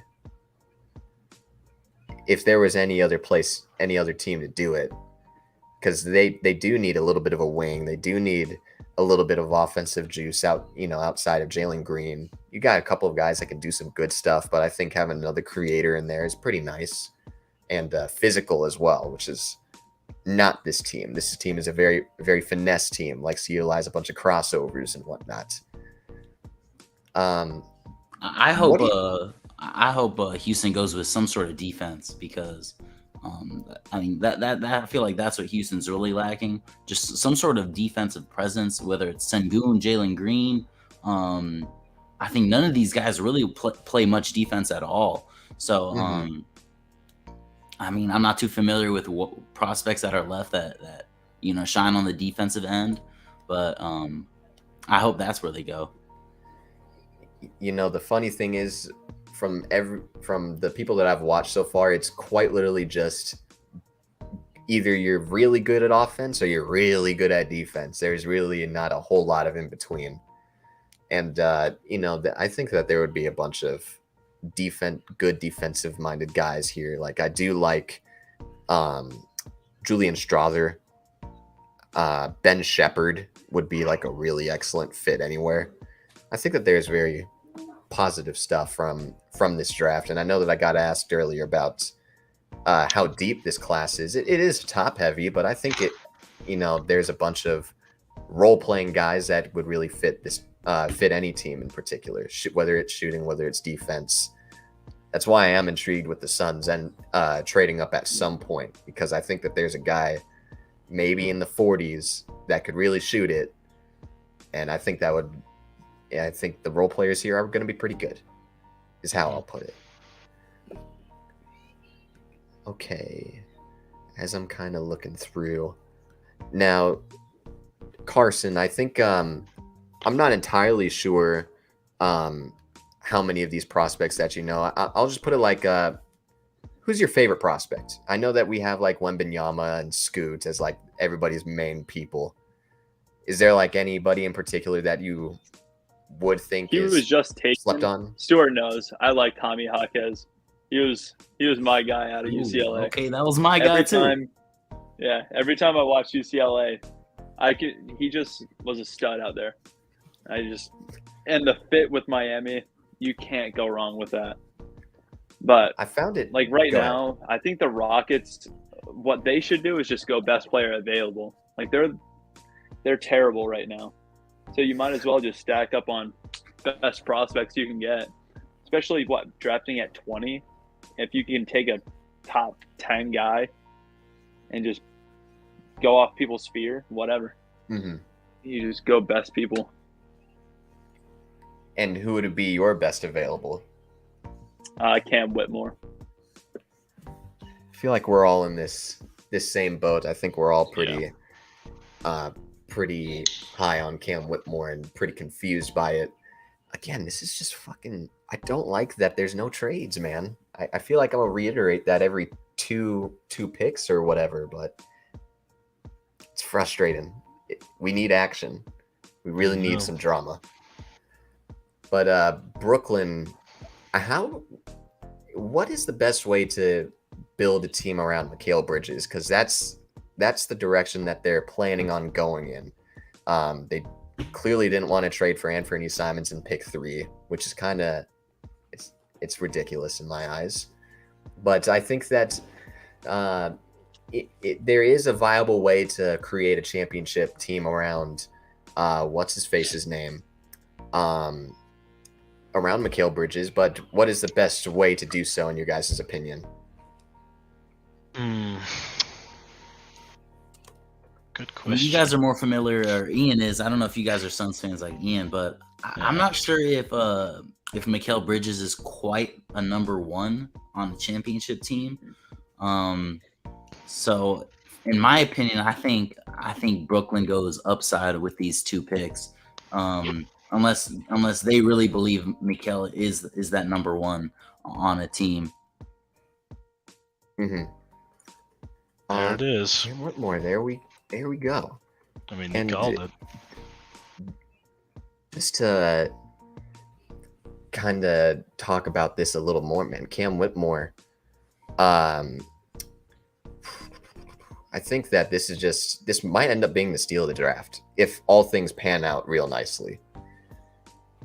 Because again, I think we kind of beat the drum over it, so I won't repeat it again. But I don't know what kind of player comps you guys have for him, but he very much reminded me of like this, like Paul George and Aaron Gordon body. I thought he was a smooth dribbler. I thought that in isolation, that's where he was most comfortable. Quick hips, quick handle. Being 6'7", 232, I think that's a big advantage for a bunch of these forwards and whatnot. He could have a really nice career if his body is able to hold up. Oh yeah, he can go get his own, like you said, like a Paul George, like you said. He can get his own shot. He can get to the rim. He can pull up for a mid jumper that's really crispy and clean. He has the defensive ability with his size and mobility. I think he could end up being really good as long as his body holds up, like you said, and if he's willing to put it to work and then get to work. I kind of see a little bit of Andrew Wiggins, where Whitmore to me is just, he might be like one of the most athletic players in the draft, and to get like the most athletic guy this late in the draft, I mean that's got to be, like you said, steal of the draft, and he combine that with the handle, the way he can get to the rim. I don't see, he fits perfectly in Houston as well. For a team that kind of is missing kind of like that wing player. Yeah. Yeah, with Jabari Smith kind of being, the jury's definitely still out.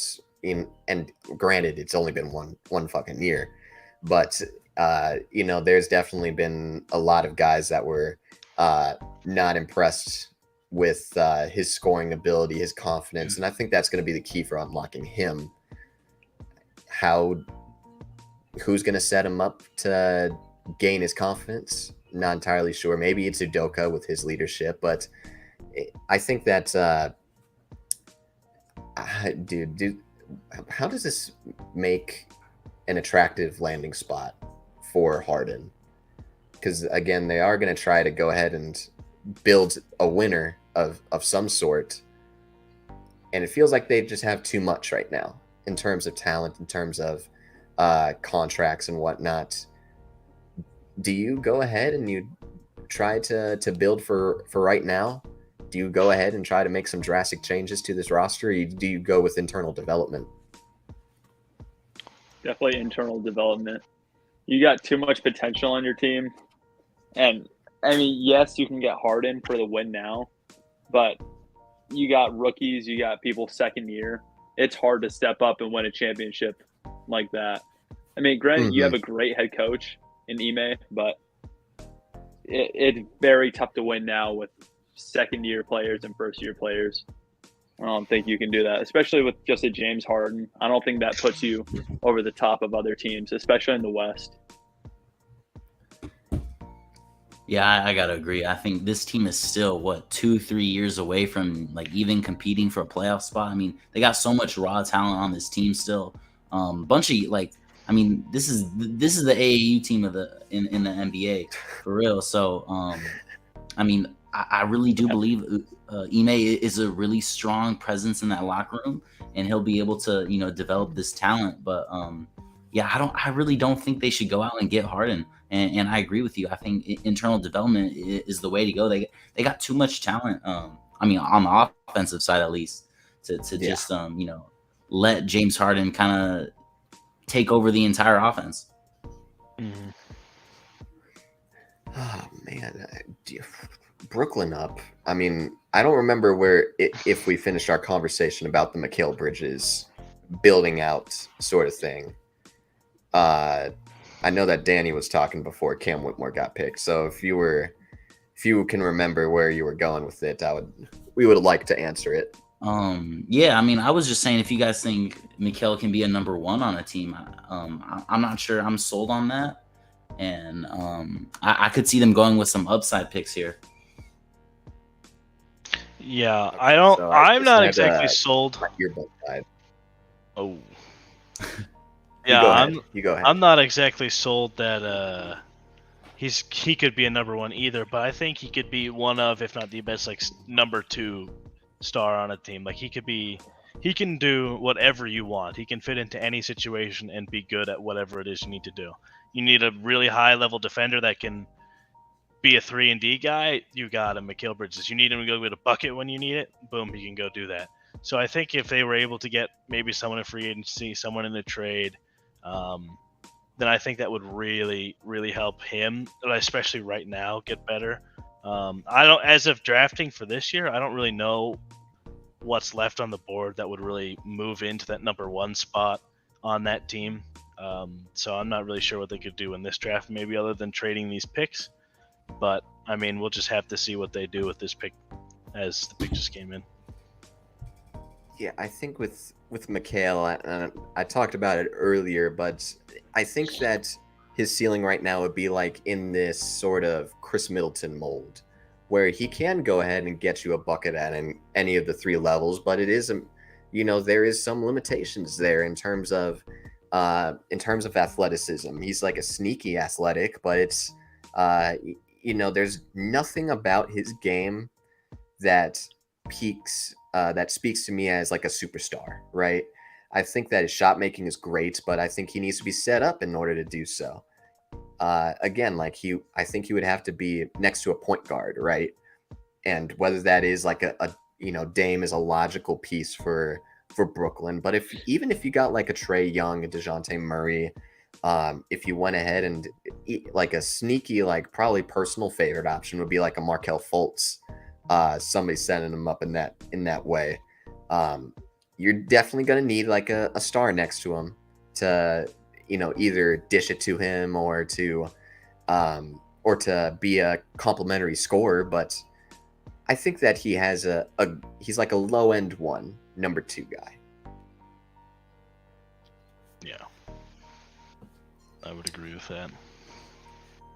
All right, Brooklyn's about to pick right up here. Be a draft. The Brooklyn Nets select. Interesting. Okay. And I feel like I'm going to say that for every pick the rest of the way down, because all of these guys are just really damn interesting. What Clowney.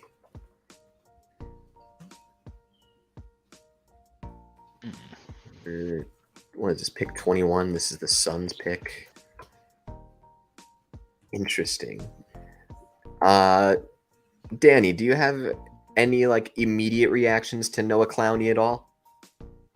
I mean, I watched a lot of Alabama this past year, and he didn't really pop off my screen. This feels like kind of a reach.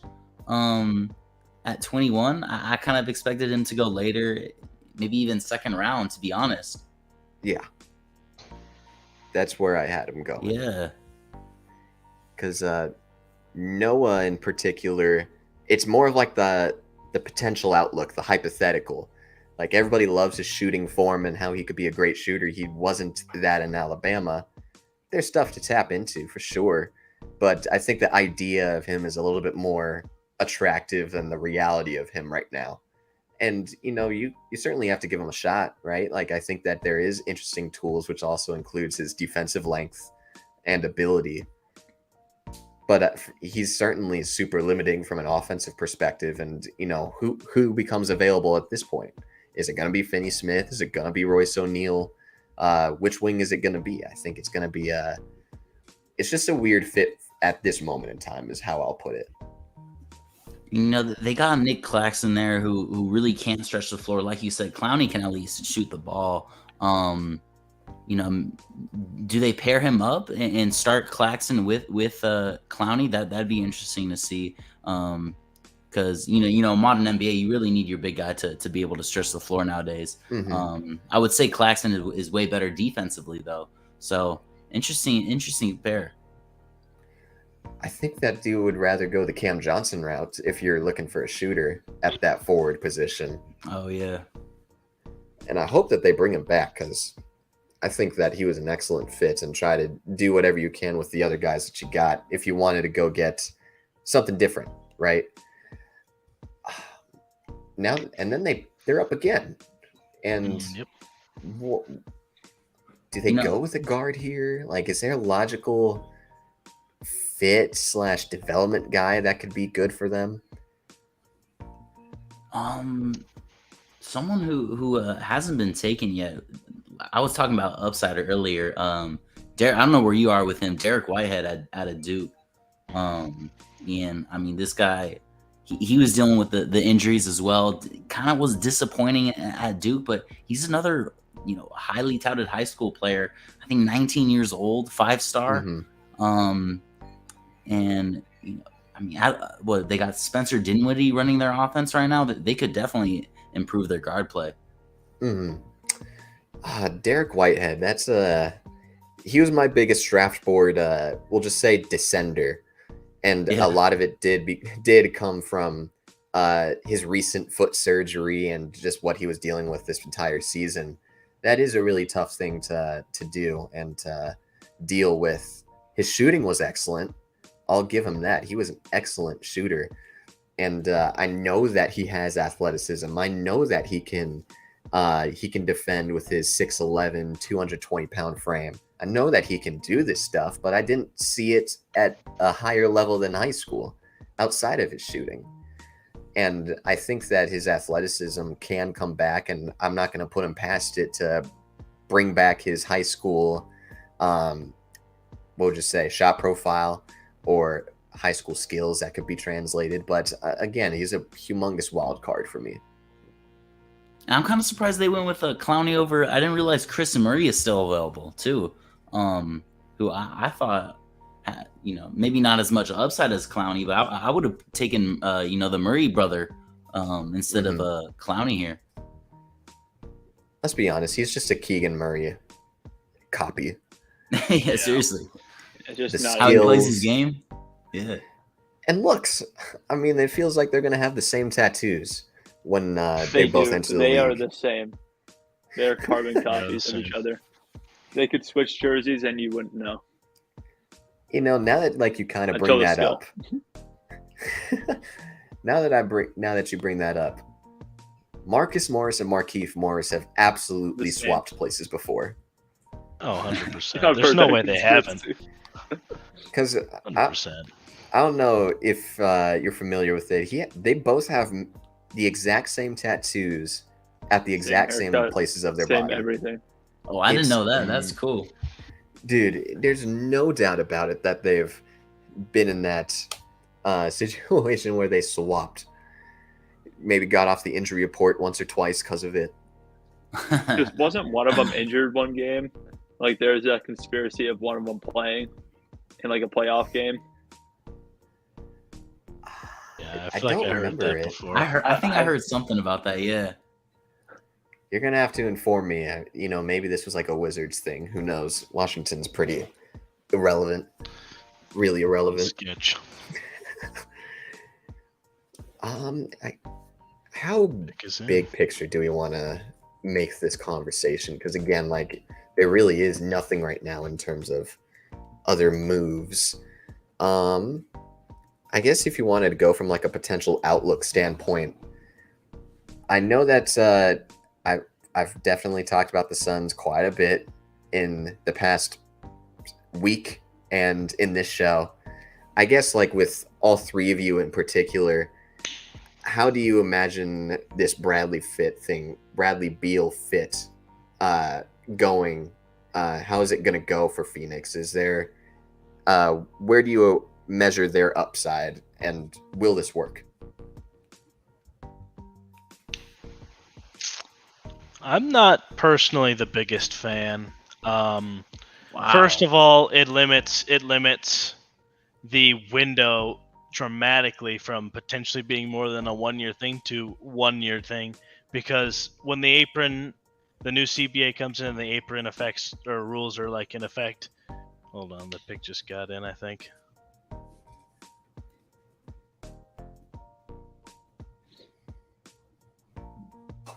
Jesus. There it is. Okay, yeah, I think that we just gotta continue talking about one prospect in detail and to long length, and now all of a sudden they'll be drafted right there. So, I got two. I called two so far. All right. Good work. It's certainly it's not a miss. I've had plenty of misses, and Jesus Christ, you guys are kind of wanting me up here. I like Derek Whitehead. I like his upside. Yeah. I think of everyone that was basically left past past the lottery picks, I think he had almost by far the best upside of any of the players left on the board. And I think he could, if he stays healthy, I think he could end up being a game changer and could potentially be that number one to fit alongside Mikal Bridges in Brooklyn. Carson, I haven't heard from you for a little bit. Do you got anything? I don't really know much about Whitehead, I'm going to be honest. I like Kobe Jones in that situation just because he's so well-rounded.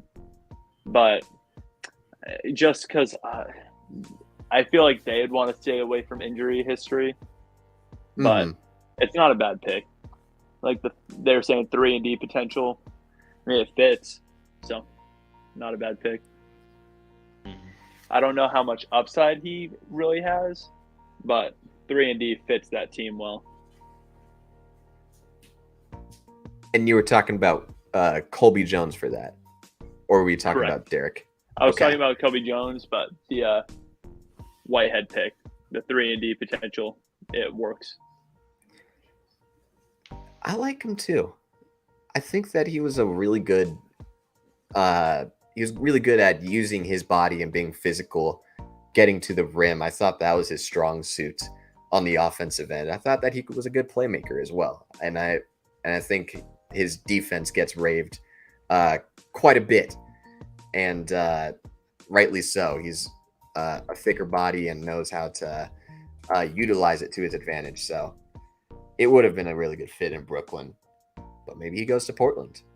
As we're, kind of talking in depth about these guys, maybe the trend continues. But you were in the middle of talking about Brad Beal, how you didn't like it. Found that to be interesting. It's not that I don't like it. I think it just limits what the Suns are now confined to. I think now they're forced almost to trade DeAndre Ayton in order to get more depth and maybe stay under the first apron in the next CBA. And I think that can limit the upside of the teams, especially down below. And I think, honestly, what does Bradley Beal do?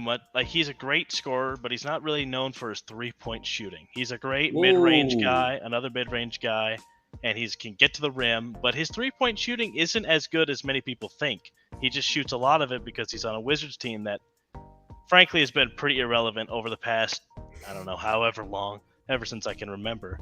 But maybe I'm underestimating his three-point shooting, but I could be wrong. Danny, you went ahead and gave some oohs and ahs. Man, I think Bradley Beal, he might be one of the best three-point shooting guards in the league, honestly. Because not only can he spot up and catch, but he's able to create three-point shots, which not too many guys can do, off the dribble behind the arc like Bradley Beal. And then you pair him with KD and D-Book, other guys that can stretch the floor, and they're unselfish. Man, it's a match made in heaven, in my opinion. I agree with both of you guys. I do think he's like a great scorer, but to be fair, he isn't. I wouldn't say he's like one of the top three-point shooting guards, but he's above average, I would say. Yeah, that's kind of what I was saying. It's not that he's I'm not saying he's a bad three-point shooter. He's good. I may have misspoken there, but he's not as good as everyone thinks he is. And I think that that's something that the Suns are almost missing, is that consistent three-point shooting. You have a ton of people in the mid-range. Oh, wait. Another pick is in. I might have something to say about that soon as well, but it's a good pick. I like this. That pick. Yeah. Chris Murray Dub. To the Portland Trailblazers. That's a nice Right before the fit. Kings. Yep.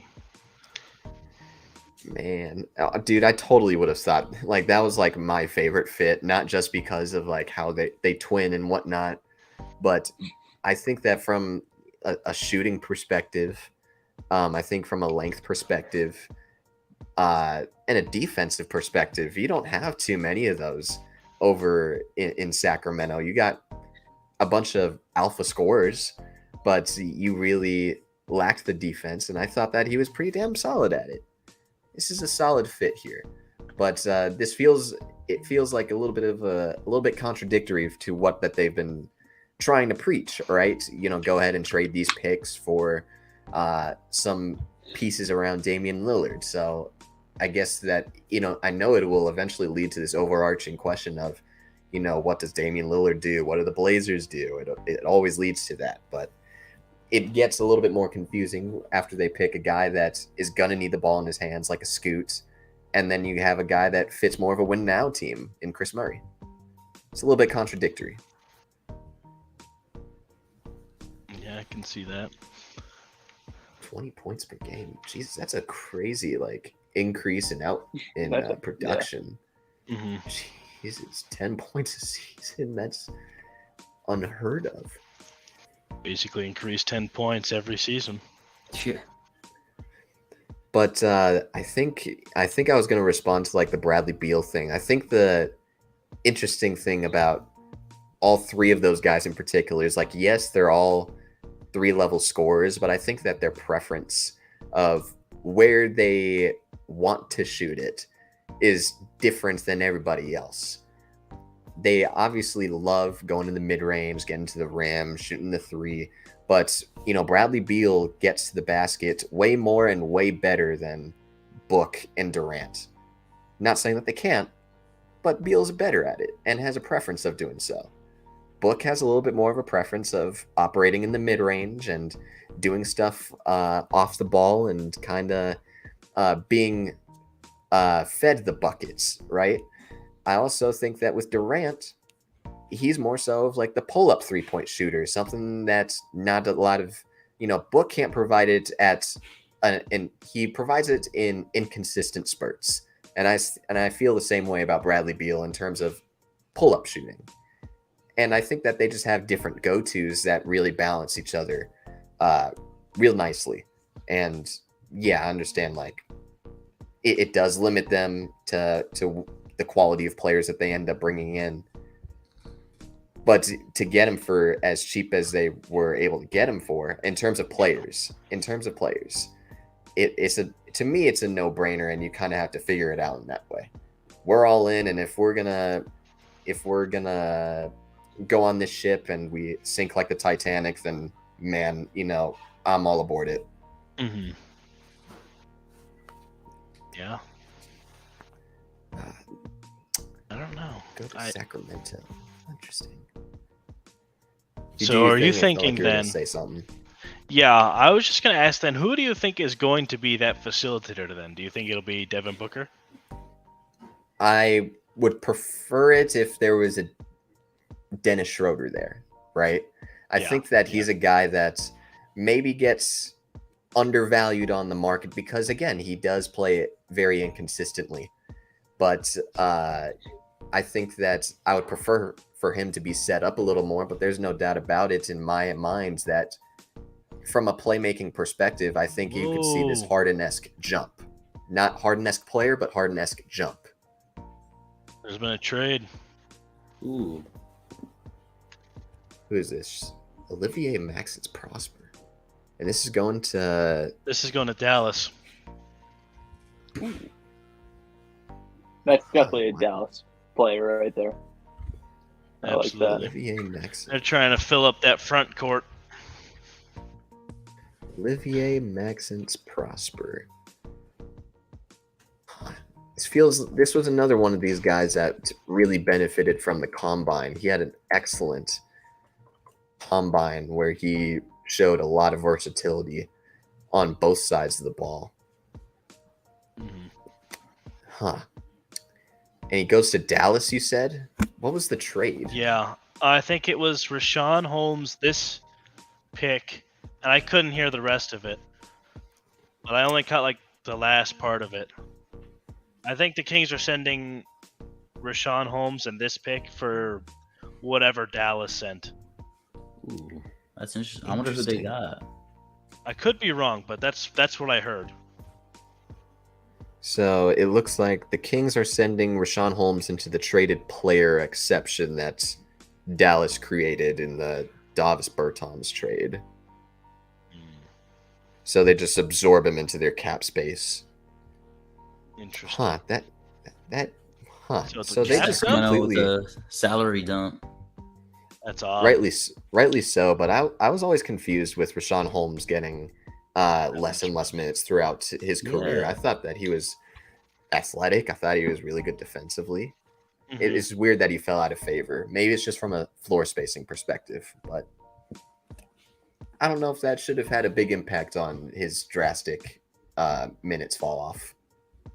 Yeah, I liked Rashawn Holmes. I thought he was looking really good. And then like you say, just kind of fell off in usage rate, and I never really understood why. I feel like he could be good offensively. I guess his big problem is maybe not being as not interested. Interested's not the right word. Involved defensively as a person like I guess Alex Len, but at the same time, like that defense was already so bad. Why not have Rashawn Holmes to get more minutes in those situations? But Right. I don't know. But that's weird with what Dallas is doing. They're going the total big men route. I like it. And who did they pick up earlier? Derek Lively. They pick up Maxence Prosper. I think I don't know who they end up keeping from what forwards they end up keeping, because they don't have too many reliable ones. And Maxence Prosper, I guess, can be, but I think of him a little bit more so as a big than a wing. I thought a wing would have been really perfect for them if they. Okay. I see Prosper as kind of like a 3-and-D player. Like I wouldn't be surprised if he fills back into that Dorian Finney-Smith role. You think he could be a Dorian Finney-Smith? Maybe a taller one, but I could see him as a 3-and-D. Yeah. Interesting. I mean, his mechanics were really good from a shooting perspective. He kind of, Jesus Christ, I had him just like every other. I compared him to Crowder and Tucker, like shades of Crowder and PJ Tucker. And I think that would work out nicely. Like he's certainly a capable shooter. He's not a great one, but he could hit the open one. And again, like his defense is pretty good too. So I like that comp. You talked me into it. Appreciate it. All right. Oh man. And then Boston. Again, it's been a couple of days since I last recorded, but the KP trade, we haven't talked about it at all throughout the entirety of 3 hours and 16 minutes. But what do you make of that for all three teams? That is just, it feels like a lose-lose-lose. Really? Yeah. I don't know. I like Kristaps Porzingis. I think he brings a level of offensive play down low that the Celtics haven't had in a very long time. Like the only thing really Al Horford has been able to do offensively is shoot threes, which almost the rest of the entire team can do.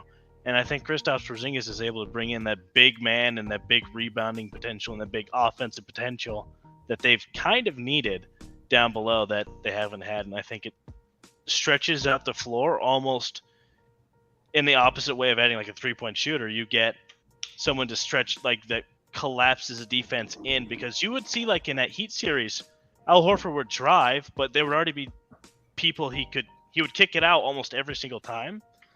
And there would already be defenders outside because they knew all that the Celtics can really do is shoot threes. Like they really don't have that interior presence to contend with them or when they're on offense. So I think that allows them to open up the floor. That's how I see the Kristaps and Celtics part of the trade.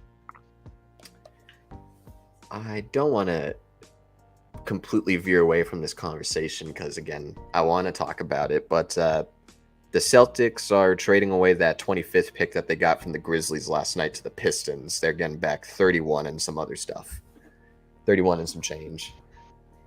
So I guess Detroit is back up. So I'm creating a bunch of banners while we're all at it. Looks like they're going to take Sasser out of Houston. Did you see a tweet from Shams or something? Yeah, Shams.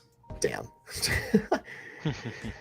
Damn. I've muted Shams because I didn't want the picks to be spoiled to me. Marcus Sasser that's a good one. Again, like he's my 20th ranked guy. I guess like to get this shit out of the way now before the pick goes on, because again, I want more time to talk about KP here. But with him in particular, I really liked. I compare him to like a Fred VanVleet, a guy that I think is, has levels of like inefficiency, like in spurts, but shot 45% off the catch, 38% from 3 on nearly 7 attempts per game, so that's on high volume. He only had 3 assists per game, but I thought that his shooting gravity really attracted a bunch of defenders towards him, and he was able to take advantage of that. I think defensively, he's got a solid wingspan at 6'7" with a 6'2", frame. I like it. I think Marcus Sasser could be something, some real nice 6-man out there. Mhm. Marcus Sasser, number, what is this, 25? Beautiful. We got someone There in we the go. chat, Ian, asking who your favorite player in the draft is. It's Kobe Buffkin, but I said him 3 times, and I see your other chats, Timron. I appreciate you for being in the chat and coming in regardless. But I said it is Kobe Buffkin for me, but to come up with something a little bit different in terms of who's available, my best available right now is Bryce Sensabaugh out of Ohio State. Not a defender by any stretch, but I do think Bryce Sensabaugh is a guy that has legitimate 3-level scoring, 16 points per game in only 24 minutes a night.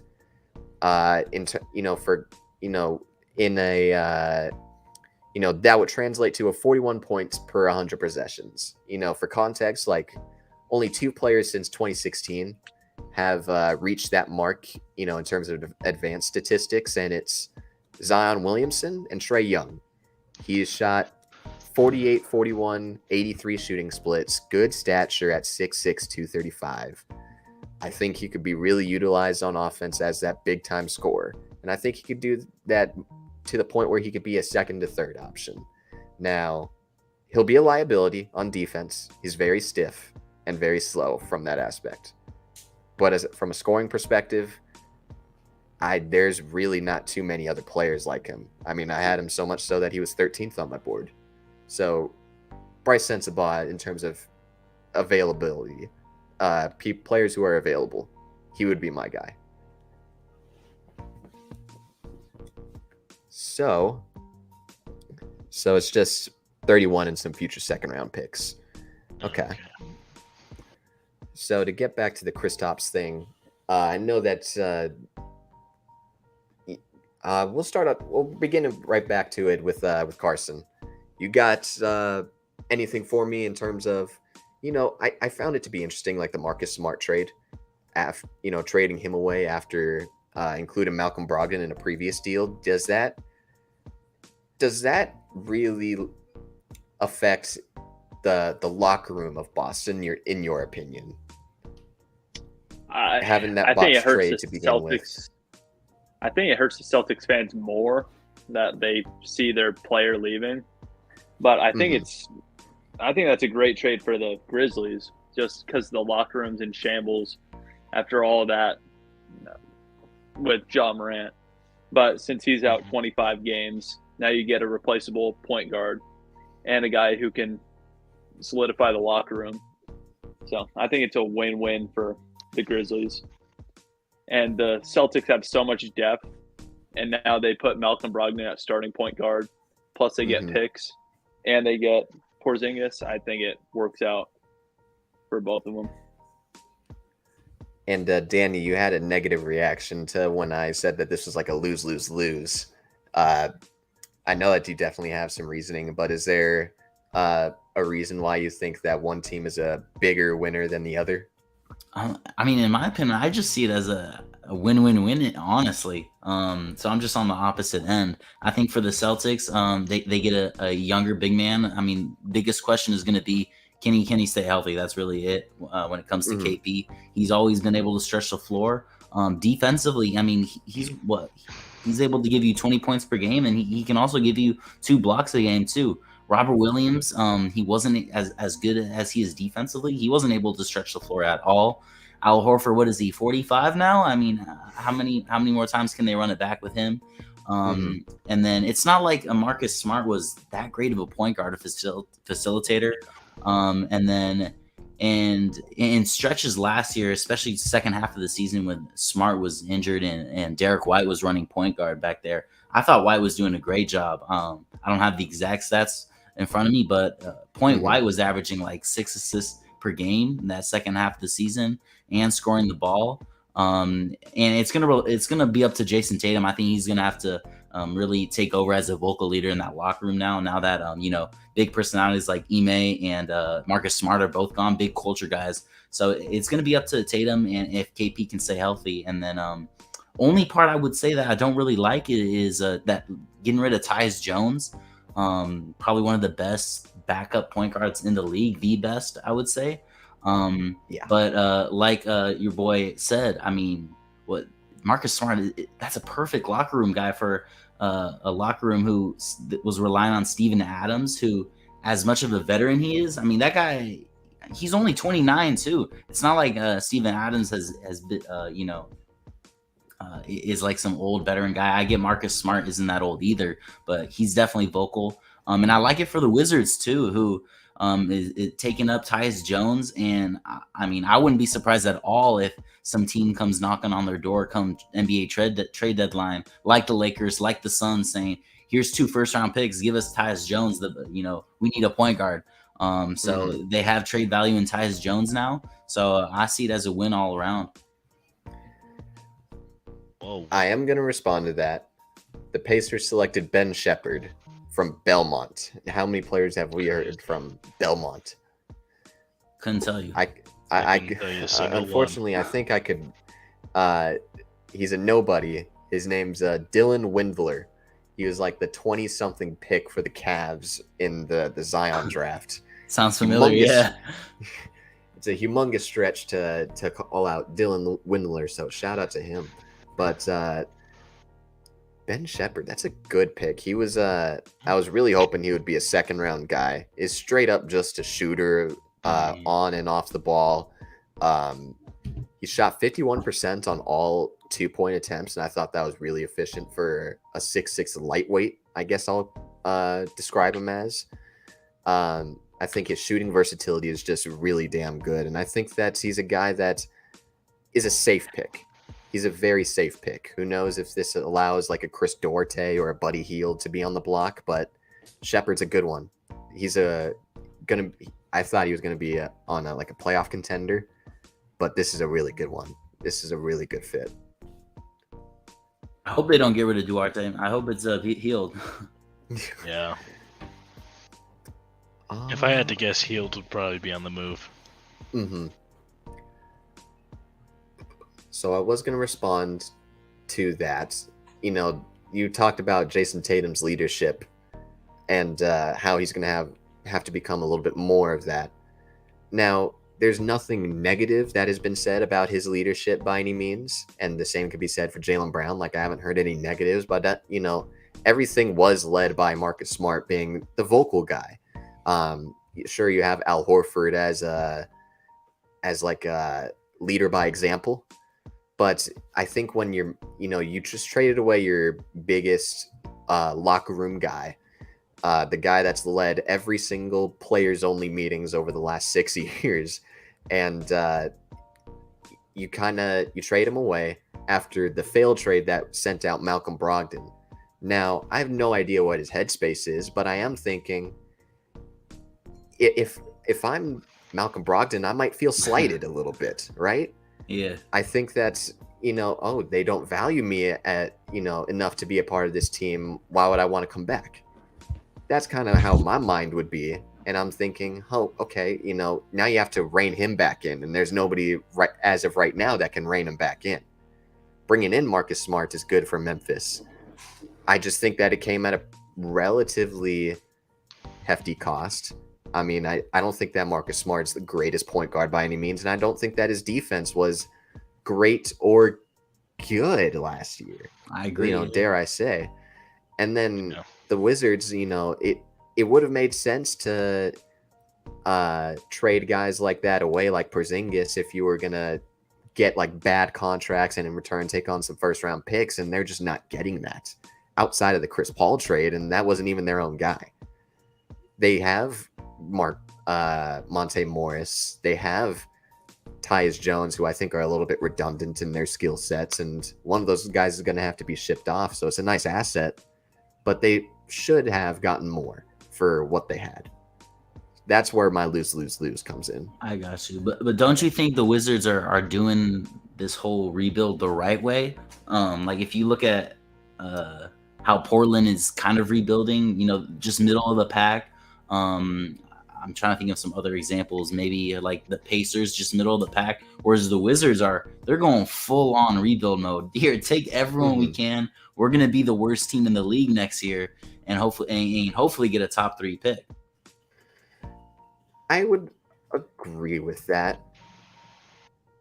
I just think that from Washington's perspective, they went about the Chris Paul trade correctly, but I think that if the message that you're trying to send out is to go ahead and rebuild, like I really do think that it is a matter of taking on bad salary. I think it is taking back a bunch of first round picks, kind of like this OKC route. Now, they were definitely in a different position because both of those guys in OKC didn't have a no trade clause that really affected their market. It was really like a closed market. But it's clear that, to some extent, they traded away Marcus Smart's their guy to go ahead and grab Porzingis, and from an emotional, from a value perspective, I think you definitely could have gotten back something that was a little bit more value to a rebuild. I don't know if second round picks is too valuable for a rebuild. I'm not sure if this late first round pick is going to be valuable for their rebuild. They got back Jordan Poole. I think that's fine. I just think that the Porzingis and Beal trades were kind of not helpful for it, especially considering that next year's draft class doesn't have a Victor Wembanyama that they could tank for. Yeah, I gotta agree that. How do you not get a single first round pick for Bradley Beal? It was a fleece in one way or another. Yeah. What you think about Nick Smith over to Charlotte? It's a good gamble. I'm not sure if Dennis Smith comes back now, and I like it. And I like Dennis Smith Jr. It's a good gamble on it for sure. You gotta hope that he's healthy, and maybe he comes a really versatile, maybe like a Terry Rozier is the hope at best case scenario. Maybe you develop him into this Colin Sexton type of player. I think he's got some good offensive skill to be utilized, and I think he could be good here if Terry Rozier gets traded. Mm-hmm. Yeah, I think he would be a really nice complementary piece to LaMelo Ball as long as he can stay healthy. Both of them, if both of them can stay healthy, because Nick Smith has dealt with knee injuries in college. And hopefully, if both of them stay healthy, I think they could form a very formidable backcourt in Charlotte. Mm-hmm. And now, because I went on such a tangent, now we're up to the 28th pick. That's interesting. I thought Utah was going to trade both of these or go ahead and trade up, maybe get a value player. Bryce Sensabaugh? There it is. Beautiful. That's your boy. Beautiful. Oh, yeah, you hear that, Timron. You see that, Timron. That's a great pick. He was my great value, too. He was my 13th guy. And I don't want to go on too long of a tangent now, but it's great value, it's great shooting, it's great offense. And they get more offense. What more could you ask for? Because it's the name of the game. Yeah. He can put balls in holes, man. He's gonna score in any way he can get it. That wasn't on my bingo card for phrases that were going to be said on this show, but we're going to go with it anyways. Great. There you go. That was in the top right of mine. So that was my middle. Top right. Yep. Bryce Sensabaugh. We'll put that on the ticker. Spell his name. There you go.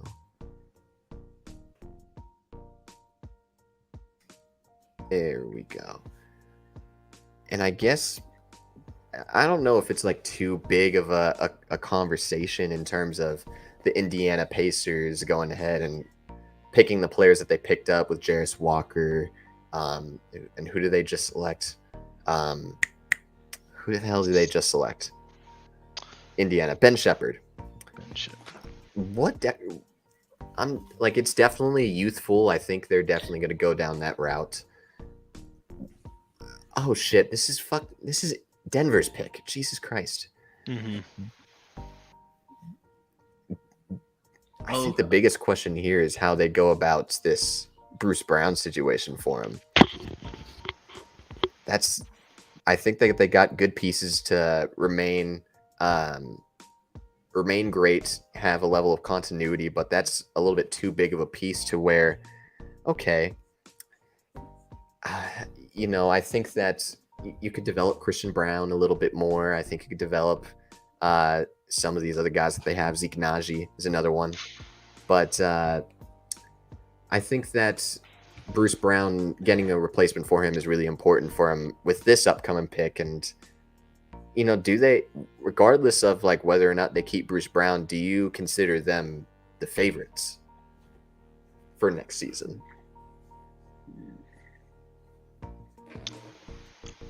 I don't see why you couldn't. I mean, you still look at that team, even if Bruce Brown leaves, and you look at that team, like where really are the holes in that team? Like you've got a great scorer outside in Jamal Murray, you can even get scoring production outside from Jokic from the 3-point line as well. You've obviously got probably the best player in the world in Jokic. And you've got Michael Porter Jr. who can play defense and if he gets a shot going again, can be a lethal 3-point shooter if it's going and if he's red hot. And you've also got one of the better defenders and bigger bodies in Aaron Gordon. You still have really good depth that's not leaving. Even if Bruce Brown left, you would still have really good depth on that team. Like there's no reason for them not to be the favorites this upcoming year. All right, I just got a notey that Minnesota is trading to number 33. What could they possibly give to San Antonio for that? It's not okay. Maybe they go ahead and get some 3-and-D guy that they've been salivating over for the last however many weeks now. Okay, so as we kind of get closer to like the dead end right now of NBA prospects, of guys that aren't the most exciting for any of us, is there anything in particular that you would like to see happen for your individual teams for this? You know what? We'll phrase it like this. How do you guys want to go about the rest of your guys' off season? Now, Milwaukee, they still have some questions to answer for sure in terms of how do they bring back Brooke and Chris Middleton? How do they bring back some of their core guys? The Lakers, it's going to be a matter of who they how they go about the Austin Reeves and Rui Hachimura situation. The Suns, you got to have some level of what would you say? You got to bring back some depth. You got to bring back some core guys at a tremendous discount. And we'll start off with Milwaukee. I want you guys to go through how you would go about building the roster and how you would make the decisions and your rationales behind them. I think you got to go. The same strategy that they do every year. They just find 3-and-D players, and it just fits well with Giannis. And it's always worked. Like I said earlier, Grayson Allen, Javon Carter, like you can always find these guys later, and hopefully they can scoop them up on small deals. And I mean, Chris Middleton, he's going to get a $30 million a year, hopefully 25 per year for like 4 years. But outside of that, I think they're going to be able to re-sign their core and extend them for a long period, and then just scoop people up off of free agency. Is there like a dream free agent in particular that would be just perfect for you guys? Let's see. Come back to me on that one. Then we could go to Stuart. How do you go about the rest of this offseason, and what players do you want to target, and what's your dream guy? That's tough. First of all, I would look for more big man depth. Potentially trading Aiton would probably be almost necessary. And a dream spot almost for that I would like to see would be like the Knicks. Maybe you get like a Mitchell Robinson type, a great rebounder, a great lob threat down low, can play some really good defense. You get Mitchell Robinson, maybe someone like Obi Toppin with some upside, who's still on a really cheap contract, and maybe you can develop him into some really good depth piece that you can take off the bench. Something like that out of New York would be really cool. Someone I'd like to see them draft potentially would be Oscar Tshiebwe. He's by far the best rebounder in this class, and I am sick and tired of not seeing rebounds for our team. And I think he would fit in so well with a team full of shooters and Beal, Booker, and Kevin Durant. And I could totally see him coming in, subbing in for whoever the other center is, and just getting tons of offensive rebounds, kicking it back out to Kevin Durant, who pulls up for a 3-point jump shot or mid-range and knocking it down. I think it would just open up the offense even more for that. But I would also like to see us get some kind of point guard, shooting guard, some distributor type. And kind of two guys I'm really interested in. They're both on the Bull, or were on the Bulls, are Ayo Dosunmu and Kobe White. I think they're both really good distributors of the basketball, which is something that we don't really have right now. Kobe White less so. Ayo Dosunmu is known for his defense and his distribution of the basketball. I think he would be a really solid piece that can either fit behind Campaign at that point guard spot or even start in some situations depending on what we're looking for, whether it's distribution or scoring. And I think that would probably be my dream offseason. And ideally getting all those guys somewhat cheap, but yeah. All right, I got mine. So, a perfect guy, in my opinion, this is going to sound dumb, but Dylan Brooks, because no one wants him. He's a bad culture guy for anyone else, and he's going to be cheap because exactly no one wants him. So the Bucks have their core, and their culture is just perfect for him. And if you can pick him up for a cheap contract, maybe just a 1 year, 2 year, I think that'd be perfect. You get your 2 guard and can play defense. You know, everything you're saying is like extremely rational. It completely makes sense. I have a real negative attitude towards Dylan Brooks, just to put it bluntly. So you got me with like this little frustration smile. But it and really everyone's does make mad sense. at that, and they don't want that in their culture. But you know the Bucks, they have their culture. It's a quiet city. It's perfect. Like he can just funnel back in, and people will forget about it. Keep moving. I don't know. on. I think there might actually be a market for Dylan Brooks. I think, like you said, so? I think he's really underrated. I mean, he's still one of the best wing defenders in the league, honestly. Oh yeah. And you pair him with Drew Holiday and Giannis. Wow, and Brook Lopez. Wow, that's a great defensive lineup. Yeah, if you have the money to bring back Brook Lopez after you pay Chris Middleton, that'll be a little Oh rough. yeah. They will. I would hope so. He's coming back. Trust me. I think the way that I think about Dylan Brooks is just kind of how, you know, me imagining how he would fit for my team a little bit more than your team. I just think that he's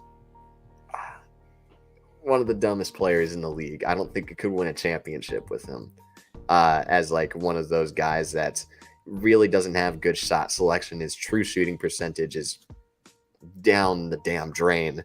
I think a lot of it is more so we're already hated, and I would not want to be even more hated if we added him and Patrick Beverley. But I understand the rationale. I like that a lot. It almost makes me think of Grayson Allen, just how people always thought he was a dirty player, and they just had that negative attitude towards him. Then you put him on the Bucks, and he just fit perfectly.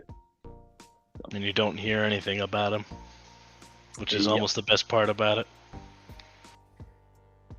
And then I know that is there like a dream target for you, Danny? I know that there's Kyrie stuff out there. I know that there's big names, as there's always going to be some big names connected to the LA area or the New York area, the Miami area.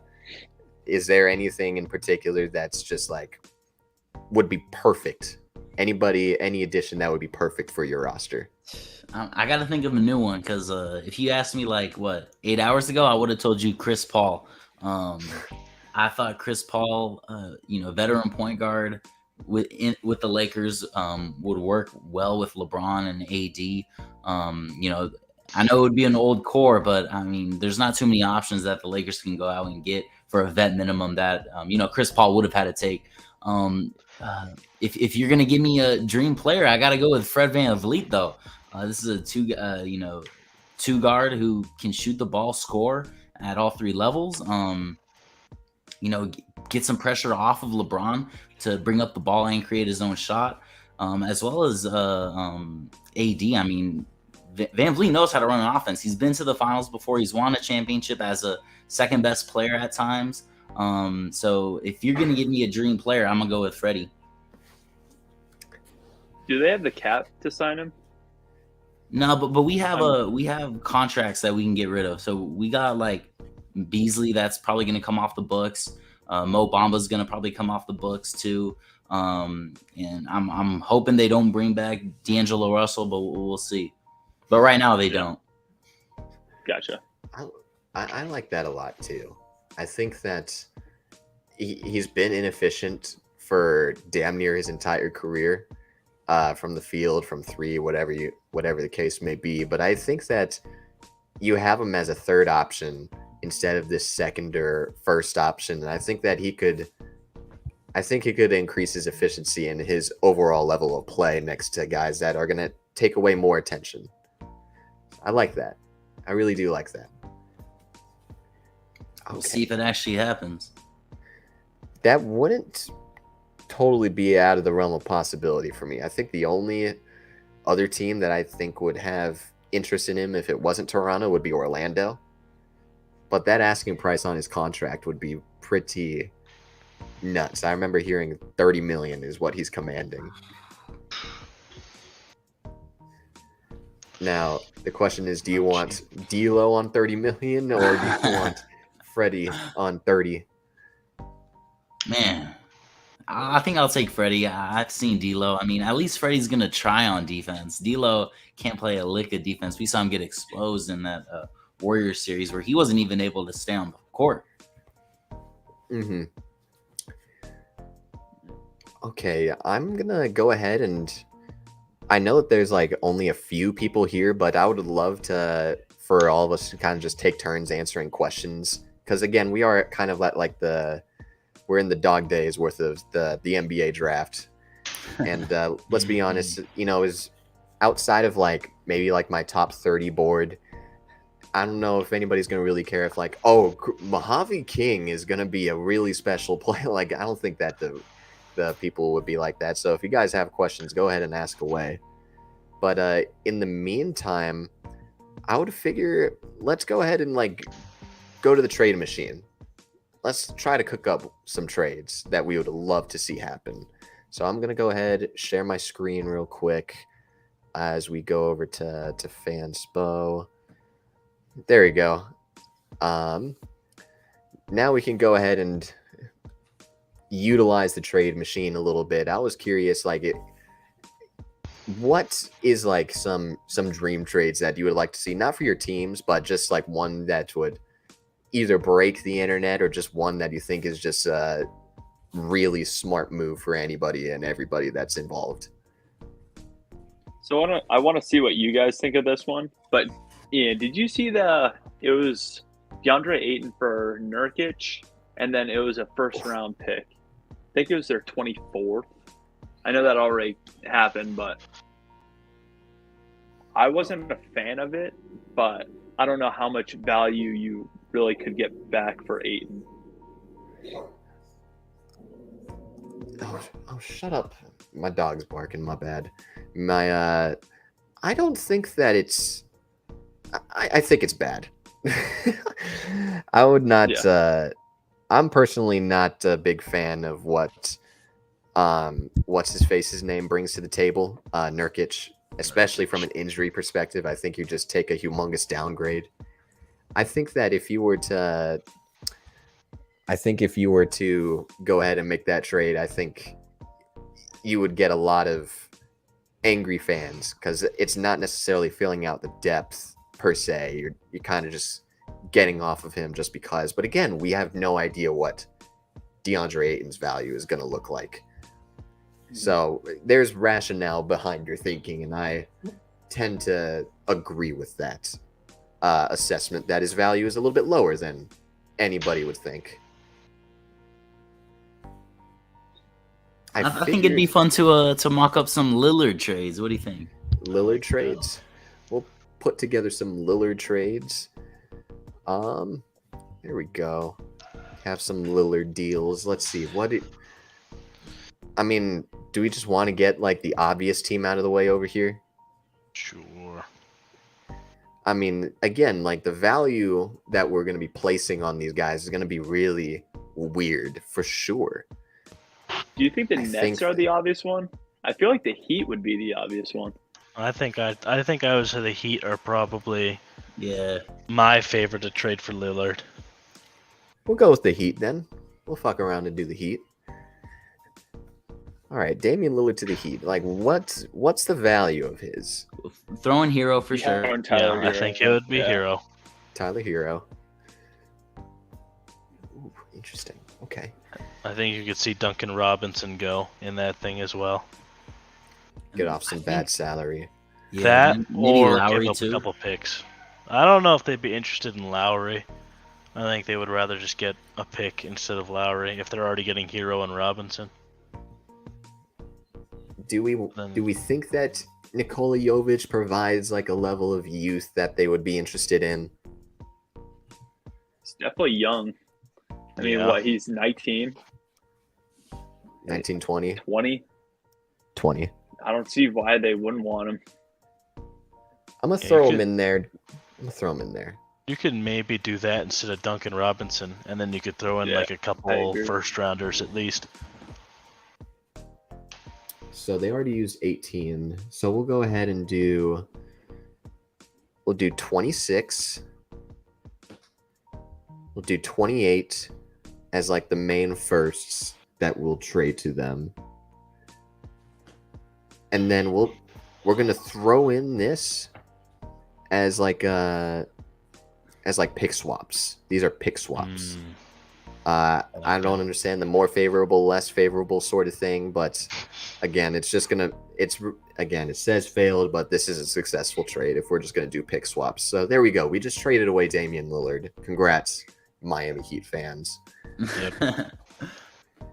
But this is what would their starting lineup look like if that was the trade? The Heat? The Heat? Yeah.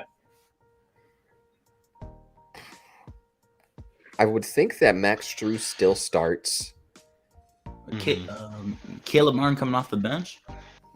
I would put him. Oh, Jesus Christ, it's weird because I think he's a big body. I think he's a big body that could play at like the 4, but it's clear that he couldn't handle a lick of Aaron Gordon. So maybe you just go ahead and maybe start K Love and bring him back at the 4, Bam at the 5. And maybe you would have Damian Lillard, you would have Caleb Martin, you'd have Jimmy Butler as your shooting guard, small forward. And then your power forward, maybe a Kevin Love would be a good fit there. That would just be kind of a hole. They don't really have a lot of big guys down low, and I think that's kind of their biggest issue for the Heat, I would say. So I'm not exactly sure. Yeah, I would definitely think of like getting in some backup bigs. How attractive does this place become for like ring chasers? How many ring chasers would they attract? I'm not entirely sure what they could do with it. I think they could get a few. I think even right now they're already kind of a ring chasing hotspot, considering they just went to the finals. So they could maybe get some solid depth down low. Again, my obvious team for me was Brooklyn, not Miami, Brooklyn, because I think that the Mikal Bridges and Damian Before we move Lillard on to the friendship Nets, was. can I bring up a question? Go ahead. So why do you think Beal chose the Suns over the Heat? Because if he went to the Heat, they could have gotten him on a steal. Like they wouldn't have had to give up very much. Sure. Possibly. I think all it did was it came down to whether or not he wanted to play with Jimmy and Bam or he wanted to play with Book and KD. And in that same regard, he held control of what assets they were trading away to get Bradley Beal. And I think that was just a very logical thing from Beal's perspective, like, which team is going to trade for me and still have the most assets? And I think from this perspective, I think that was his preferred destination. He doesn't become a Phoenix Sun if he doesn't have his no trade clause, and that was very clearly the biggest thing that made him become a Phoenix Sun. But that's in my humbled opinion. If we were to do Damian Lillard to Brooklyn, because the friendship between him and Mikal have always been there. Mikal and Dame have been friends for the longest time now. Dame's been on record saying that Mikal is his favorite small forward in the league. He always raved about the Suns and the Suns players that were a part of them. I think that if we were to do a trade for Damian Lillard, I would go ahead, again, because the value is tough on it as well. I think the logical contract to send out would be Ben Simmons. I'm guessing they would want someone like a Cam Thomas in return, probably. I was going to put in Cam Thomas. I was going to put in Cam. So it's Ben and Cam. And I think it would just be picks. I don't think they'd be interested in any of the other players that the Nets right now have to offer. I think the one player that I feel like they would want to, I don't know if you want to say is like a sweetener or anything, but just another asset to get back. Like Dorian Finney-Smith. That's what I was thinking. Yeah. And then that's a good asset. And then you could do something in terms of draft picks. I would throw in two Phoenix picks. And I would throw in the Dallas pick, wherever that's at. And I think that's what I'm trading. Does that have any protections on it? I'm not putting protections on it. No. Okay. It's not the worst trade in the world. It really isn't. I think they could probably get better. Yeah, I just don't think the player package that the Trailblazers is getting is like really worth anything. In my opinion, the best piece in there is Dorian Finney-Smith. I think Ben Simmons at this point is literally just a cap dump. I wish he panned out, but he's just not going to. He confidence was shot. Refuses to shoot the basketball, and that's in a game where you need to shoot the basketball in order to win the game. That's not something that's going to help your team very much. So I just don't know if he's worth anything other than maybe being a negative. But it's not a bad trade. Do the Blazers even do that though? I mean, I guess they have a solid core still with Scoot, Simons. I think that the way that I go about it is, the way that I go about these trades is as if I was the GM for both sides, and I do it for all teams involved. I think that from Portland's perspective, it is a matter of like they want to trade him to the East, and sure, they they'll go ahead and pick the Miami package out of the than the Brooklyn package 10 times out of 10. But I just think that for both sides, it is a matter of taking on some money, bringing in some solid assets, bringing in a lot of picks. I think that it's not the craziest package in the world, no. But I do think that, again, it's still hard to gauge his value considering everybody knows that he'll be available and that they're kind of working at a point of weakness. And I'm not entirely sure of like what other teams would offer up more if they were interested in them. Yeah. I guess that's the rationale. It's not the craziest, greatest reasoning, but I think I want to imagine a world where Damian Lillard goes ahead and plays with his favorite small forward. That's kind of why I cooked it up. Makes sense. That And I would be feel like fun. Portland would do Damian right. Like they're not going to ship him off to like Utah or something like that. Well, Utah could be Just- fun in about a year or two. Just throwing shade at all the Utah people. I guess where else do we want to go with this? Do we want what player do we want to Sixers. throw away? Yeah, We want to the throw away Sixers. Embiid now? Ooh. Throw Embiid. Embiid? What about Zion? Zion's a Ooh, good one. Yeah, there we go. Trade away Zion. Now again, I feel like a lot of these trades would have been better if the trades that were being talked about with New Orleans and Charlotte or Portland would have been way better. Now I'm just Yeah. kind of in this setting where who would be interested in the drama, in his lack of wanting to be a part of a team in particular, getting to know his teammates and whatnot. What team do we want to ship him off to? Trailblazers. Trailblazers. Do we just say No. do we just say a Dame for Zion swap? What about That could happen. Chicago? Chicago. I feel like Chicago got some assets. I feel like the Clippers could be in the running. Ooh, I like This that is too. This is a lot to take in. Let's go ahead and do this.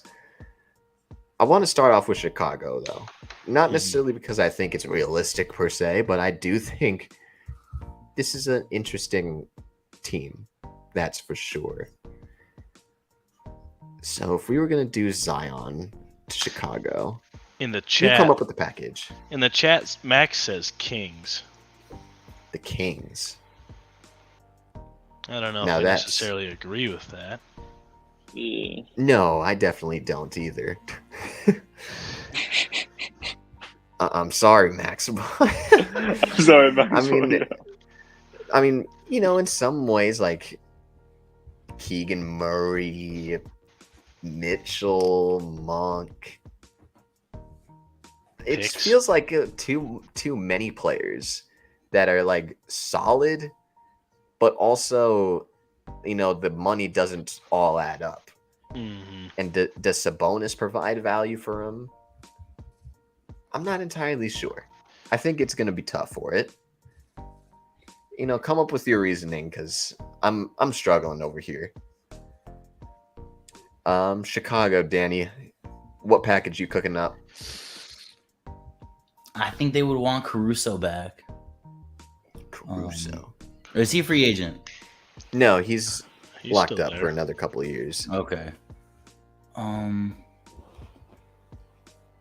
Man, do they take on one of those ugly Vucevic or DeRozan contracts? I don't know. Are you doing this with the intent of building around Levine? Yeah. Okay. Hmm. I mean, you know, maybe if you went like a Pat Will, throw him in there, because I think that he would be I think Zion would replace him in And then that you sense. could do some picks. It'd probably be a lot of picks. I mean, a Not lot of them necessarily. are out. I'm not sure if Zion has the most. Wouldn't you trade say like pull one anymore. first round pick? That's a pretty good return. Patrick That's Williams pretty solid. This is hard because again, like they still have like the next first round pick that they're able to trade outside of like this Portland pick, which I guess we'll send out there. It would be 2027, and that kind of restricts how they go about trading away their first round picks and whatnot. I think it's really, I don't know. I feel like this is low value for him, but again, like, what is his value if he was on the market? It is tanked. It's just his potential. His potential is just sky high. So I think you throw in Vucevic as well, right? Like a sign and trade sort of deal. Yeah, but do the Pelicans want Vucevic? They already have Valanciunas. You throw in Valanciunas in the trade, Hayes. who's got one. He's got 1 year left. You do a Valanciunas and Vucevic swap? I think so. Man, You could do that. You could do like a first and a second and a Vucevic Valanciunas swap, and I think that would look pretty valid, I guess. Yeah, I don't know who wants to pay Vucevic again though. Yeah, because exactly. he's a crazy liability on the defensive side of things. I feel like it's going to be hard to come up with a real deal for Chicago. Maybe the Raptors. I know they got some assets. That was a really good attempt at trying to come up with something because I was kind of blanking. Dude, what about the Thunder? King Max is saying Sabonis for Zion. No. Would the Kings do that? Probably not. no, Nah, Sabonis had too good of you a wouldn't year. mess I with think. that. Dude, that's a like as damn from like a health I perspective. get it, but like you don't mess with that team chemistry after a year like that. Man, De'Aaron Fox and Zion would be so fun to watch though. That would be. I'm over here If thinking about this Thunder Zion plays. package.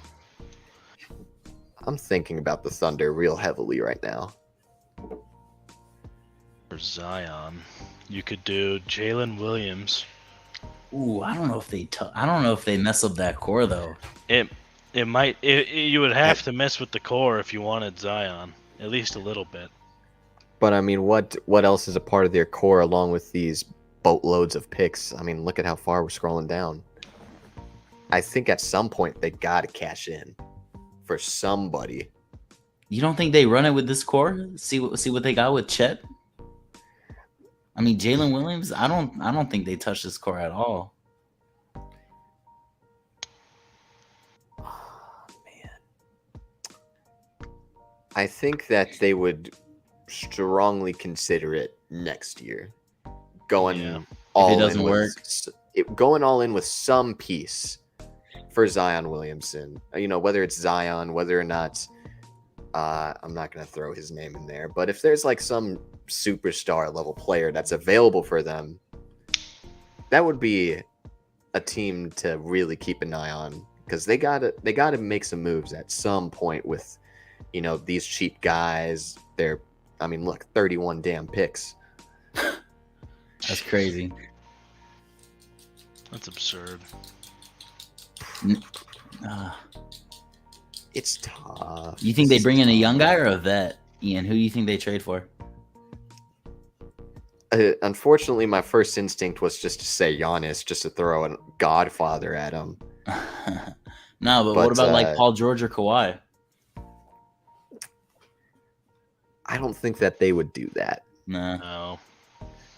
Both of those guys are too injury prone, I think. Maybe you go ahead.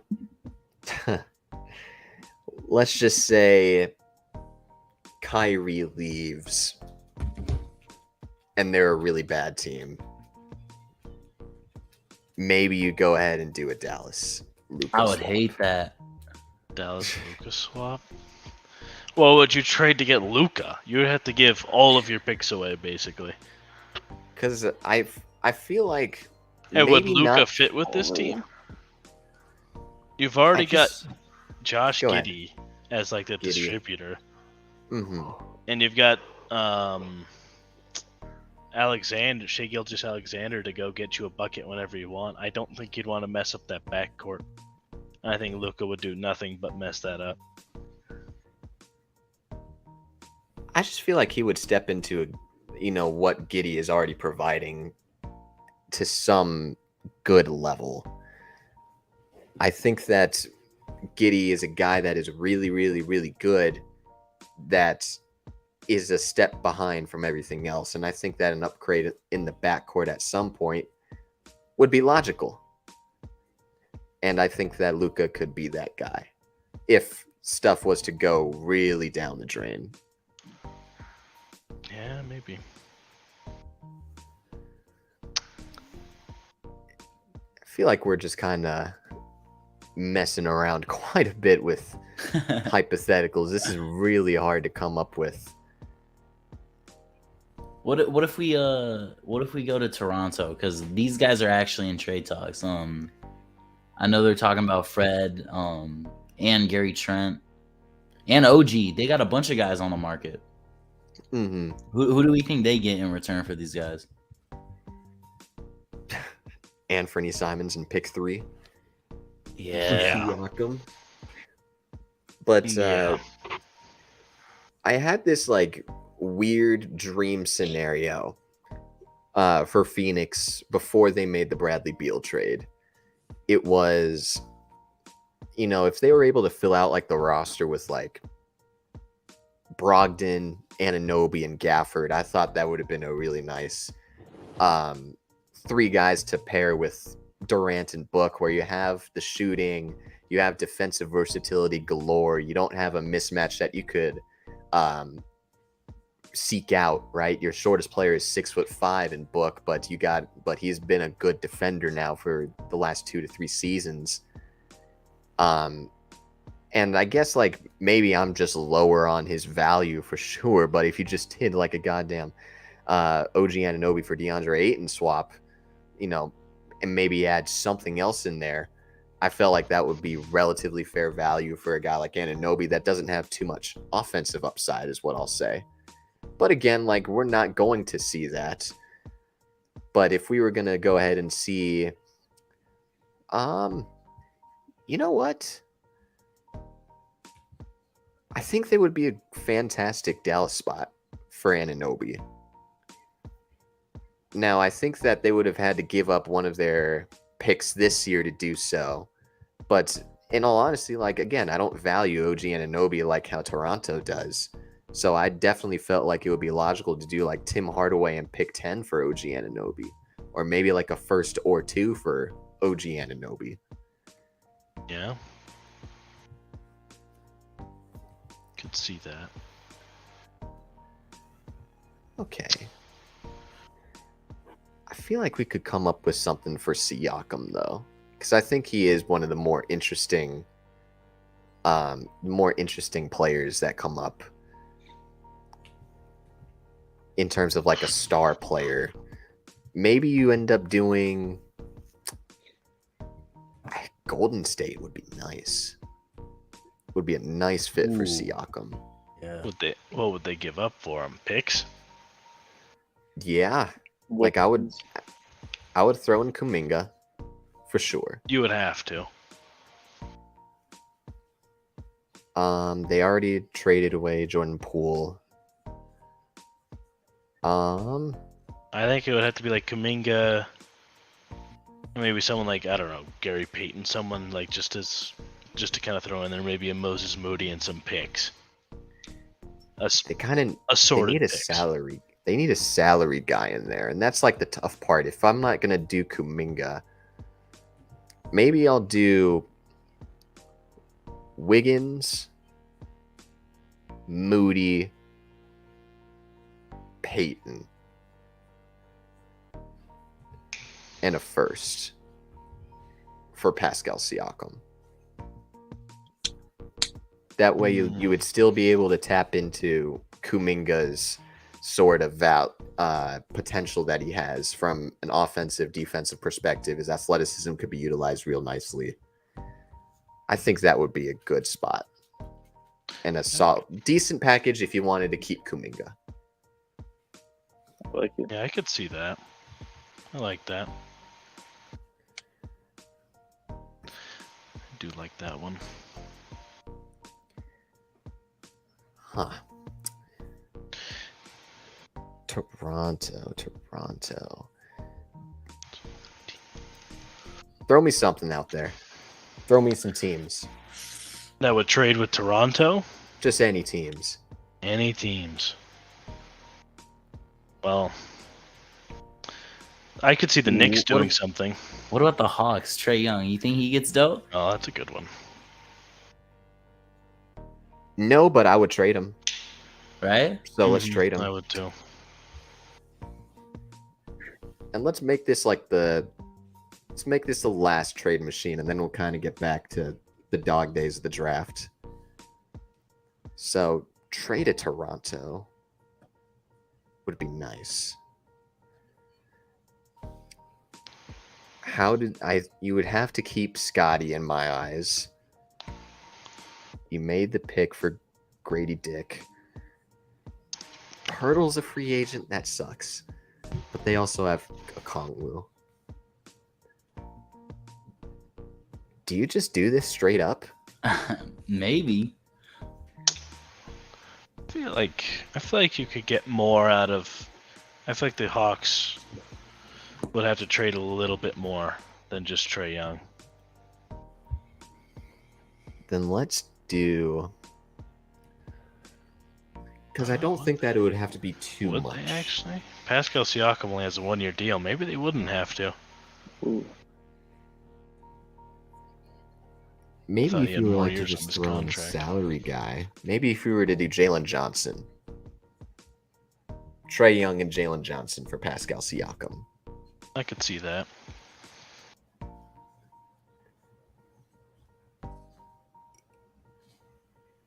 Okay. I could buy into this. I could too. And would this would be a Raptors retool, not a rebuild type situation? In some ways, yeah. You get a little bit more offensive juice. Like you're not getting Siakam's great. Don't get me wrong. I just think that you don't have too much offensive juice outside of Siakam. Scotty isn't doing too much from that perspective. At least right now, maybe the new head coach up there, Darko Rajakovic, can get something real nice out of him. But again, that's a question mark as well. Yeah. And I think having an established offensive guy would do wonders. And a guy that, in some respects, I don't want to say is like the perfect passer, but can pass and distribute and help him out. Now we kind of get back into the dog days of the draft. All right, and I got some bad news for you. This is where my night ends. My headphones are dying. They're at 10%, and then it's almost midnight here. So yeah, I mean, did you win your game? Yeah, dude, I scored. I dropped 20. I airballed 2 threes though. Oh. But I got 20, and then I got 10 rebounds. So 20-10. That's Not pretty bad. damn close to your 15 and 15 prediction, I will say. Yeah. I'll take That's it. pretty close. Yeah, we won like 135 to 95. So, Smoked them. Damn, y'all put up some points. bro, they were gassed. So we just kept running. God damn. And I'm a marathon runner, so I was good. Chilling. Well, Carson, I appreciate you coming on for the second year in a row. Let's make it 3 next Second year. annual. Oh yeah, always. Of course. All right, bro. It was nice talking Stay to you, well. Danny. You stay safe. Nice meeting you. Nice to meet you, Carson. Later, Sure. Carson. Have a good one. Later, dog. See you guys. Later. Now, unfortunately, Woj retweeted a pic that's coming up, and I guess and it already came up before. Maxwell Lewis just got picked for the Lakers during a commercial, so that's an excellent value pick. Ooh, Maxwell Lewis and Jalen Hood-Schifino. That's really good. that's Really good Yeah, value. Lakers got Maxwell Lewis? Yeah. Yep. Okay. He was one of the guys we talked about earlier too. I don't know what team we talked about him going to, but 3-and-D player, yeah. I mean, I had him going in the first round. To see him drop to 40, yeah. I think we Great, said the Lakers. Did when we? were Yeah. talking about them. I thought so. So let's. Danny, do you have like a board up for you at all? Like, I think we do have to do some. I wish I did have a board. Some catching up. We do have some catching up to do, so I'm gonna look up the picks right now. I saw that Leonard Miller went to Minnesota, I think. So James Najee went to the Detroit Pistons with that, or the Boston Celtics, I should say, because I think that they traded up. So the Celtics get Najee. Nuggets via the Pacers, they picked up Jalen Pickett. The Timberwolves did select Leonard Miller. Pick 34, I believe that's Colby Jones. See Julian Phillips to the Wizards. I hope that's right. Andre Jackson to the Magic. I feel like these are all this is a fucked up one. I know that I've seen some trades go down. I have ESPN up right now, and it says James Najee went to the Hornets, and Julian Phillips went to the Celtics. Celtics, okay. At least that's what it shows for me.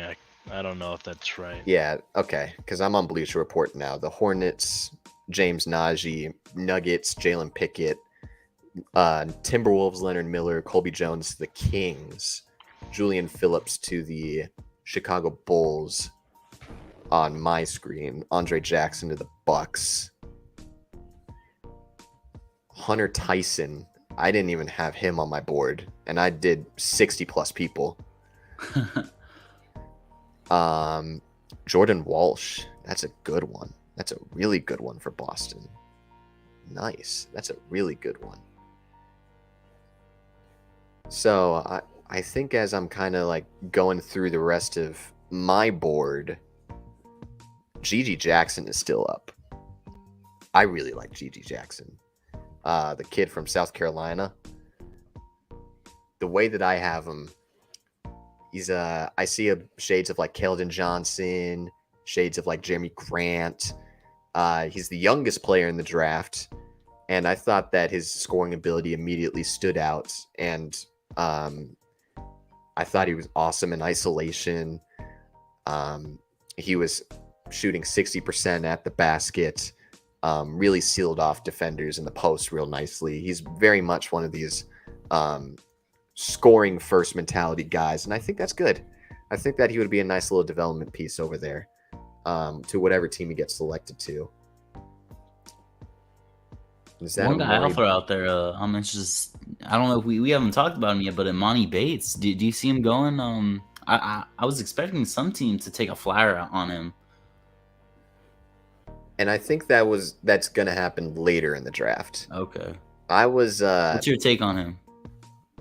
Let me go to my profile for him. He was my 60th ranked on the board. Oh, you were that low on him. 60 out of 65. I thought his shooting is excellent. Like, there's no doubt about it. He's got a quick trigger.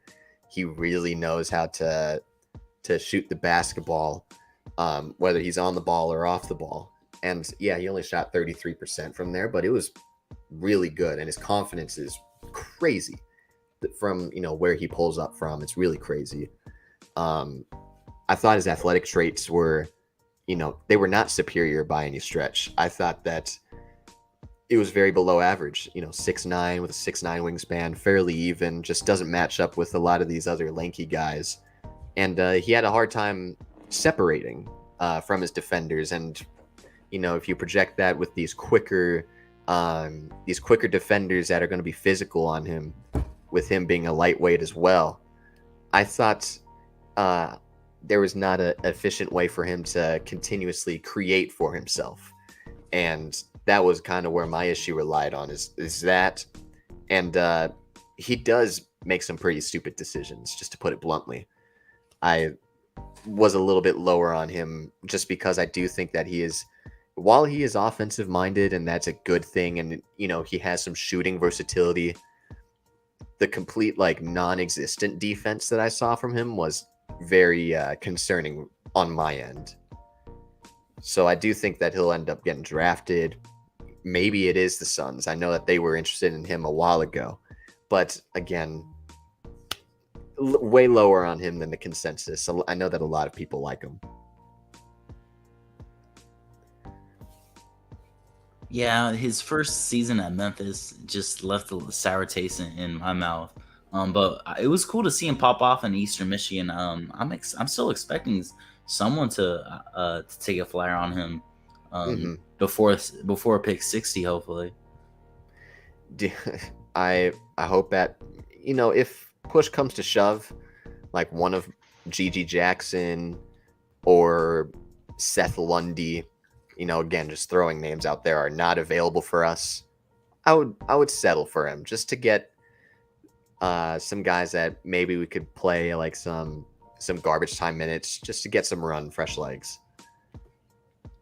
Another really productive player who, defensively not really there, but offensively, Trace Jackson, out of Indiana. Yes. I don't think he's been picked up yet, but I saw him going late first, maybe early second. Seems like he's fallen a little bit.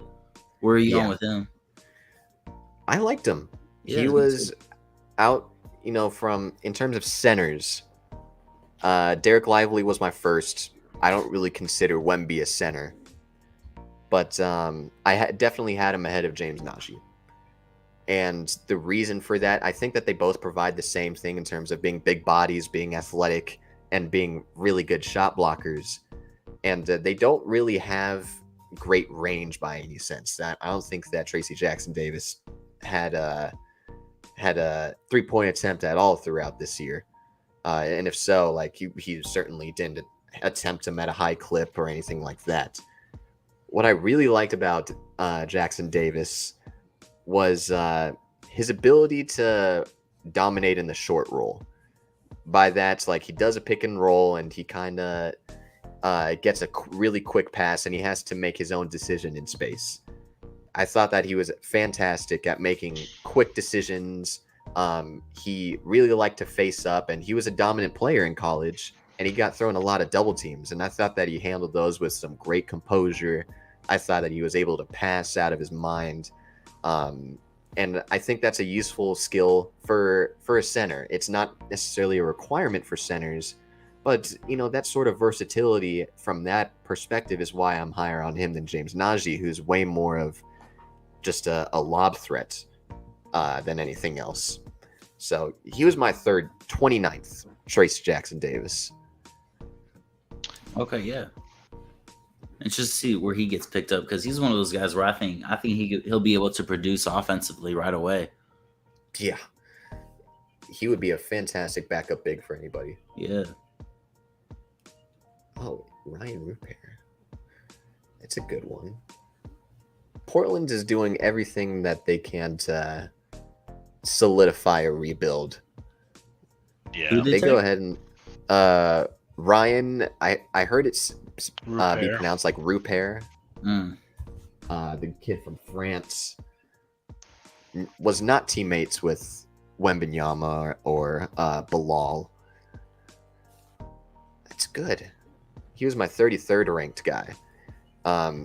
He reminded me of like a Markelle Fultz, Josh Richardson type, where he has the playmaking chops. He has the really lanky arms. You could just tell, like, it just looks abnormal. 6'7", 7'2" wingspan. It just looks very unnatural to be a part of him. He was great at playmaking, but some of it was like he was a great playmaker to a fault, to where he was passing up his own looks. But whenever he does look at the basket, he's usually better at getting to the basket and finishing at the cup. And very obviously, if you have a 7-foot wingspan, whether or not you're 6'1" or you're 7 foot, a 7-foot wingspan is really, really special to have.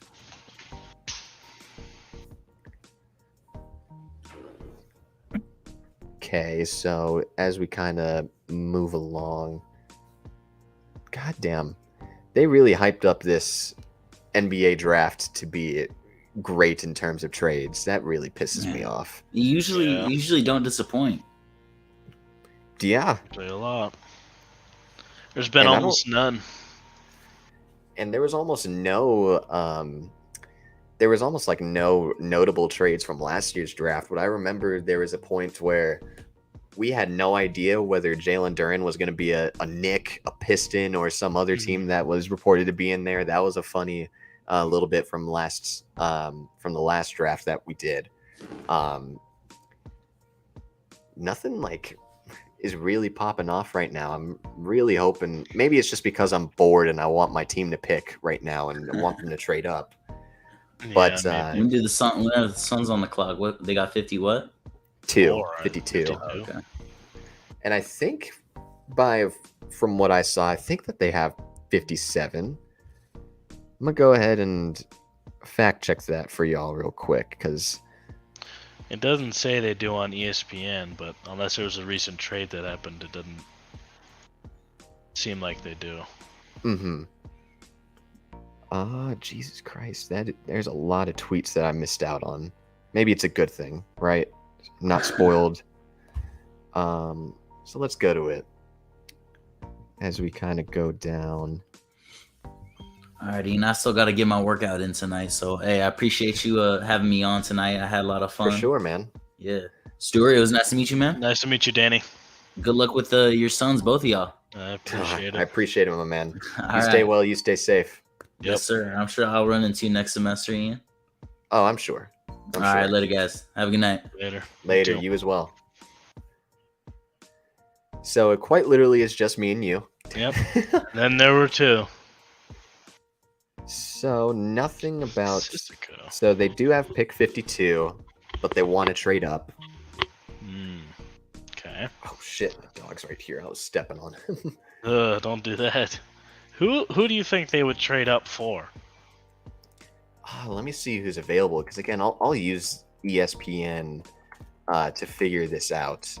ESPN draft picks by round. Najee, Tyson, Walsh, Muhammad, Maxwell, Amari, Vucevic, Rupert, Shitty, Shisoko. The next best available guy, dude, Gigi Jackson is like the guy I'm really intrigued with. Yeah. I talked about him a little earlier, but again, like he's just like 18, 19. He's the youngest player in the draft. I think that having somebody that you could at the very least try to develop, that he has a great scoring prowess, and you kind of just want him to be that, be in that mold, right? You want him to score. You want the length. You want the youth. And again, it was very important in my mind when they made the Bradley Beal trade to go ahead and grab guys like Jordan Goodwin, go ahead and grab Isaiah Todd. Sure, they may not become anything, but I think that just having guys that, again, like it's fresh legs, it's having the ability to develop a young guy, especially since you don't have the draft picks to go ahead and grab a young guy for yourself. And there's no young guy that's going to take the minimum to come here.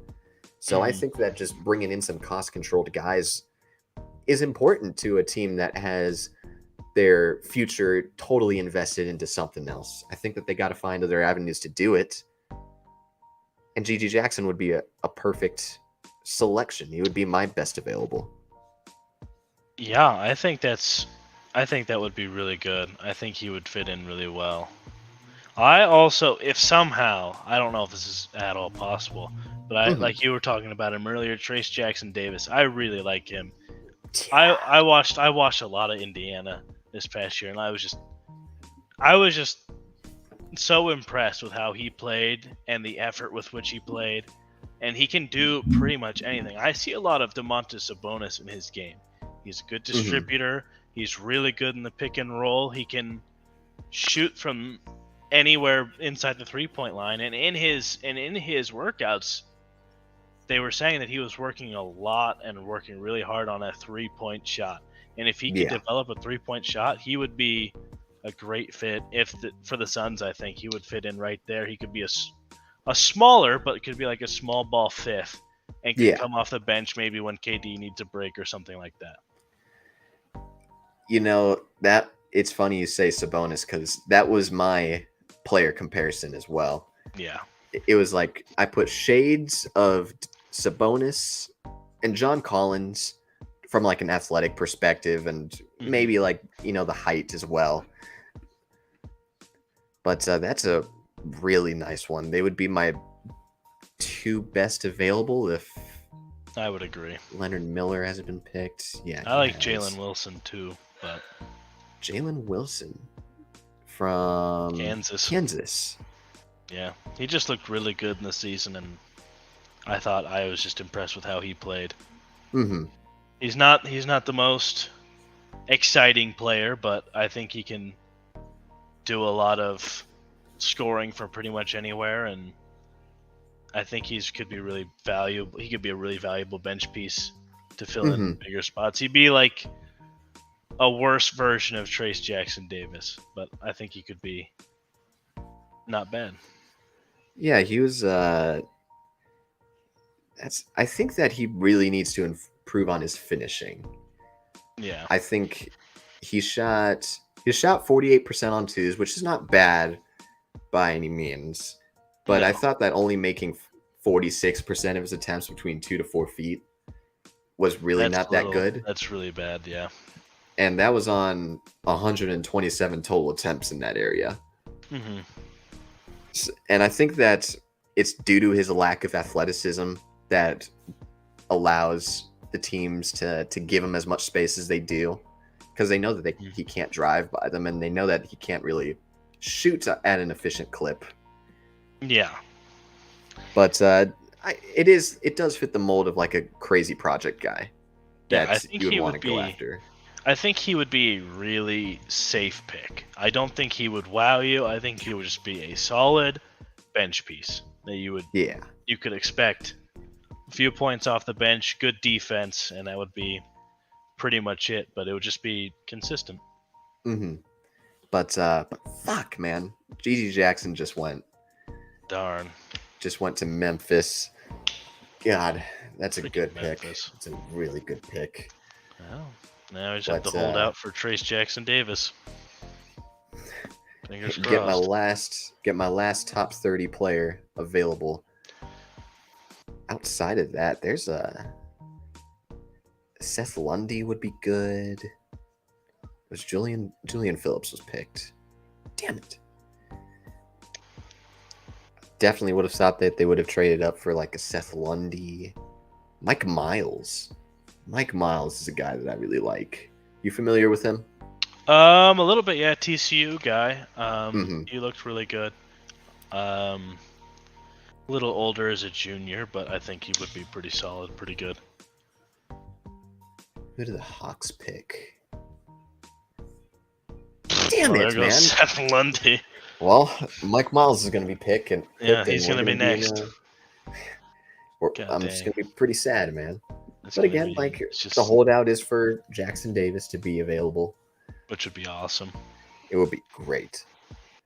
But I really liked Mike Miles as a pick and roll shooter. Mm-hmm. I really liked him on just 3-point shooting in particular. So these percentages. So he shot 42% on spot ups.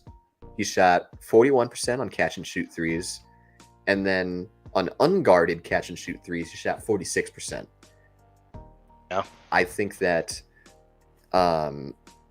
he made drastic improvements in a lot of shooting categories over the last couple of years, upped his field goal percentage to 50% this year, 18 points per game this year, 35% from three. And I think that in a pick and roll, he could just make so many passes, so many tight window passes that I don't think a lot of people can make.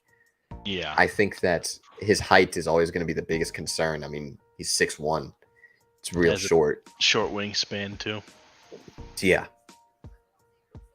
He was able to sneak into passing lanes. I guess like there's a level of effort that you could admire, but he's certainly capped from that end. Mm-hmm. If I'll just say, like, if we kept CP, he would be perfect. Yeah, as Learning like a backup point guard, almost behind be a CP. short point guard, be a short point guard at that, and be able to shoot it at a good clip.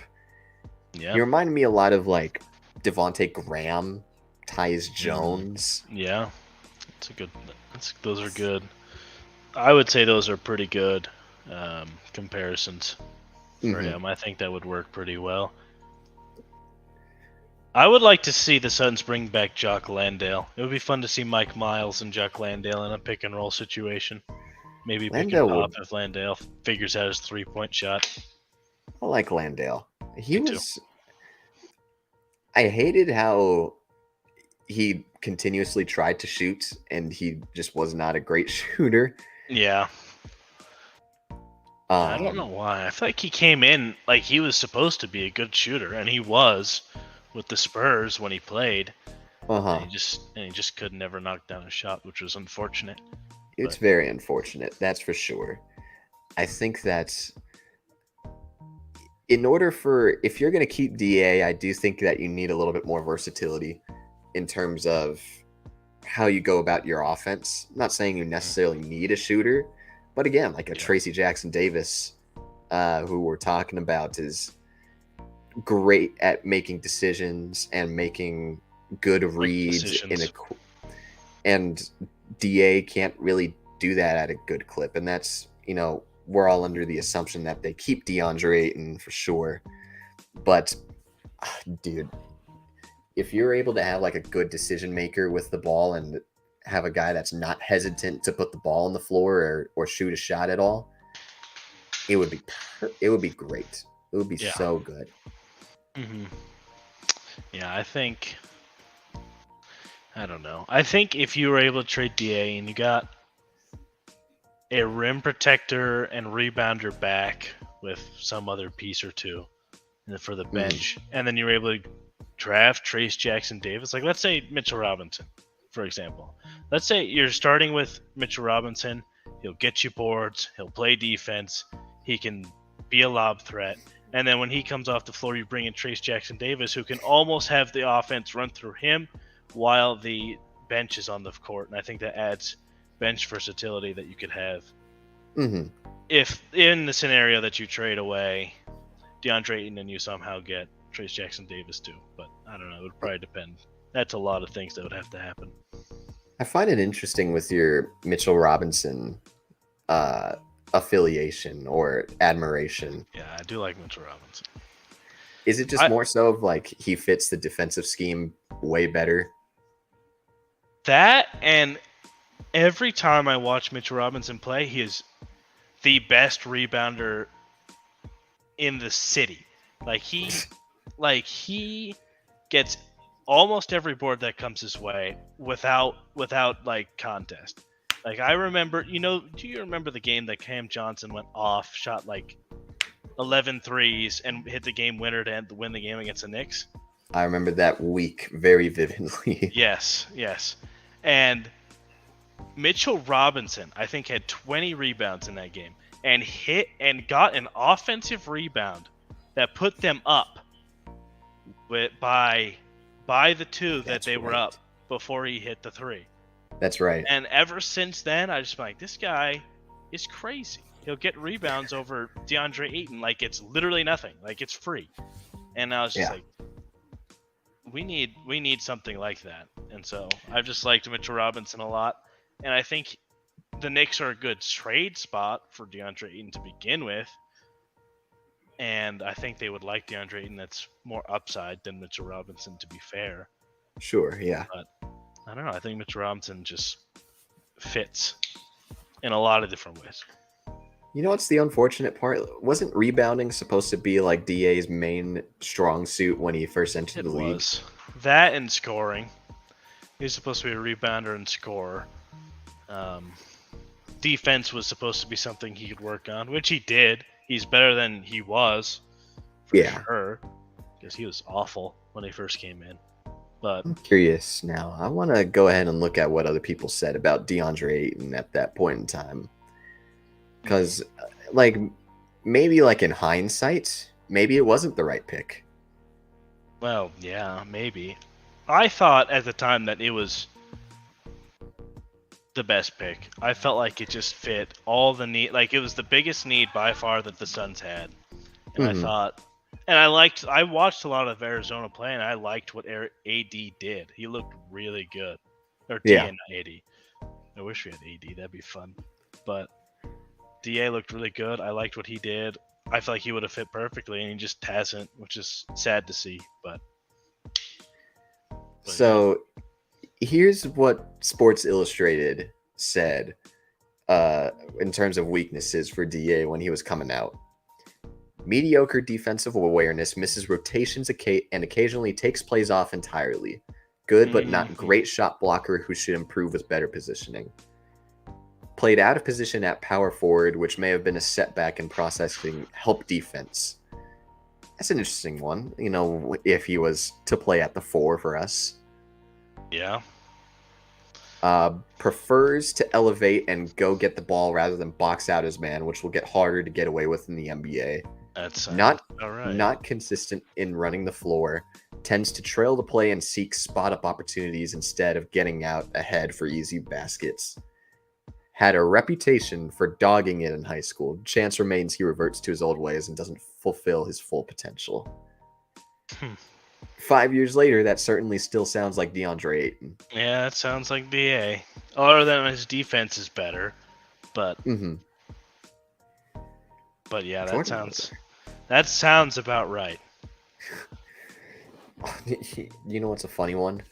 That came in his strengths. Responded well to being seriously coached and challenged for the first time at Arizona. When his competitive juices are flowing, he can be extremely difficult to stop. Yeah, but his competitive juices are never flowing, so that is the problem. The last time I saw them flow was the championship run, and ever since then, there's been pretty much nothing. Pretty much nothing.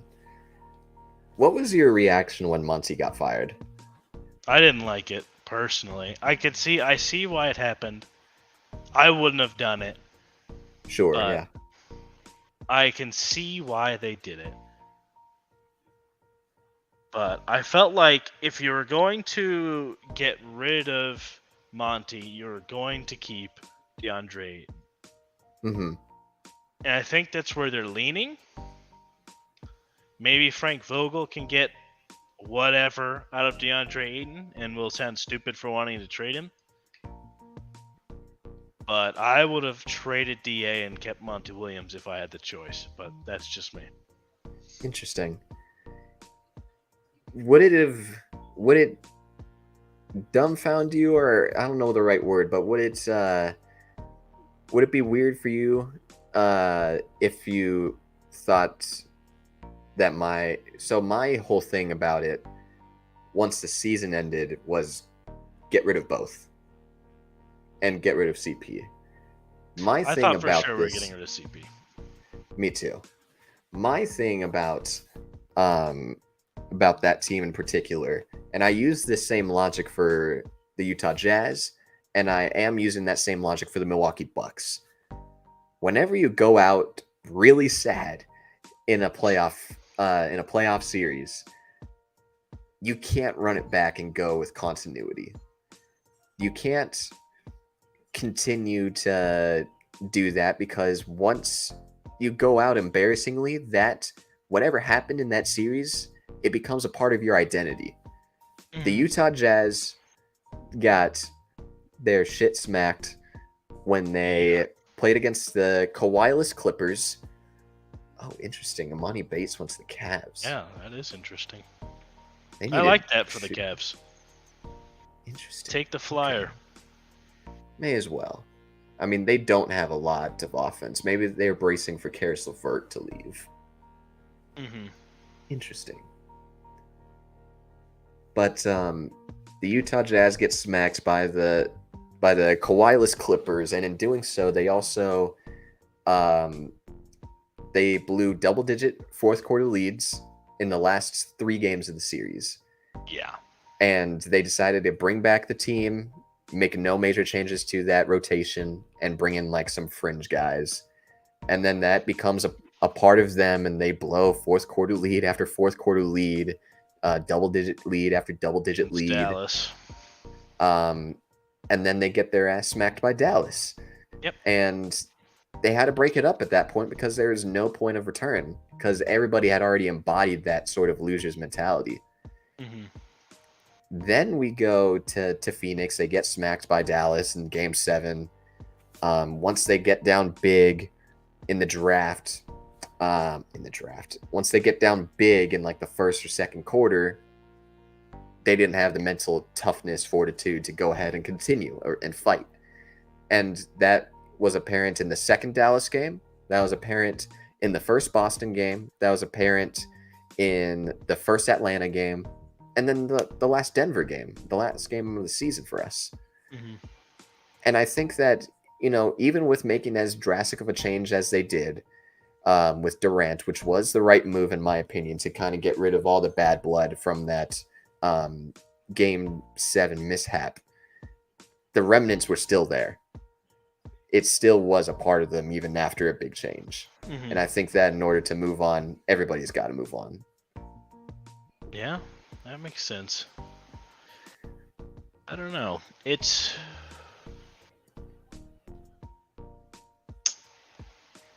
I just think that Monty Williams was not necessarily the problem.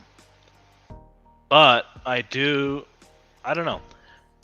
I get what you're saying, but I don't think you had to get rid of Monty Williams in order to affect that kind of change. But also, I'm not saying I'm against firing Monty Williams. I just personally would not have done it, if that makes any sense. Sure. So I'm fine with this decision. I'm happy we got to keep Kevin Young on the coaching staff. Me too. As an assistant. Holy shit. Go ahead. I'm gonna go on a long tangent again, so you go ahead and do your thing. Oh, I was just gonna say if he wasn't gonna be the head coach, Kevin Young, I really liked Kevin Young. If he wasn't gonna be the head coach, I'm happy that he's still part of the coaching staff, assisting coaching staff. So that was basically it. I really liked Kevin Young. And I did too, more so than any of the other assistants that could have potentially been out there. Vogel is a horrendous offensive coach. Yeah. And it's not like his systems aren't bad. Like he runs like a little bit of like that flow offense that like Golden State runs, where you just see a lot of running around, less pick and rolls. And then you see like a 5-out situation where you want your athletic guys to get to the basket, right? Assumedly, it's a good system, but there was no creativity from his end or from the assistants. Yeah. And he brought in damn near the same staff from 2 years ago, which means that we are going to get the same offensive system that was deployed for the Lakers. And I think that if we weren't going to bring in an offensive mind as our head coach, that we needed to keep Kevin Young. Yeah. And they made the correct decision with the coach and the associate coach. I think that it was very I felt like it was calculated quite a bit, knowing that they had the opportunity to bring in a different one and keep Kevin Young. And now he gets the opportunity to scheme up stuff for Durant, Book, and Beal, 3 of the best scorers in the league. Yeah. That's nuts. Yeah, and I am happy. In some ways, I like that Frank Vogel is going to bring in his defensive schemes, because I think he's a fairly to pretty good defensive head coach. And I like Fizdale in that same sense as well. And I think with how well the assistant head coach, the assistant coaching group has been formed, I think it's going to end up being a pretty well-rounded coaching staff, and I think that'll work to the benefit of all of the Suns players, offensively and defensively. Interesting. We're about to be on the clock soon. Almost. Finally. It's in only the been 50 4 hours. just damn near 5 hours. Oh my lord. And now I kind of feel now that everybody's gone, now I feel the need to kind of speak a little bit with less expletives. Hmm. And I guess Timron is still here. Tim Steves. Let's I see go. that on my screen it says there's nobody watching. And then I see Timron going ahead and typing 9:25, and it's 9:25 right now. Jesus, Suns need you and Stewie to coach. I mean, I'm always lurking, Ian. did he comment that? Yeah, he did. It Jesus says one Christ. watching now. I think it's just Tim. Let's freaking go. This is just Tim's a legend. dark. This is like the black market stuff right here. This is after dark. But Timron, man, shoot me some questions. Shoot us some questions. We're in the last couple of picks. We'd love to answer some of your questions, knowing that we have a loyal listener, a very loyal listener. Yes, a legend. I really hope the Nets don't pick Trace Jackson Davis. I ended up really seeing the hope pick. not. I ended up seeing the pick for the Nets, and Okay. it's not. Thank the Lord. But it is a guy that we did talk about. Okay, let me see if I can guess it. Yeah. We talked about him. Was it Mike Miles? No. I figured not. Oh, who would it be? You want a position? Sure. Forward. Forward. Talked about him. Kobe Jones. It's not Trace Jackson Davis. Is it Jalen Wilson? Yeah. Whoa. Yeah. Interesting. Now I'm gonna turn up my volume a little bit to hear this Suns pick that's about to come up. I know. But Timron goes ahead and asks, how would you kind of fix the Bulls to get them back into a spot to make a playoff push? That's a really hard question, because I think a lot of it is going to rely on continuity. But I also don't think that the players that you have can reliably help you out in a playoff setting. I think Levine would be good. DeMar has been really inconsistent with that on just in playoffs in general. Mm-hmm. In order to make a playoff push, you're going to have to make some drastic change to your roster to build around Levine. Now, who that player would be, it's hard to find a logical fit. Yeah. Maybe you think about Karl Anthony Towns at your center position. I think Maybe center you go would ahead be and the get a way to point go. guard. Right? I don't know if Vucevic is the right guy. I think he's just too limited. And he's He's so just, expensive. He's the rumor going around right now is that they're wanting to he's willing to give them a hometown discount on his next contract, and I have no idea what the hell that means. It could, for all we know, it could still be upwards of $20 million. Yeah. And do the Bulls even want that hometown discount? Right. It's challenging. Never thought he was ever that guy. Yeah, I mean, Vooch was just always fine. He's always just been a fine offensive guy. Okay, so Suns are officially on the clock. Please pick Trace Jackson Davis. Please. And on the team, picks in. Jesus, that was quick. Maybe Adama Sanago would be good. I like him as a backup. I would be fine with Sanago. I would prefer Davis, but I'd be fine with Sanago. Isaiah Wong, Chris Livingston. Again, I'm just kind of going through the prospects on ESPN. They say that this is a proposed trade to the Wizards, but it's just not right. We have the 52nd pick. Yeah. I think that's from the Beal trade, isn't it? No, this is our own second rounder. Yeah, that's right. Unless they did a trade just now, And and that would explain why the pick is in so fast.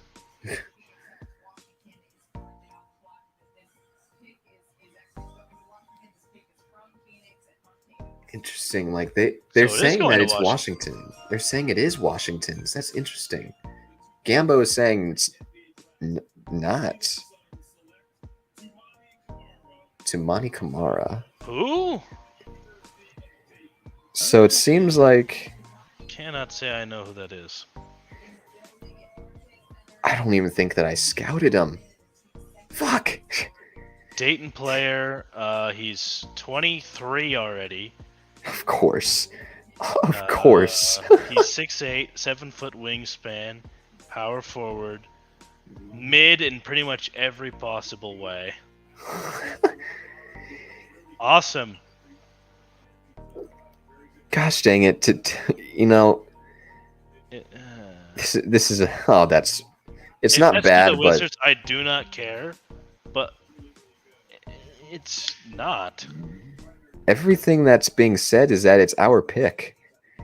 I don't understand. They're confusing the shit out of me. Bro, I look at guess- that Trace Jackson. I guess it must not be our pick. God, this is weird. I just want Trace Jackson Davis, man. It looks. God, this is the equivalent of like us not knowing where the hell Jalen Duren was going last year. Yeah, like I don't know what's happening. I don't know how Trace Jackson Davis is still there. I mean, he's younger. He's younger than the guy that just got drafted. Dude, you can't tell me this is not a James Jones type of selection, though. If this is Oh. still our guy. Oh, absolutely. That's really funny that this is. He always selects these goddamn forwards that are older than everybody else in the draft Oh, class. yeah, but so is Trace Jackson Davis. He's just as old, basically. I don't know. Well, Not my pick. So, Jesus, I'm seeing like our insiders. We're seeing our main reporter saying that it's our pick, and then I see, no, I'm getting it from like Gerald Bourget. He's like he does like the Suns beats. He goes to the practices and whatnot. I see. Yeah, they've stated multiple times this is going to. Okay, this is going to Washington. Shams reported it. Okay, then how is that the case? Is it a trade or is it from the Beal trade? The 52nd pick we already had to begin with. Okay. Before the Beal trade, but when we made the Beal trade, we swapped our late second round picks this year. Okay, and where do they pick? 57th, which this year is second to brother. last. So we're not getting Trace Jack. There's no way. There's no way he's still there. Well, Jalen Clark went to the Timberwolves, so he's still available. I mean, do the Kings want this? Trace Jackson Want this Davis. mold? Do they want like a Sabonis light? A second Sabonis? That would be hilarious if they did that. That would be kind of crazy. Okay, so I appreciate Shams for helping us out with that because nobody was Making any sense. nobody was providing any clarity. Some people are saying that. Whoa, the Kings already made their pick. Jesus, everybody's goddamn quick. Smokes. Now's the fun part where Suns fans watch a couple of highlights of a player they've never heard of and talk themselves into it. That's fun. Yep. I mean, that's what we get for picking second to last. I think the Kings would pick Trace Jackson Davis. He's like a smaller version of Sabonis. Mm-hmm. Terquavion Smith wouldn't be bad. So the Kings, they select. Who are they picking? Finger licking chicken. They're picking. Subway. Jalen Jalen Slauson. Slauson out of Furman. Furman. I did not expect him Clarity to be drafted. here. Okay. Okay, now Shams goes ahead and backtracks. So it is our guy. So he is our guy. Darn it, man. What are we doing? God. And the NBA, God. how the NBA does their trades has got to be the worst way to do trades. Got to be the worst. I know. It's so bad. Like with the NFL, you're like, oh, I know what happened in the trade. You don't have to wait 30 minutes to figure out what happened. The thing is, yeah, when the trade immediately goes through, they don't select it for a team and then they go ahead and do 20 minutes later, like, we have a trade to announce. It's like, they walk up, Roger Goodell walks up to the podium and says, such and such team has traded the third pick in the 2023 NFL draft, and then they say the pick. And then it's like, okay. So I think it's time for all of us to kind of go right back into watching highlights and talking ourselves into them. Who? What was his name? His name is Tumani Kamara. Freak, man. There's no way he's going to even make the team. I think if there is anybody that's not making the team, it's going to be Isaiah Todd.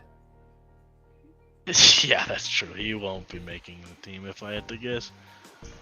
And it sucks because, like, he was a highly touted high school guy and played relatively solidly in the G League that first year. And then he just went to shit. Yep, kind of sucked. He has sucked. He's sub 40% shooting from the field for a 6'10" player. And then 33% from three, which I guess is solid. Man, can't believe Sanago or Jackson Davis is about to be undrafted. I hope they don't get drafted so we can wait. How does off? I don't know how undrafted free. Is there an undrafted free agent like thing? I think they just outright. Yeah, I mean, I remember a couple of years ago. Isaiah Wong, that's a nice one. Good job, Indiana. They've been nailing this draft. I love what they're doing. But I think a couple years ago, we signed an undrafted free agent that night. His name was Jalen LeCue. Jalen LeCue. I remember Jalen LeCue. Yeah. He was if you remember, do you remember seeing a video immediately after the Suns picked him and it said like Jalen LeCue, baby Westbrook? Yes, I do remember that. I was like, dude, this guy must be like good or something. And he had like a really good like summer league. Like didn't he have like a really good summer league? And I was like, wait, this guy could actually like play, and then he never really did. That was funny. I remember he was really good. But there's undrafted guys that get signed by the night, and then in the coming days there will be more undrafted guys picked up. Mm-hmm. And probably more so for like the training camp invite than anything. Yeah. But, okay. I just don't know why we didn't pick Trace Jackson Davis. I'm just sad. That's like one of my favorite players in this draft, and they really never fail to disappoint you, huh? No, they don't. They find new ways every single time. But you know what? They're the team I'm a fan of, so kind of gotta stick with them. We both struggle and also can get spoiled in plenty of different ways. Mm-hmm. Exactly. I'm thinking of like, because I am always continuously thinking about how the Suns can build out their roster, and again, like it's all minimum guys that we can sign. That's it. Like we don't have exceptions and whatnot. Mm-hmm.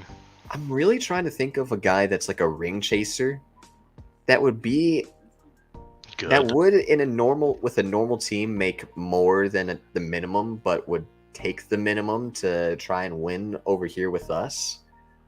I'm trying to think of guys that would be ring chasers per se. I'm gonna go ahead and look this up. Look up the free agent list. Agency 2023. Spot rack. All right, Timron, you'll be right back. I gotcha. So as we kind of look at what would be like our main target, would we like target a guard? Probably, if I had to guess. It probably depends on what happens with DA, Yeah. but I would probably say it's a guard of some kind.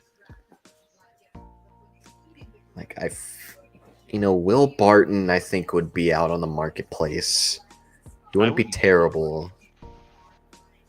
Josh Richardson, I feel like could sign for the minimum. I always go back to Schroeder. I would being really like potentially Schroeder. out there. Knows the system, knows Vogel, has a legit opportunity to be the sixth man.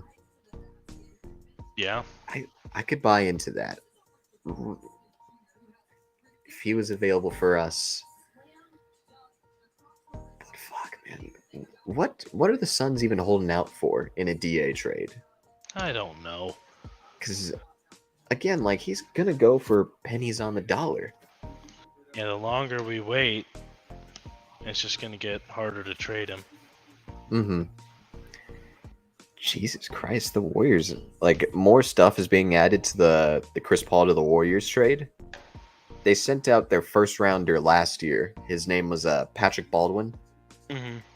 So that's Poole, Baldwin, Ryan Rollins, a first and a second for Chris Paul. That's a lot. That is a lot for your backup. Yeah, because he's going to be your backup. I mean, you're not starting him over... Unless you're going real small in your backcourt. Yeah. Which you would be.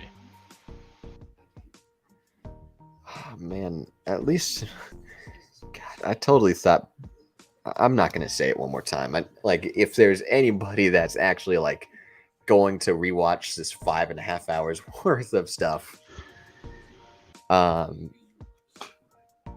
guess what's the next big move that's going to come up? Like trade? Yeah, who would be the next in line? Dame or DA, wow. probably. Oh, man, I feel a little pessimistic about it. Yeah, I think it's just going to be underwhelmed with the trade, kind of no matter what it is. Okay, that's sad. Oh my god. So I think the Wizards traded their second rounder right here to the Warriors. Are they going to take Trace Jackson Davis? Man, you're kidding me. And we got Warriors. Whatever his name. Tumani Kamara. Never gonna remember that name. Never going to.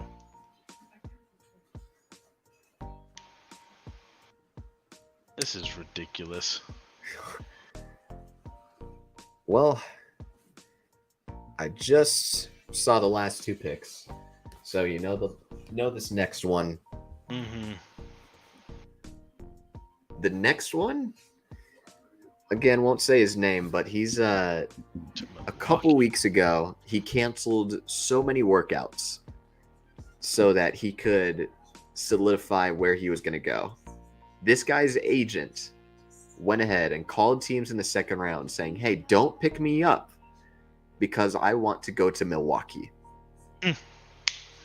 That's funny. So this man is hell-bent on being a Milwaukee Buck. Fortunately, I can't say I know who that is. Well, that's a good I guess thing. I'll see. What That's a good surprise. thing. Yep, there goes Trace Jackson Davis. Awesome. And dude, that's I hate Coulda that it's had- for the Warriors too. That's I just know. so perfect. Bull crap. He's gonna be so good for them. It's gonna be like crazy. Dude, I that's think he's like gonna be a better version of Draymond Green.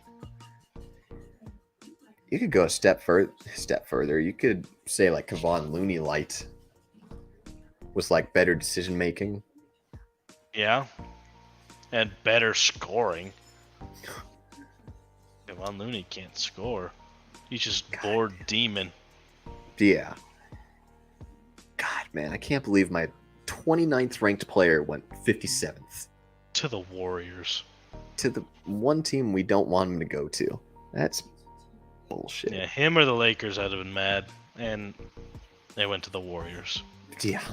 So, sick, dude. So excited to see him sitting on the Warriors bench or playing against us. I'm like, wow.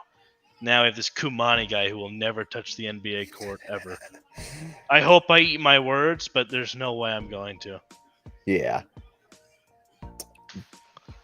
Okay, so I didn't get to him, but they say that he has the one guy that I'm seeing.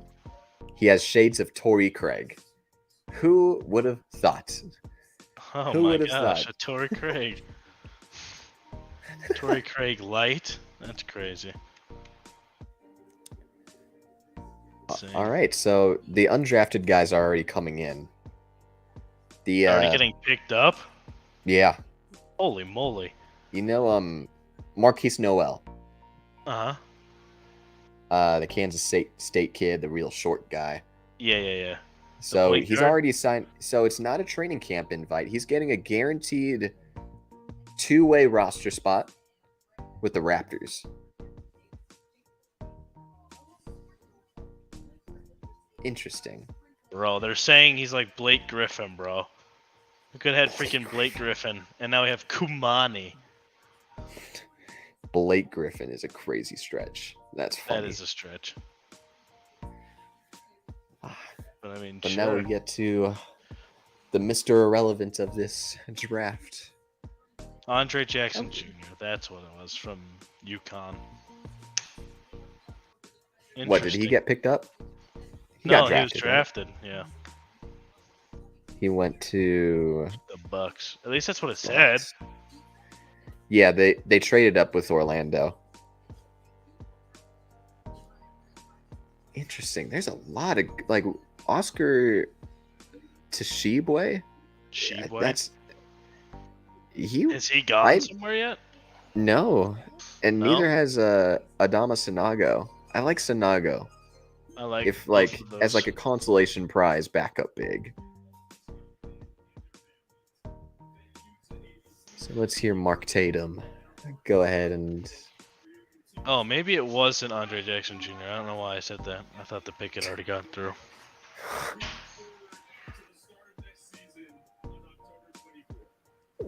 man, they really changed the setup for the draft.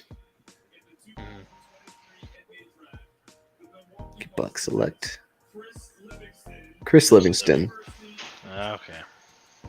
So he was another one of these like 5-star recruits that just didn't really pan out.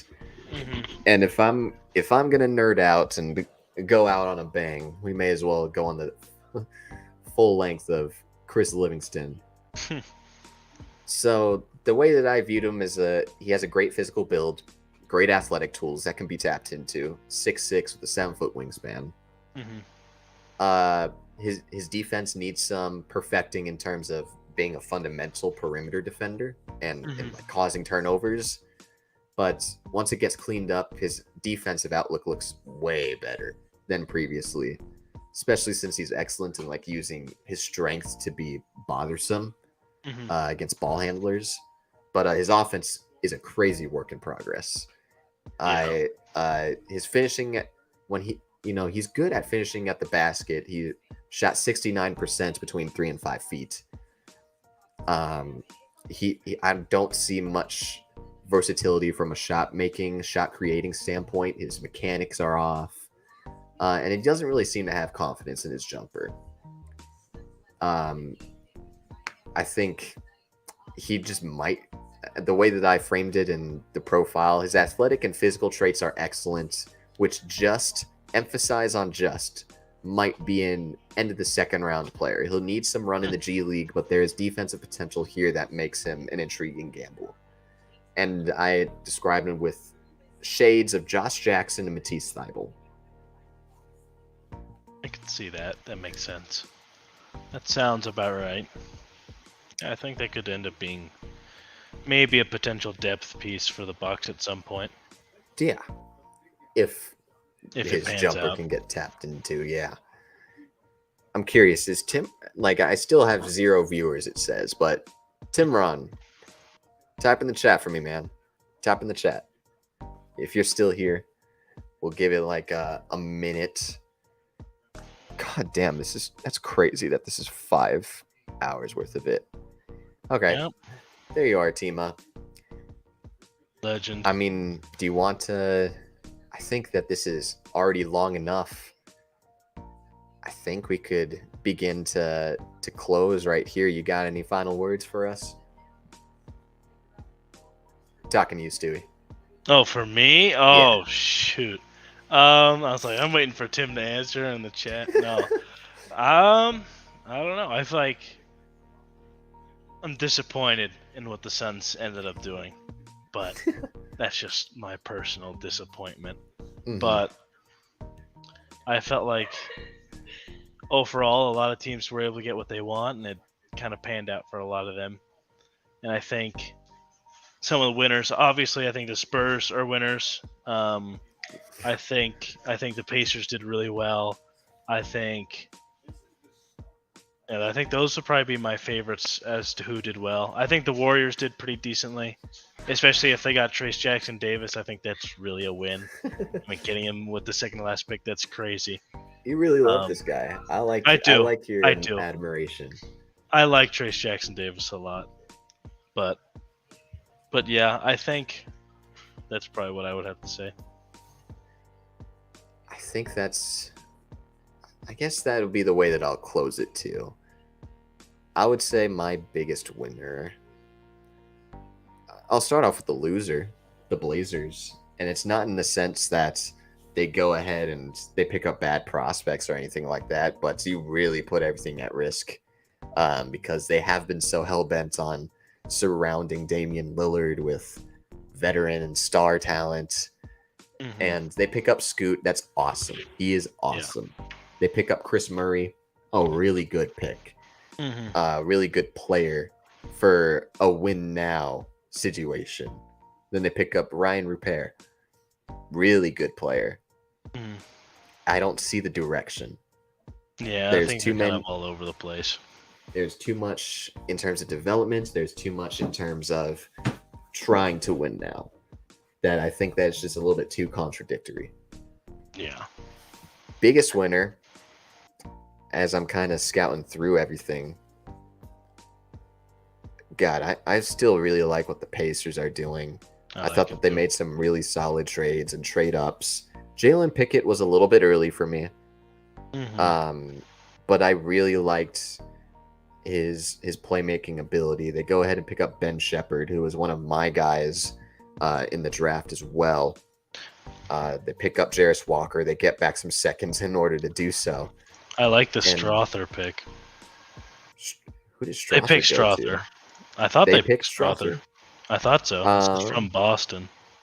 I think is this not going to Denver? I could be wrong, but I thought it was to... Okay, it says the Nuggets right now. I don't know. That's what it says on ESPN, but... Mm-hmm. I think you click on the down button on his profile, and it talks about the Nuggets.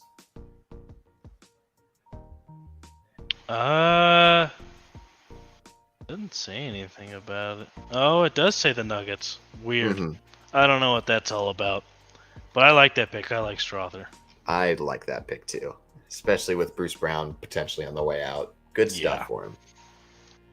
I really like what the Mavericks did too, for fortifying their front court with Derek Lively And who was the second guy they got? Olivier Maxence Prosper. That's right. I liked both of those picks. I thought those were really good too. Be quiet. Jesus Christ. So, I think this is where we're gonna end this off. Hold up, I'm gonna go get my dog. Look, get over here. Get over here. All right, I think that I got him. Nice. There we go, bud. So, this will be the end of this stream. I really appreciate everybody that came ahead and joined the stream. Stuart, thank you for coming on again this year, for being a guest. It was a lot of fun. Timron, year 2 again, for sticking out through damn near the entire stream. I really appreciate you coming on and asking questions, tuning in. It really does mean a lot to me. And to everybody that somehow made it to the ending of this recording, you guys tuning into this stuff and seeing my hard work kind of get shown off in this way, I really appreciate you guys keeping up with my content, keeping up with my stuff. So, any last words from you before we head out, Stuart?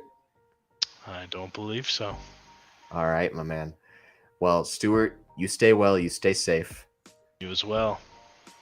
And I appreciate you guys for tuning in. This has been Three-Peat Sports live draft reaction show, part 2. We'll see you for part 3 next year, but we'll be back with you very, very soon. Peace.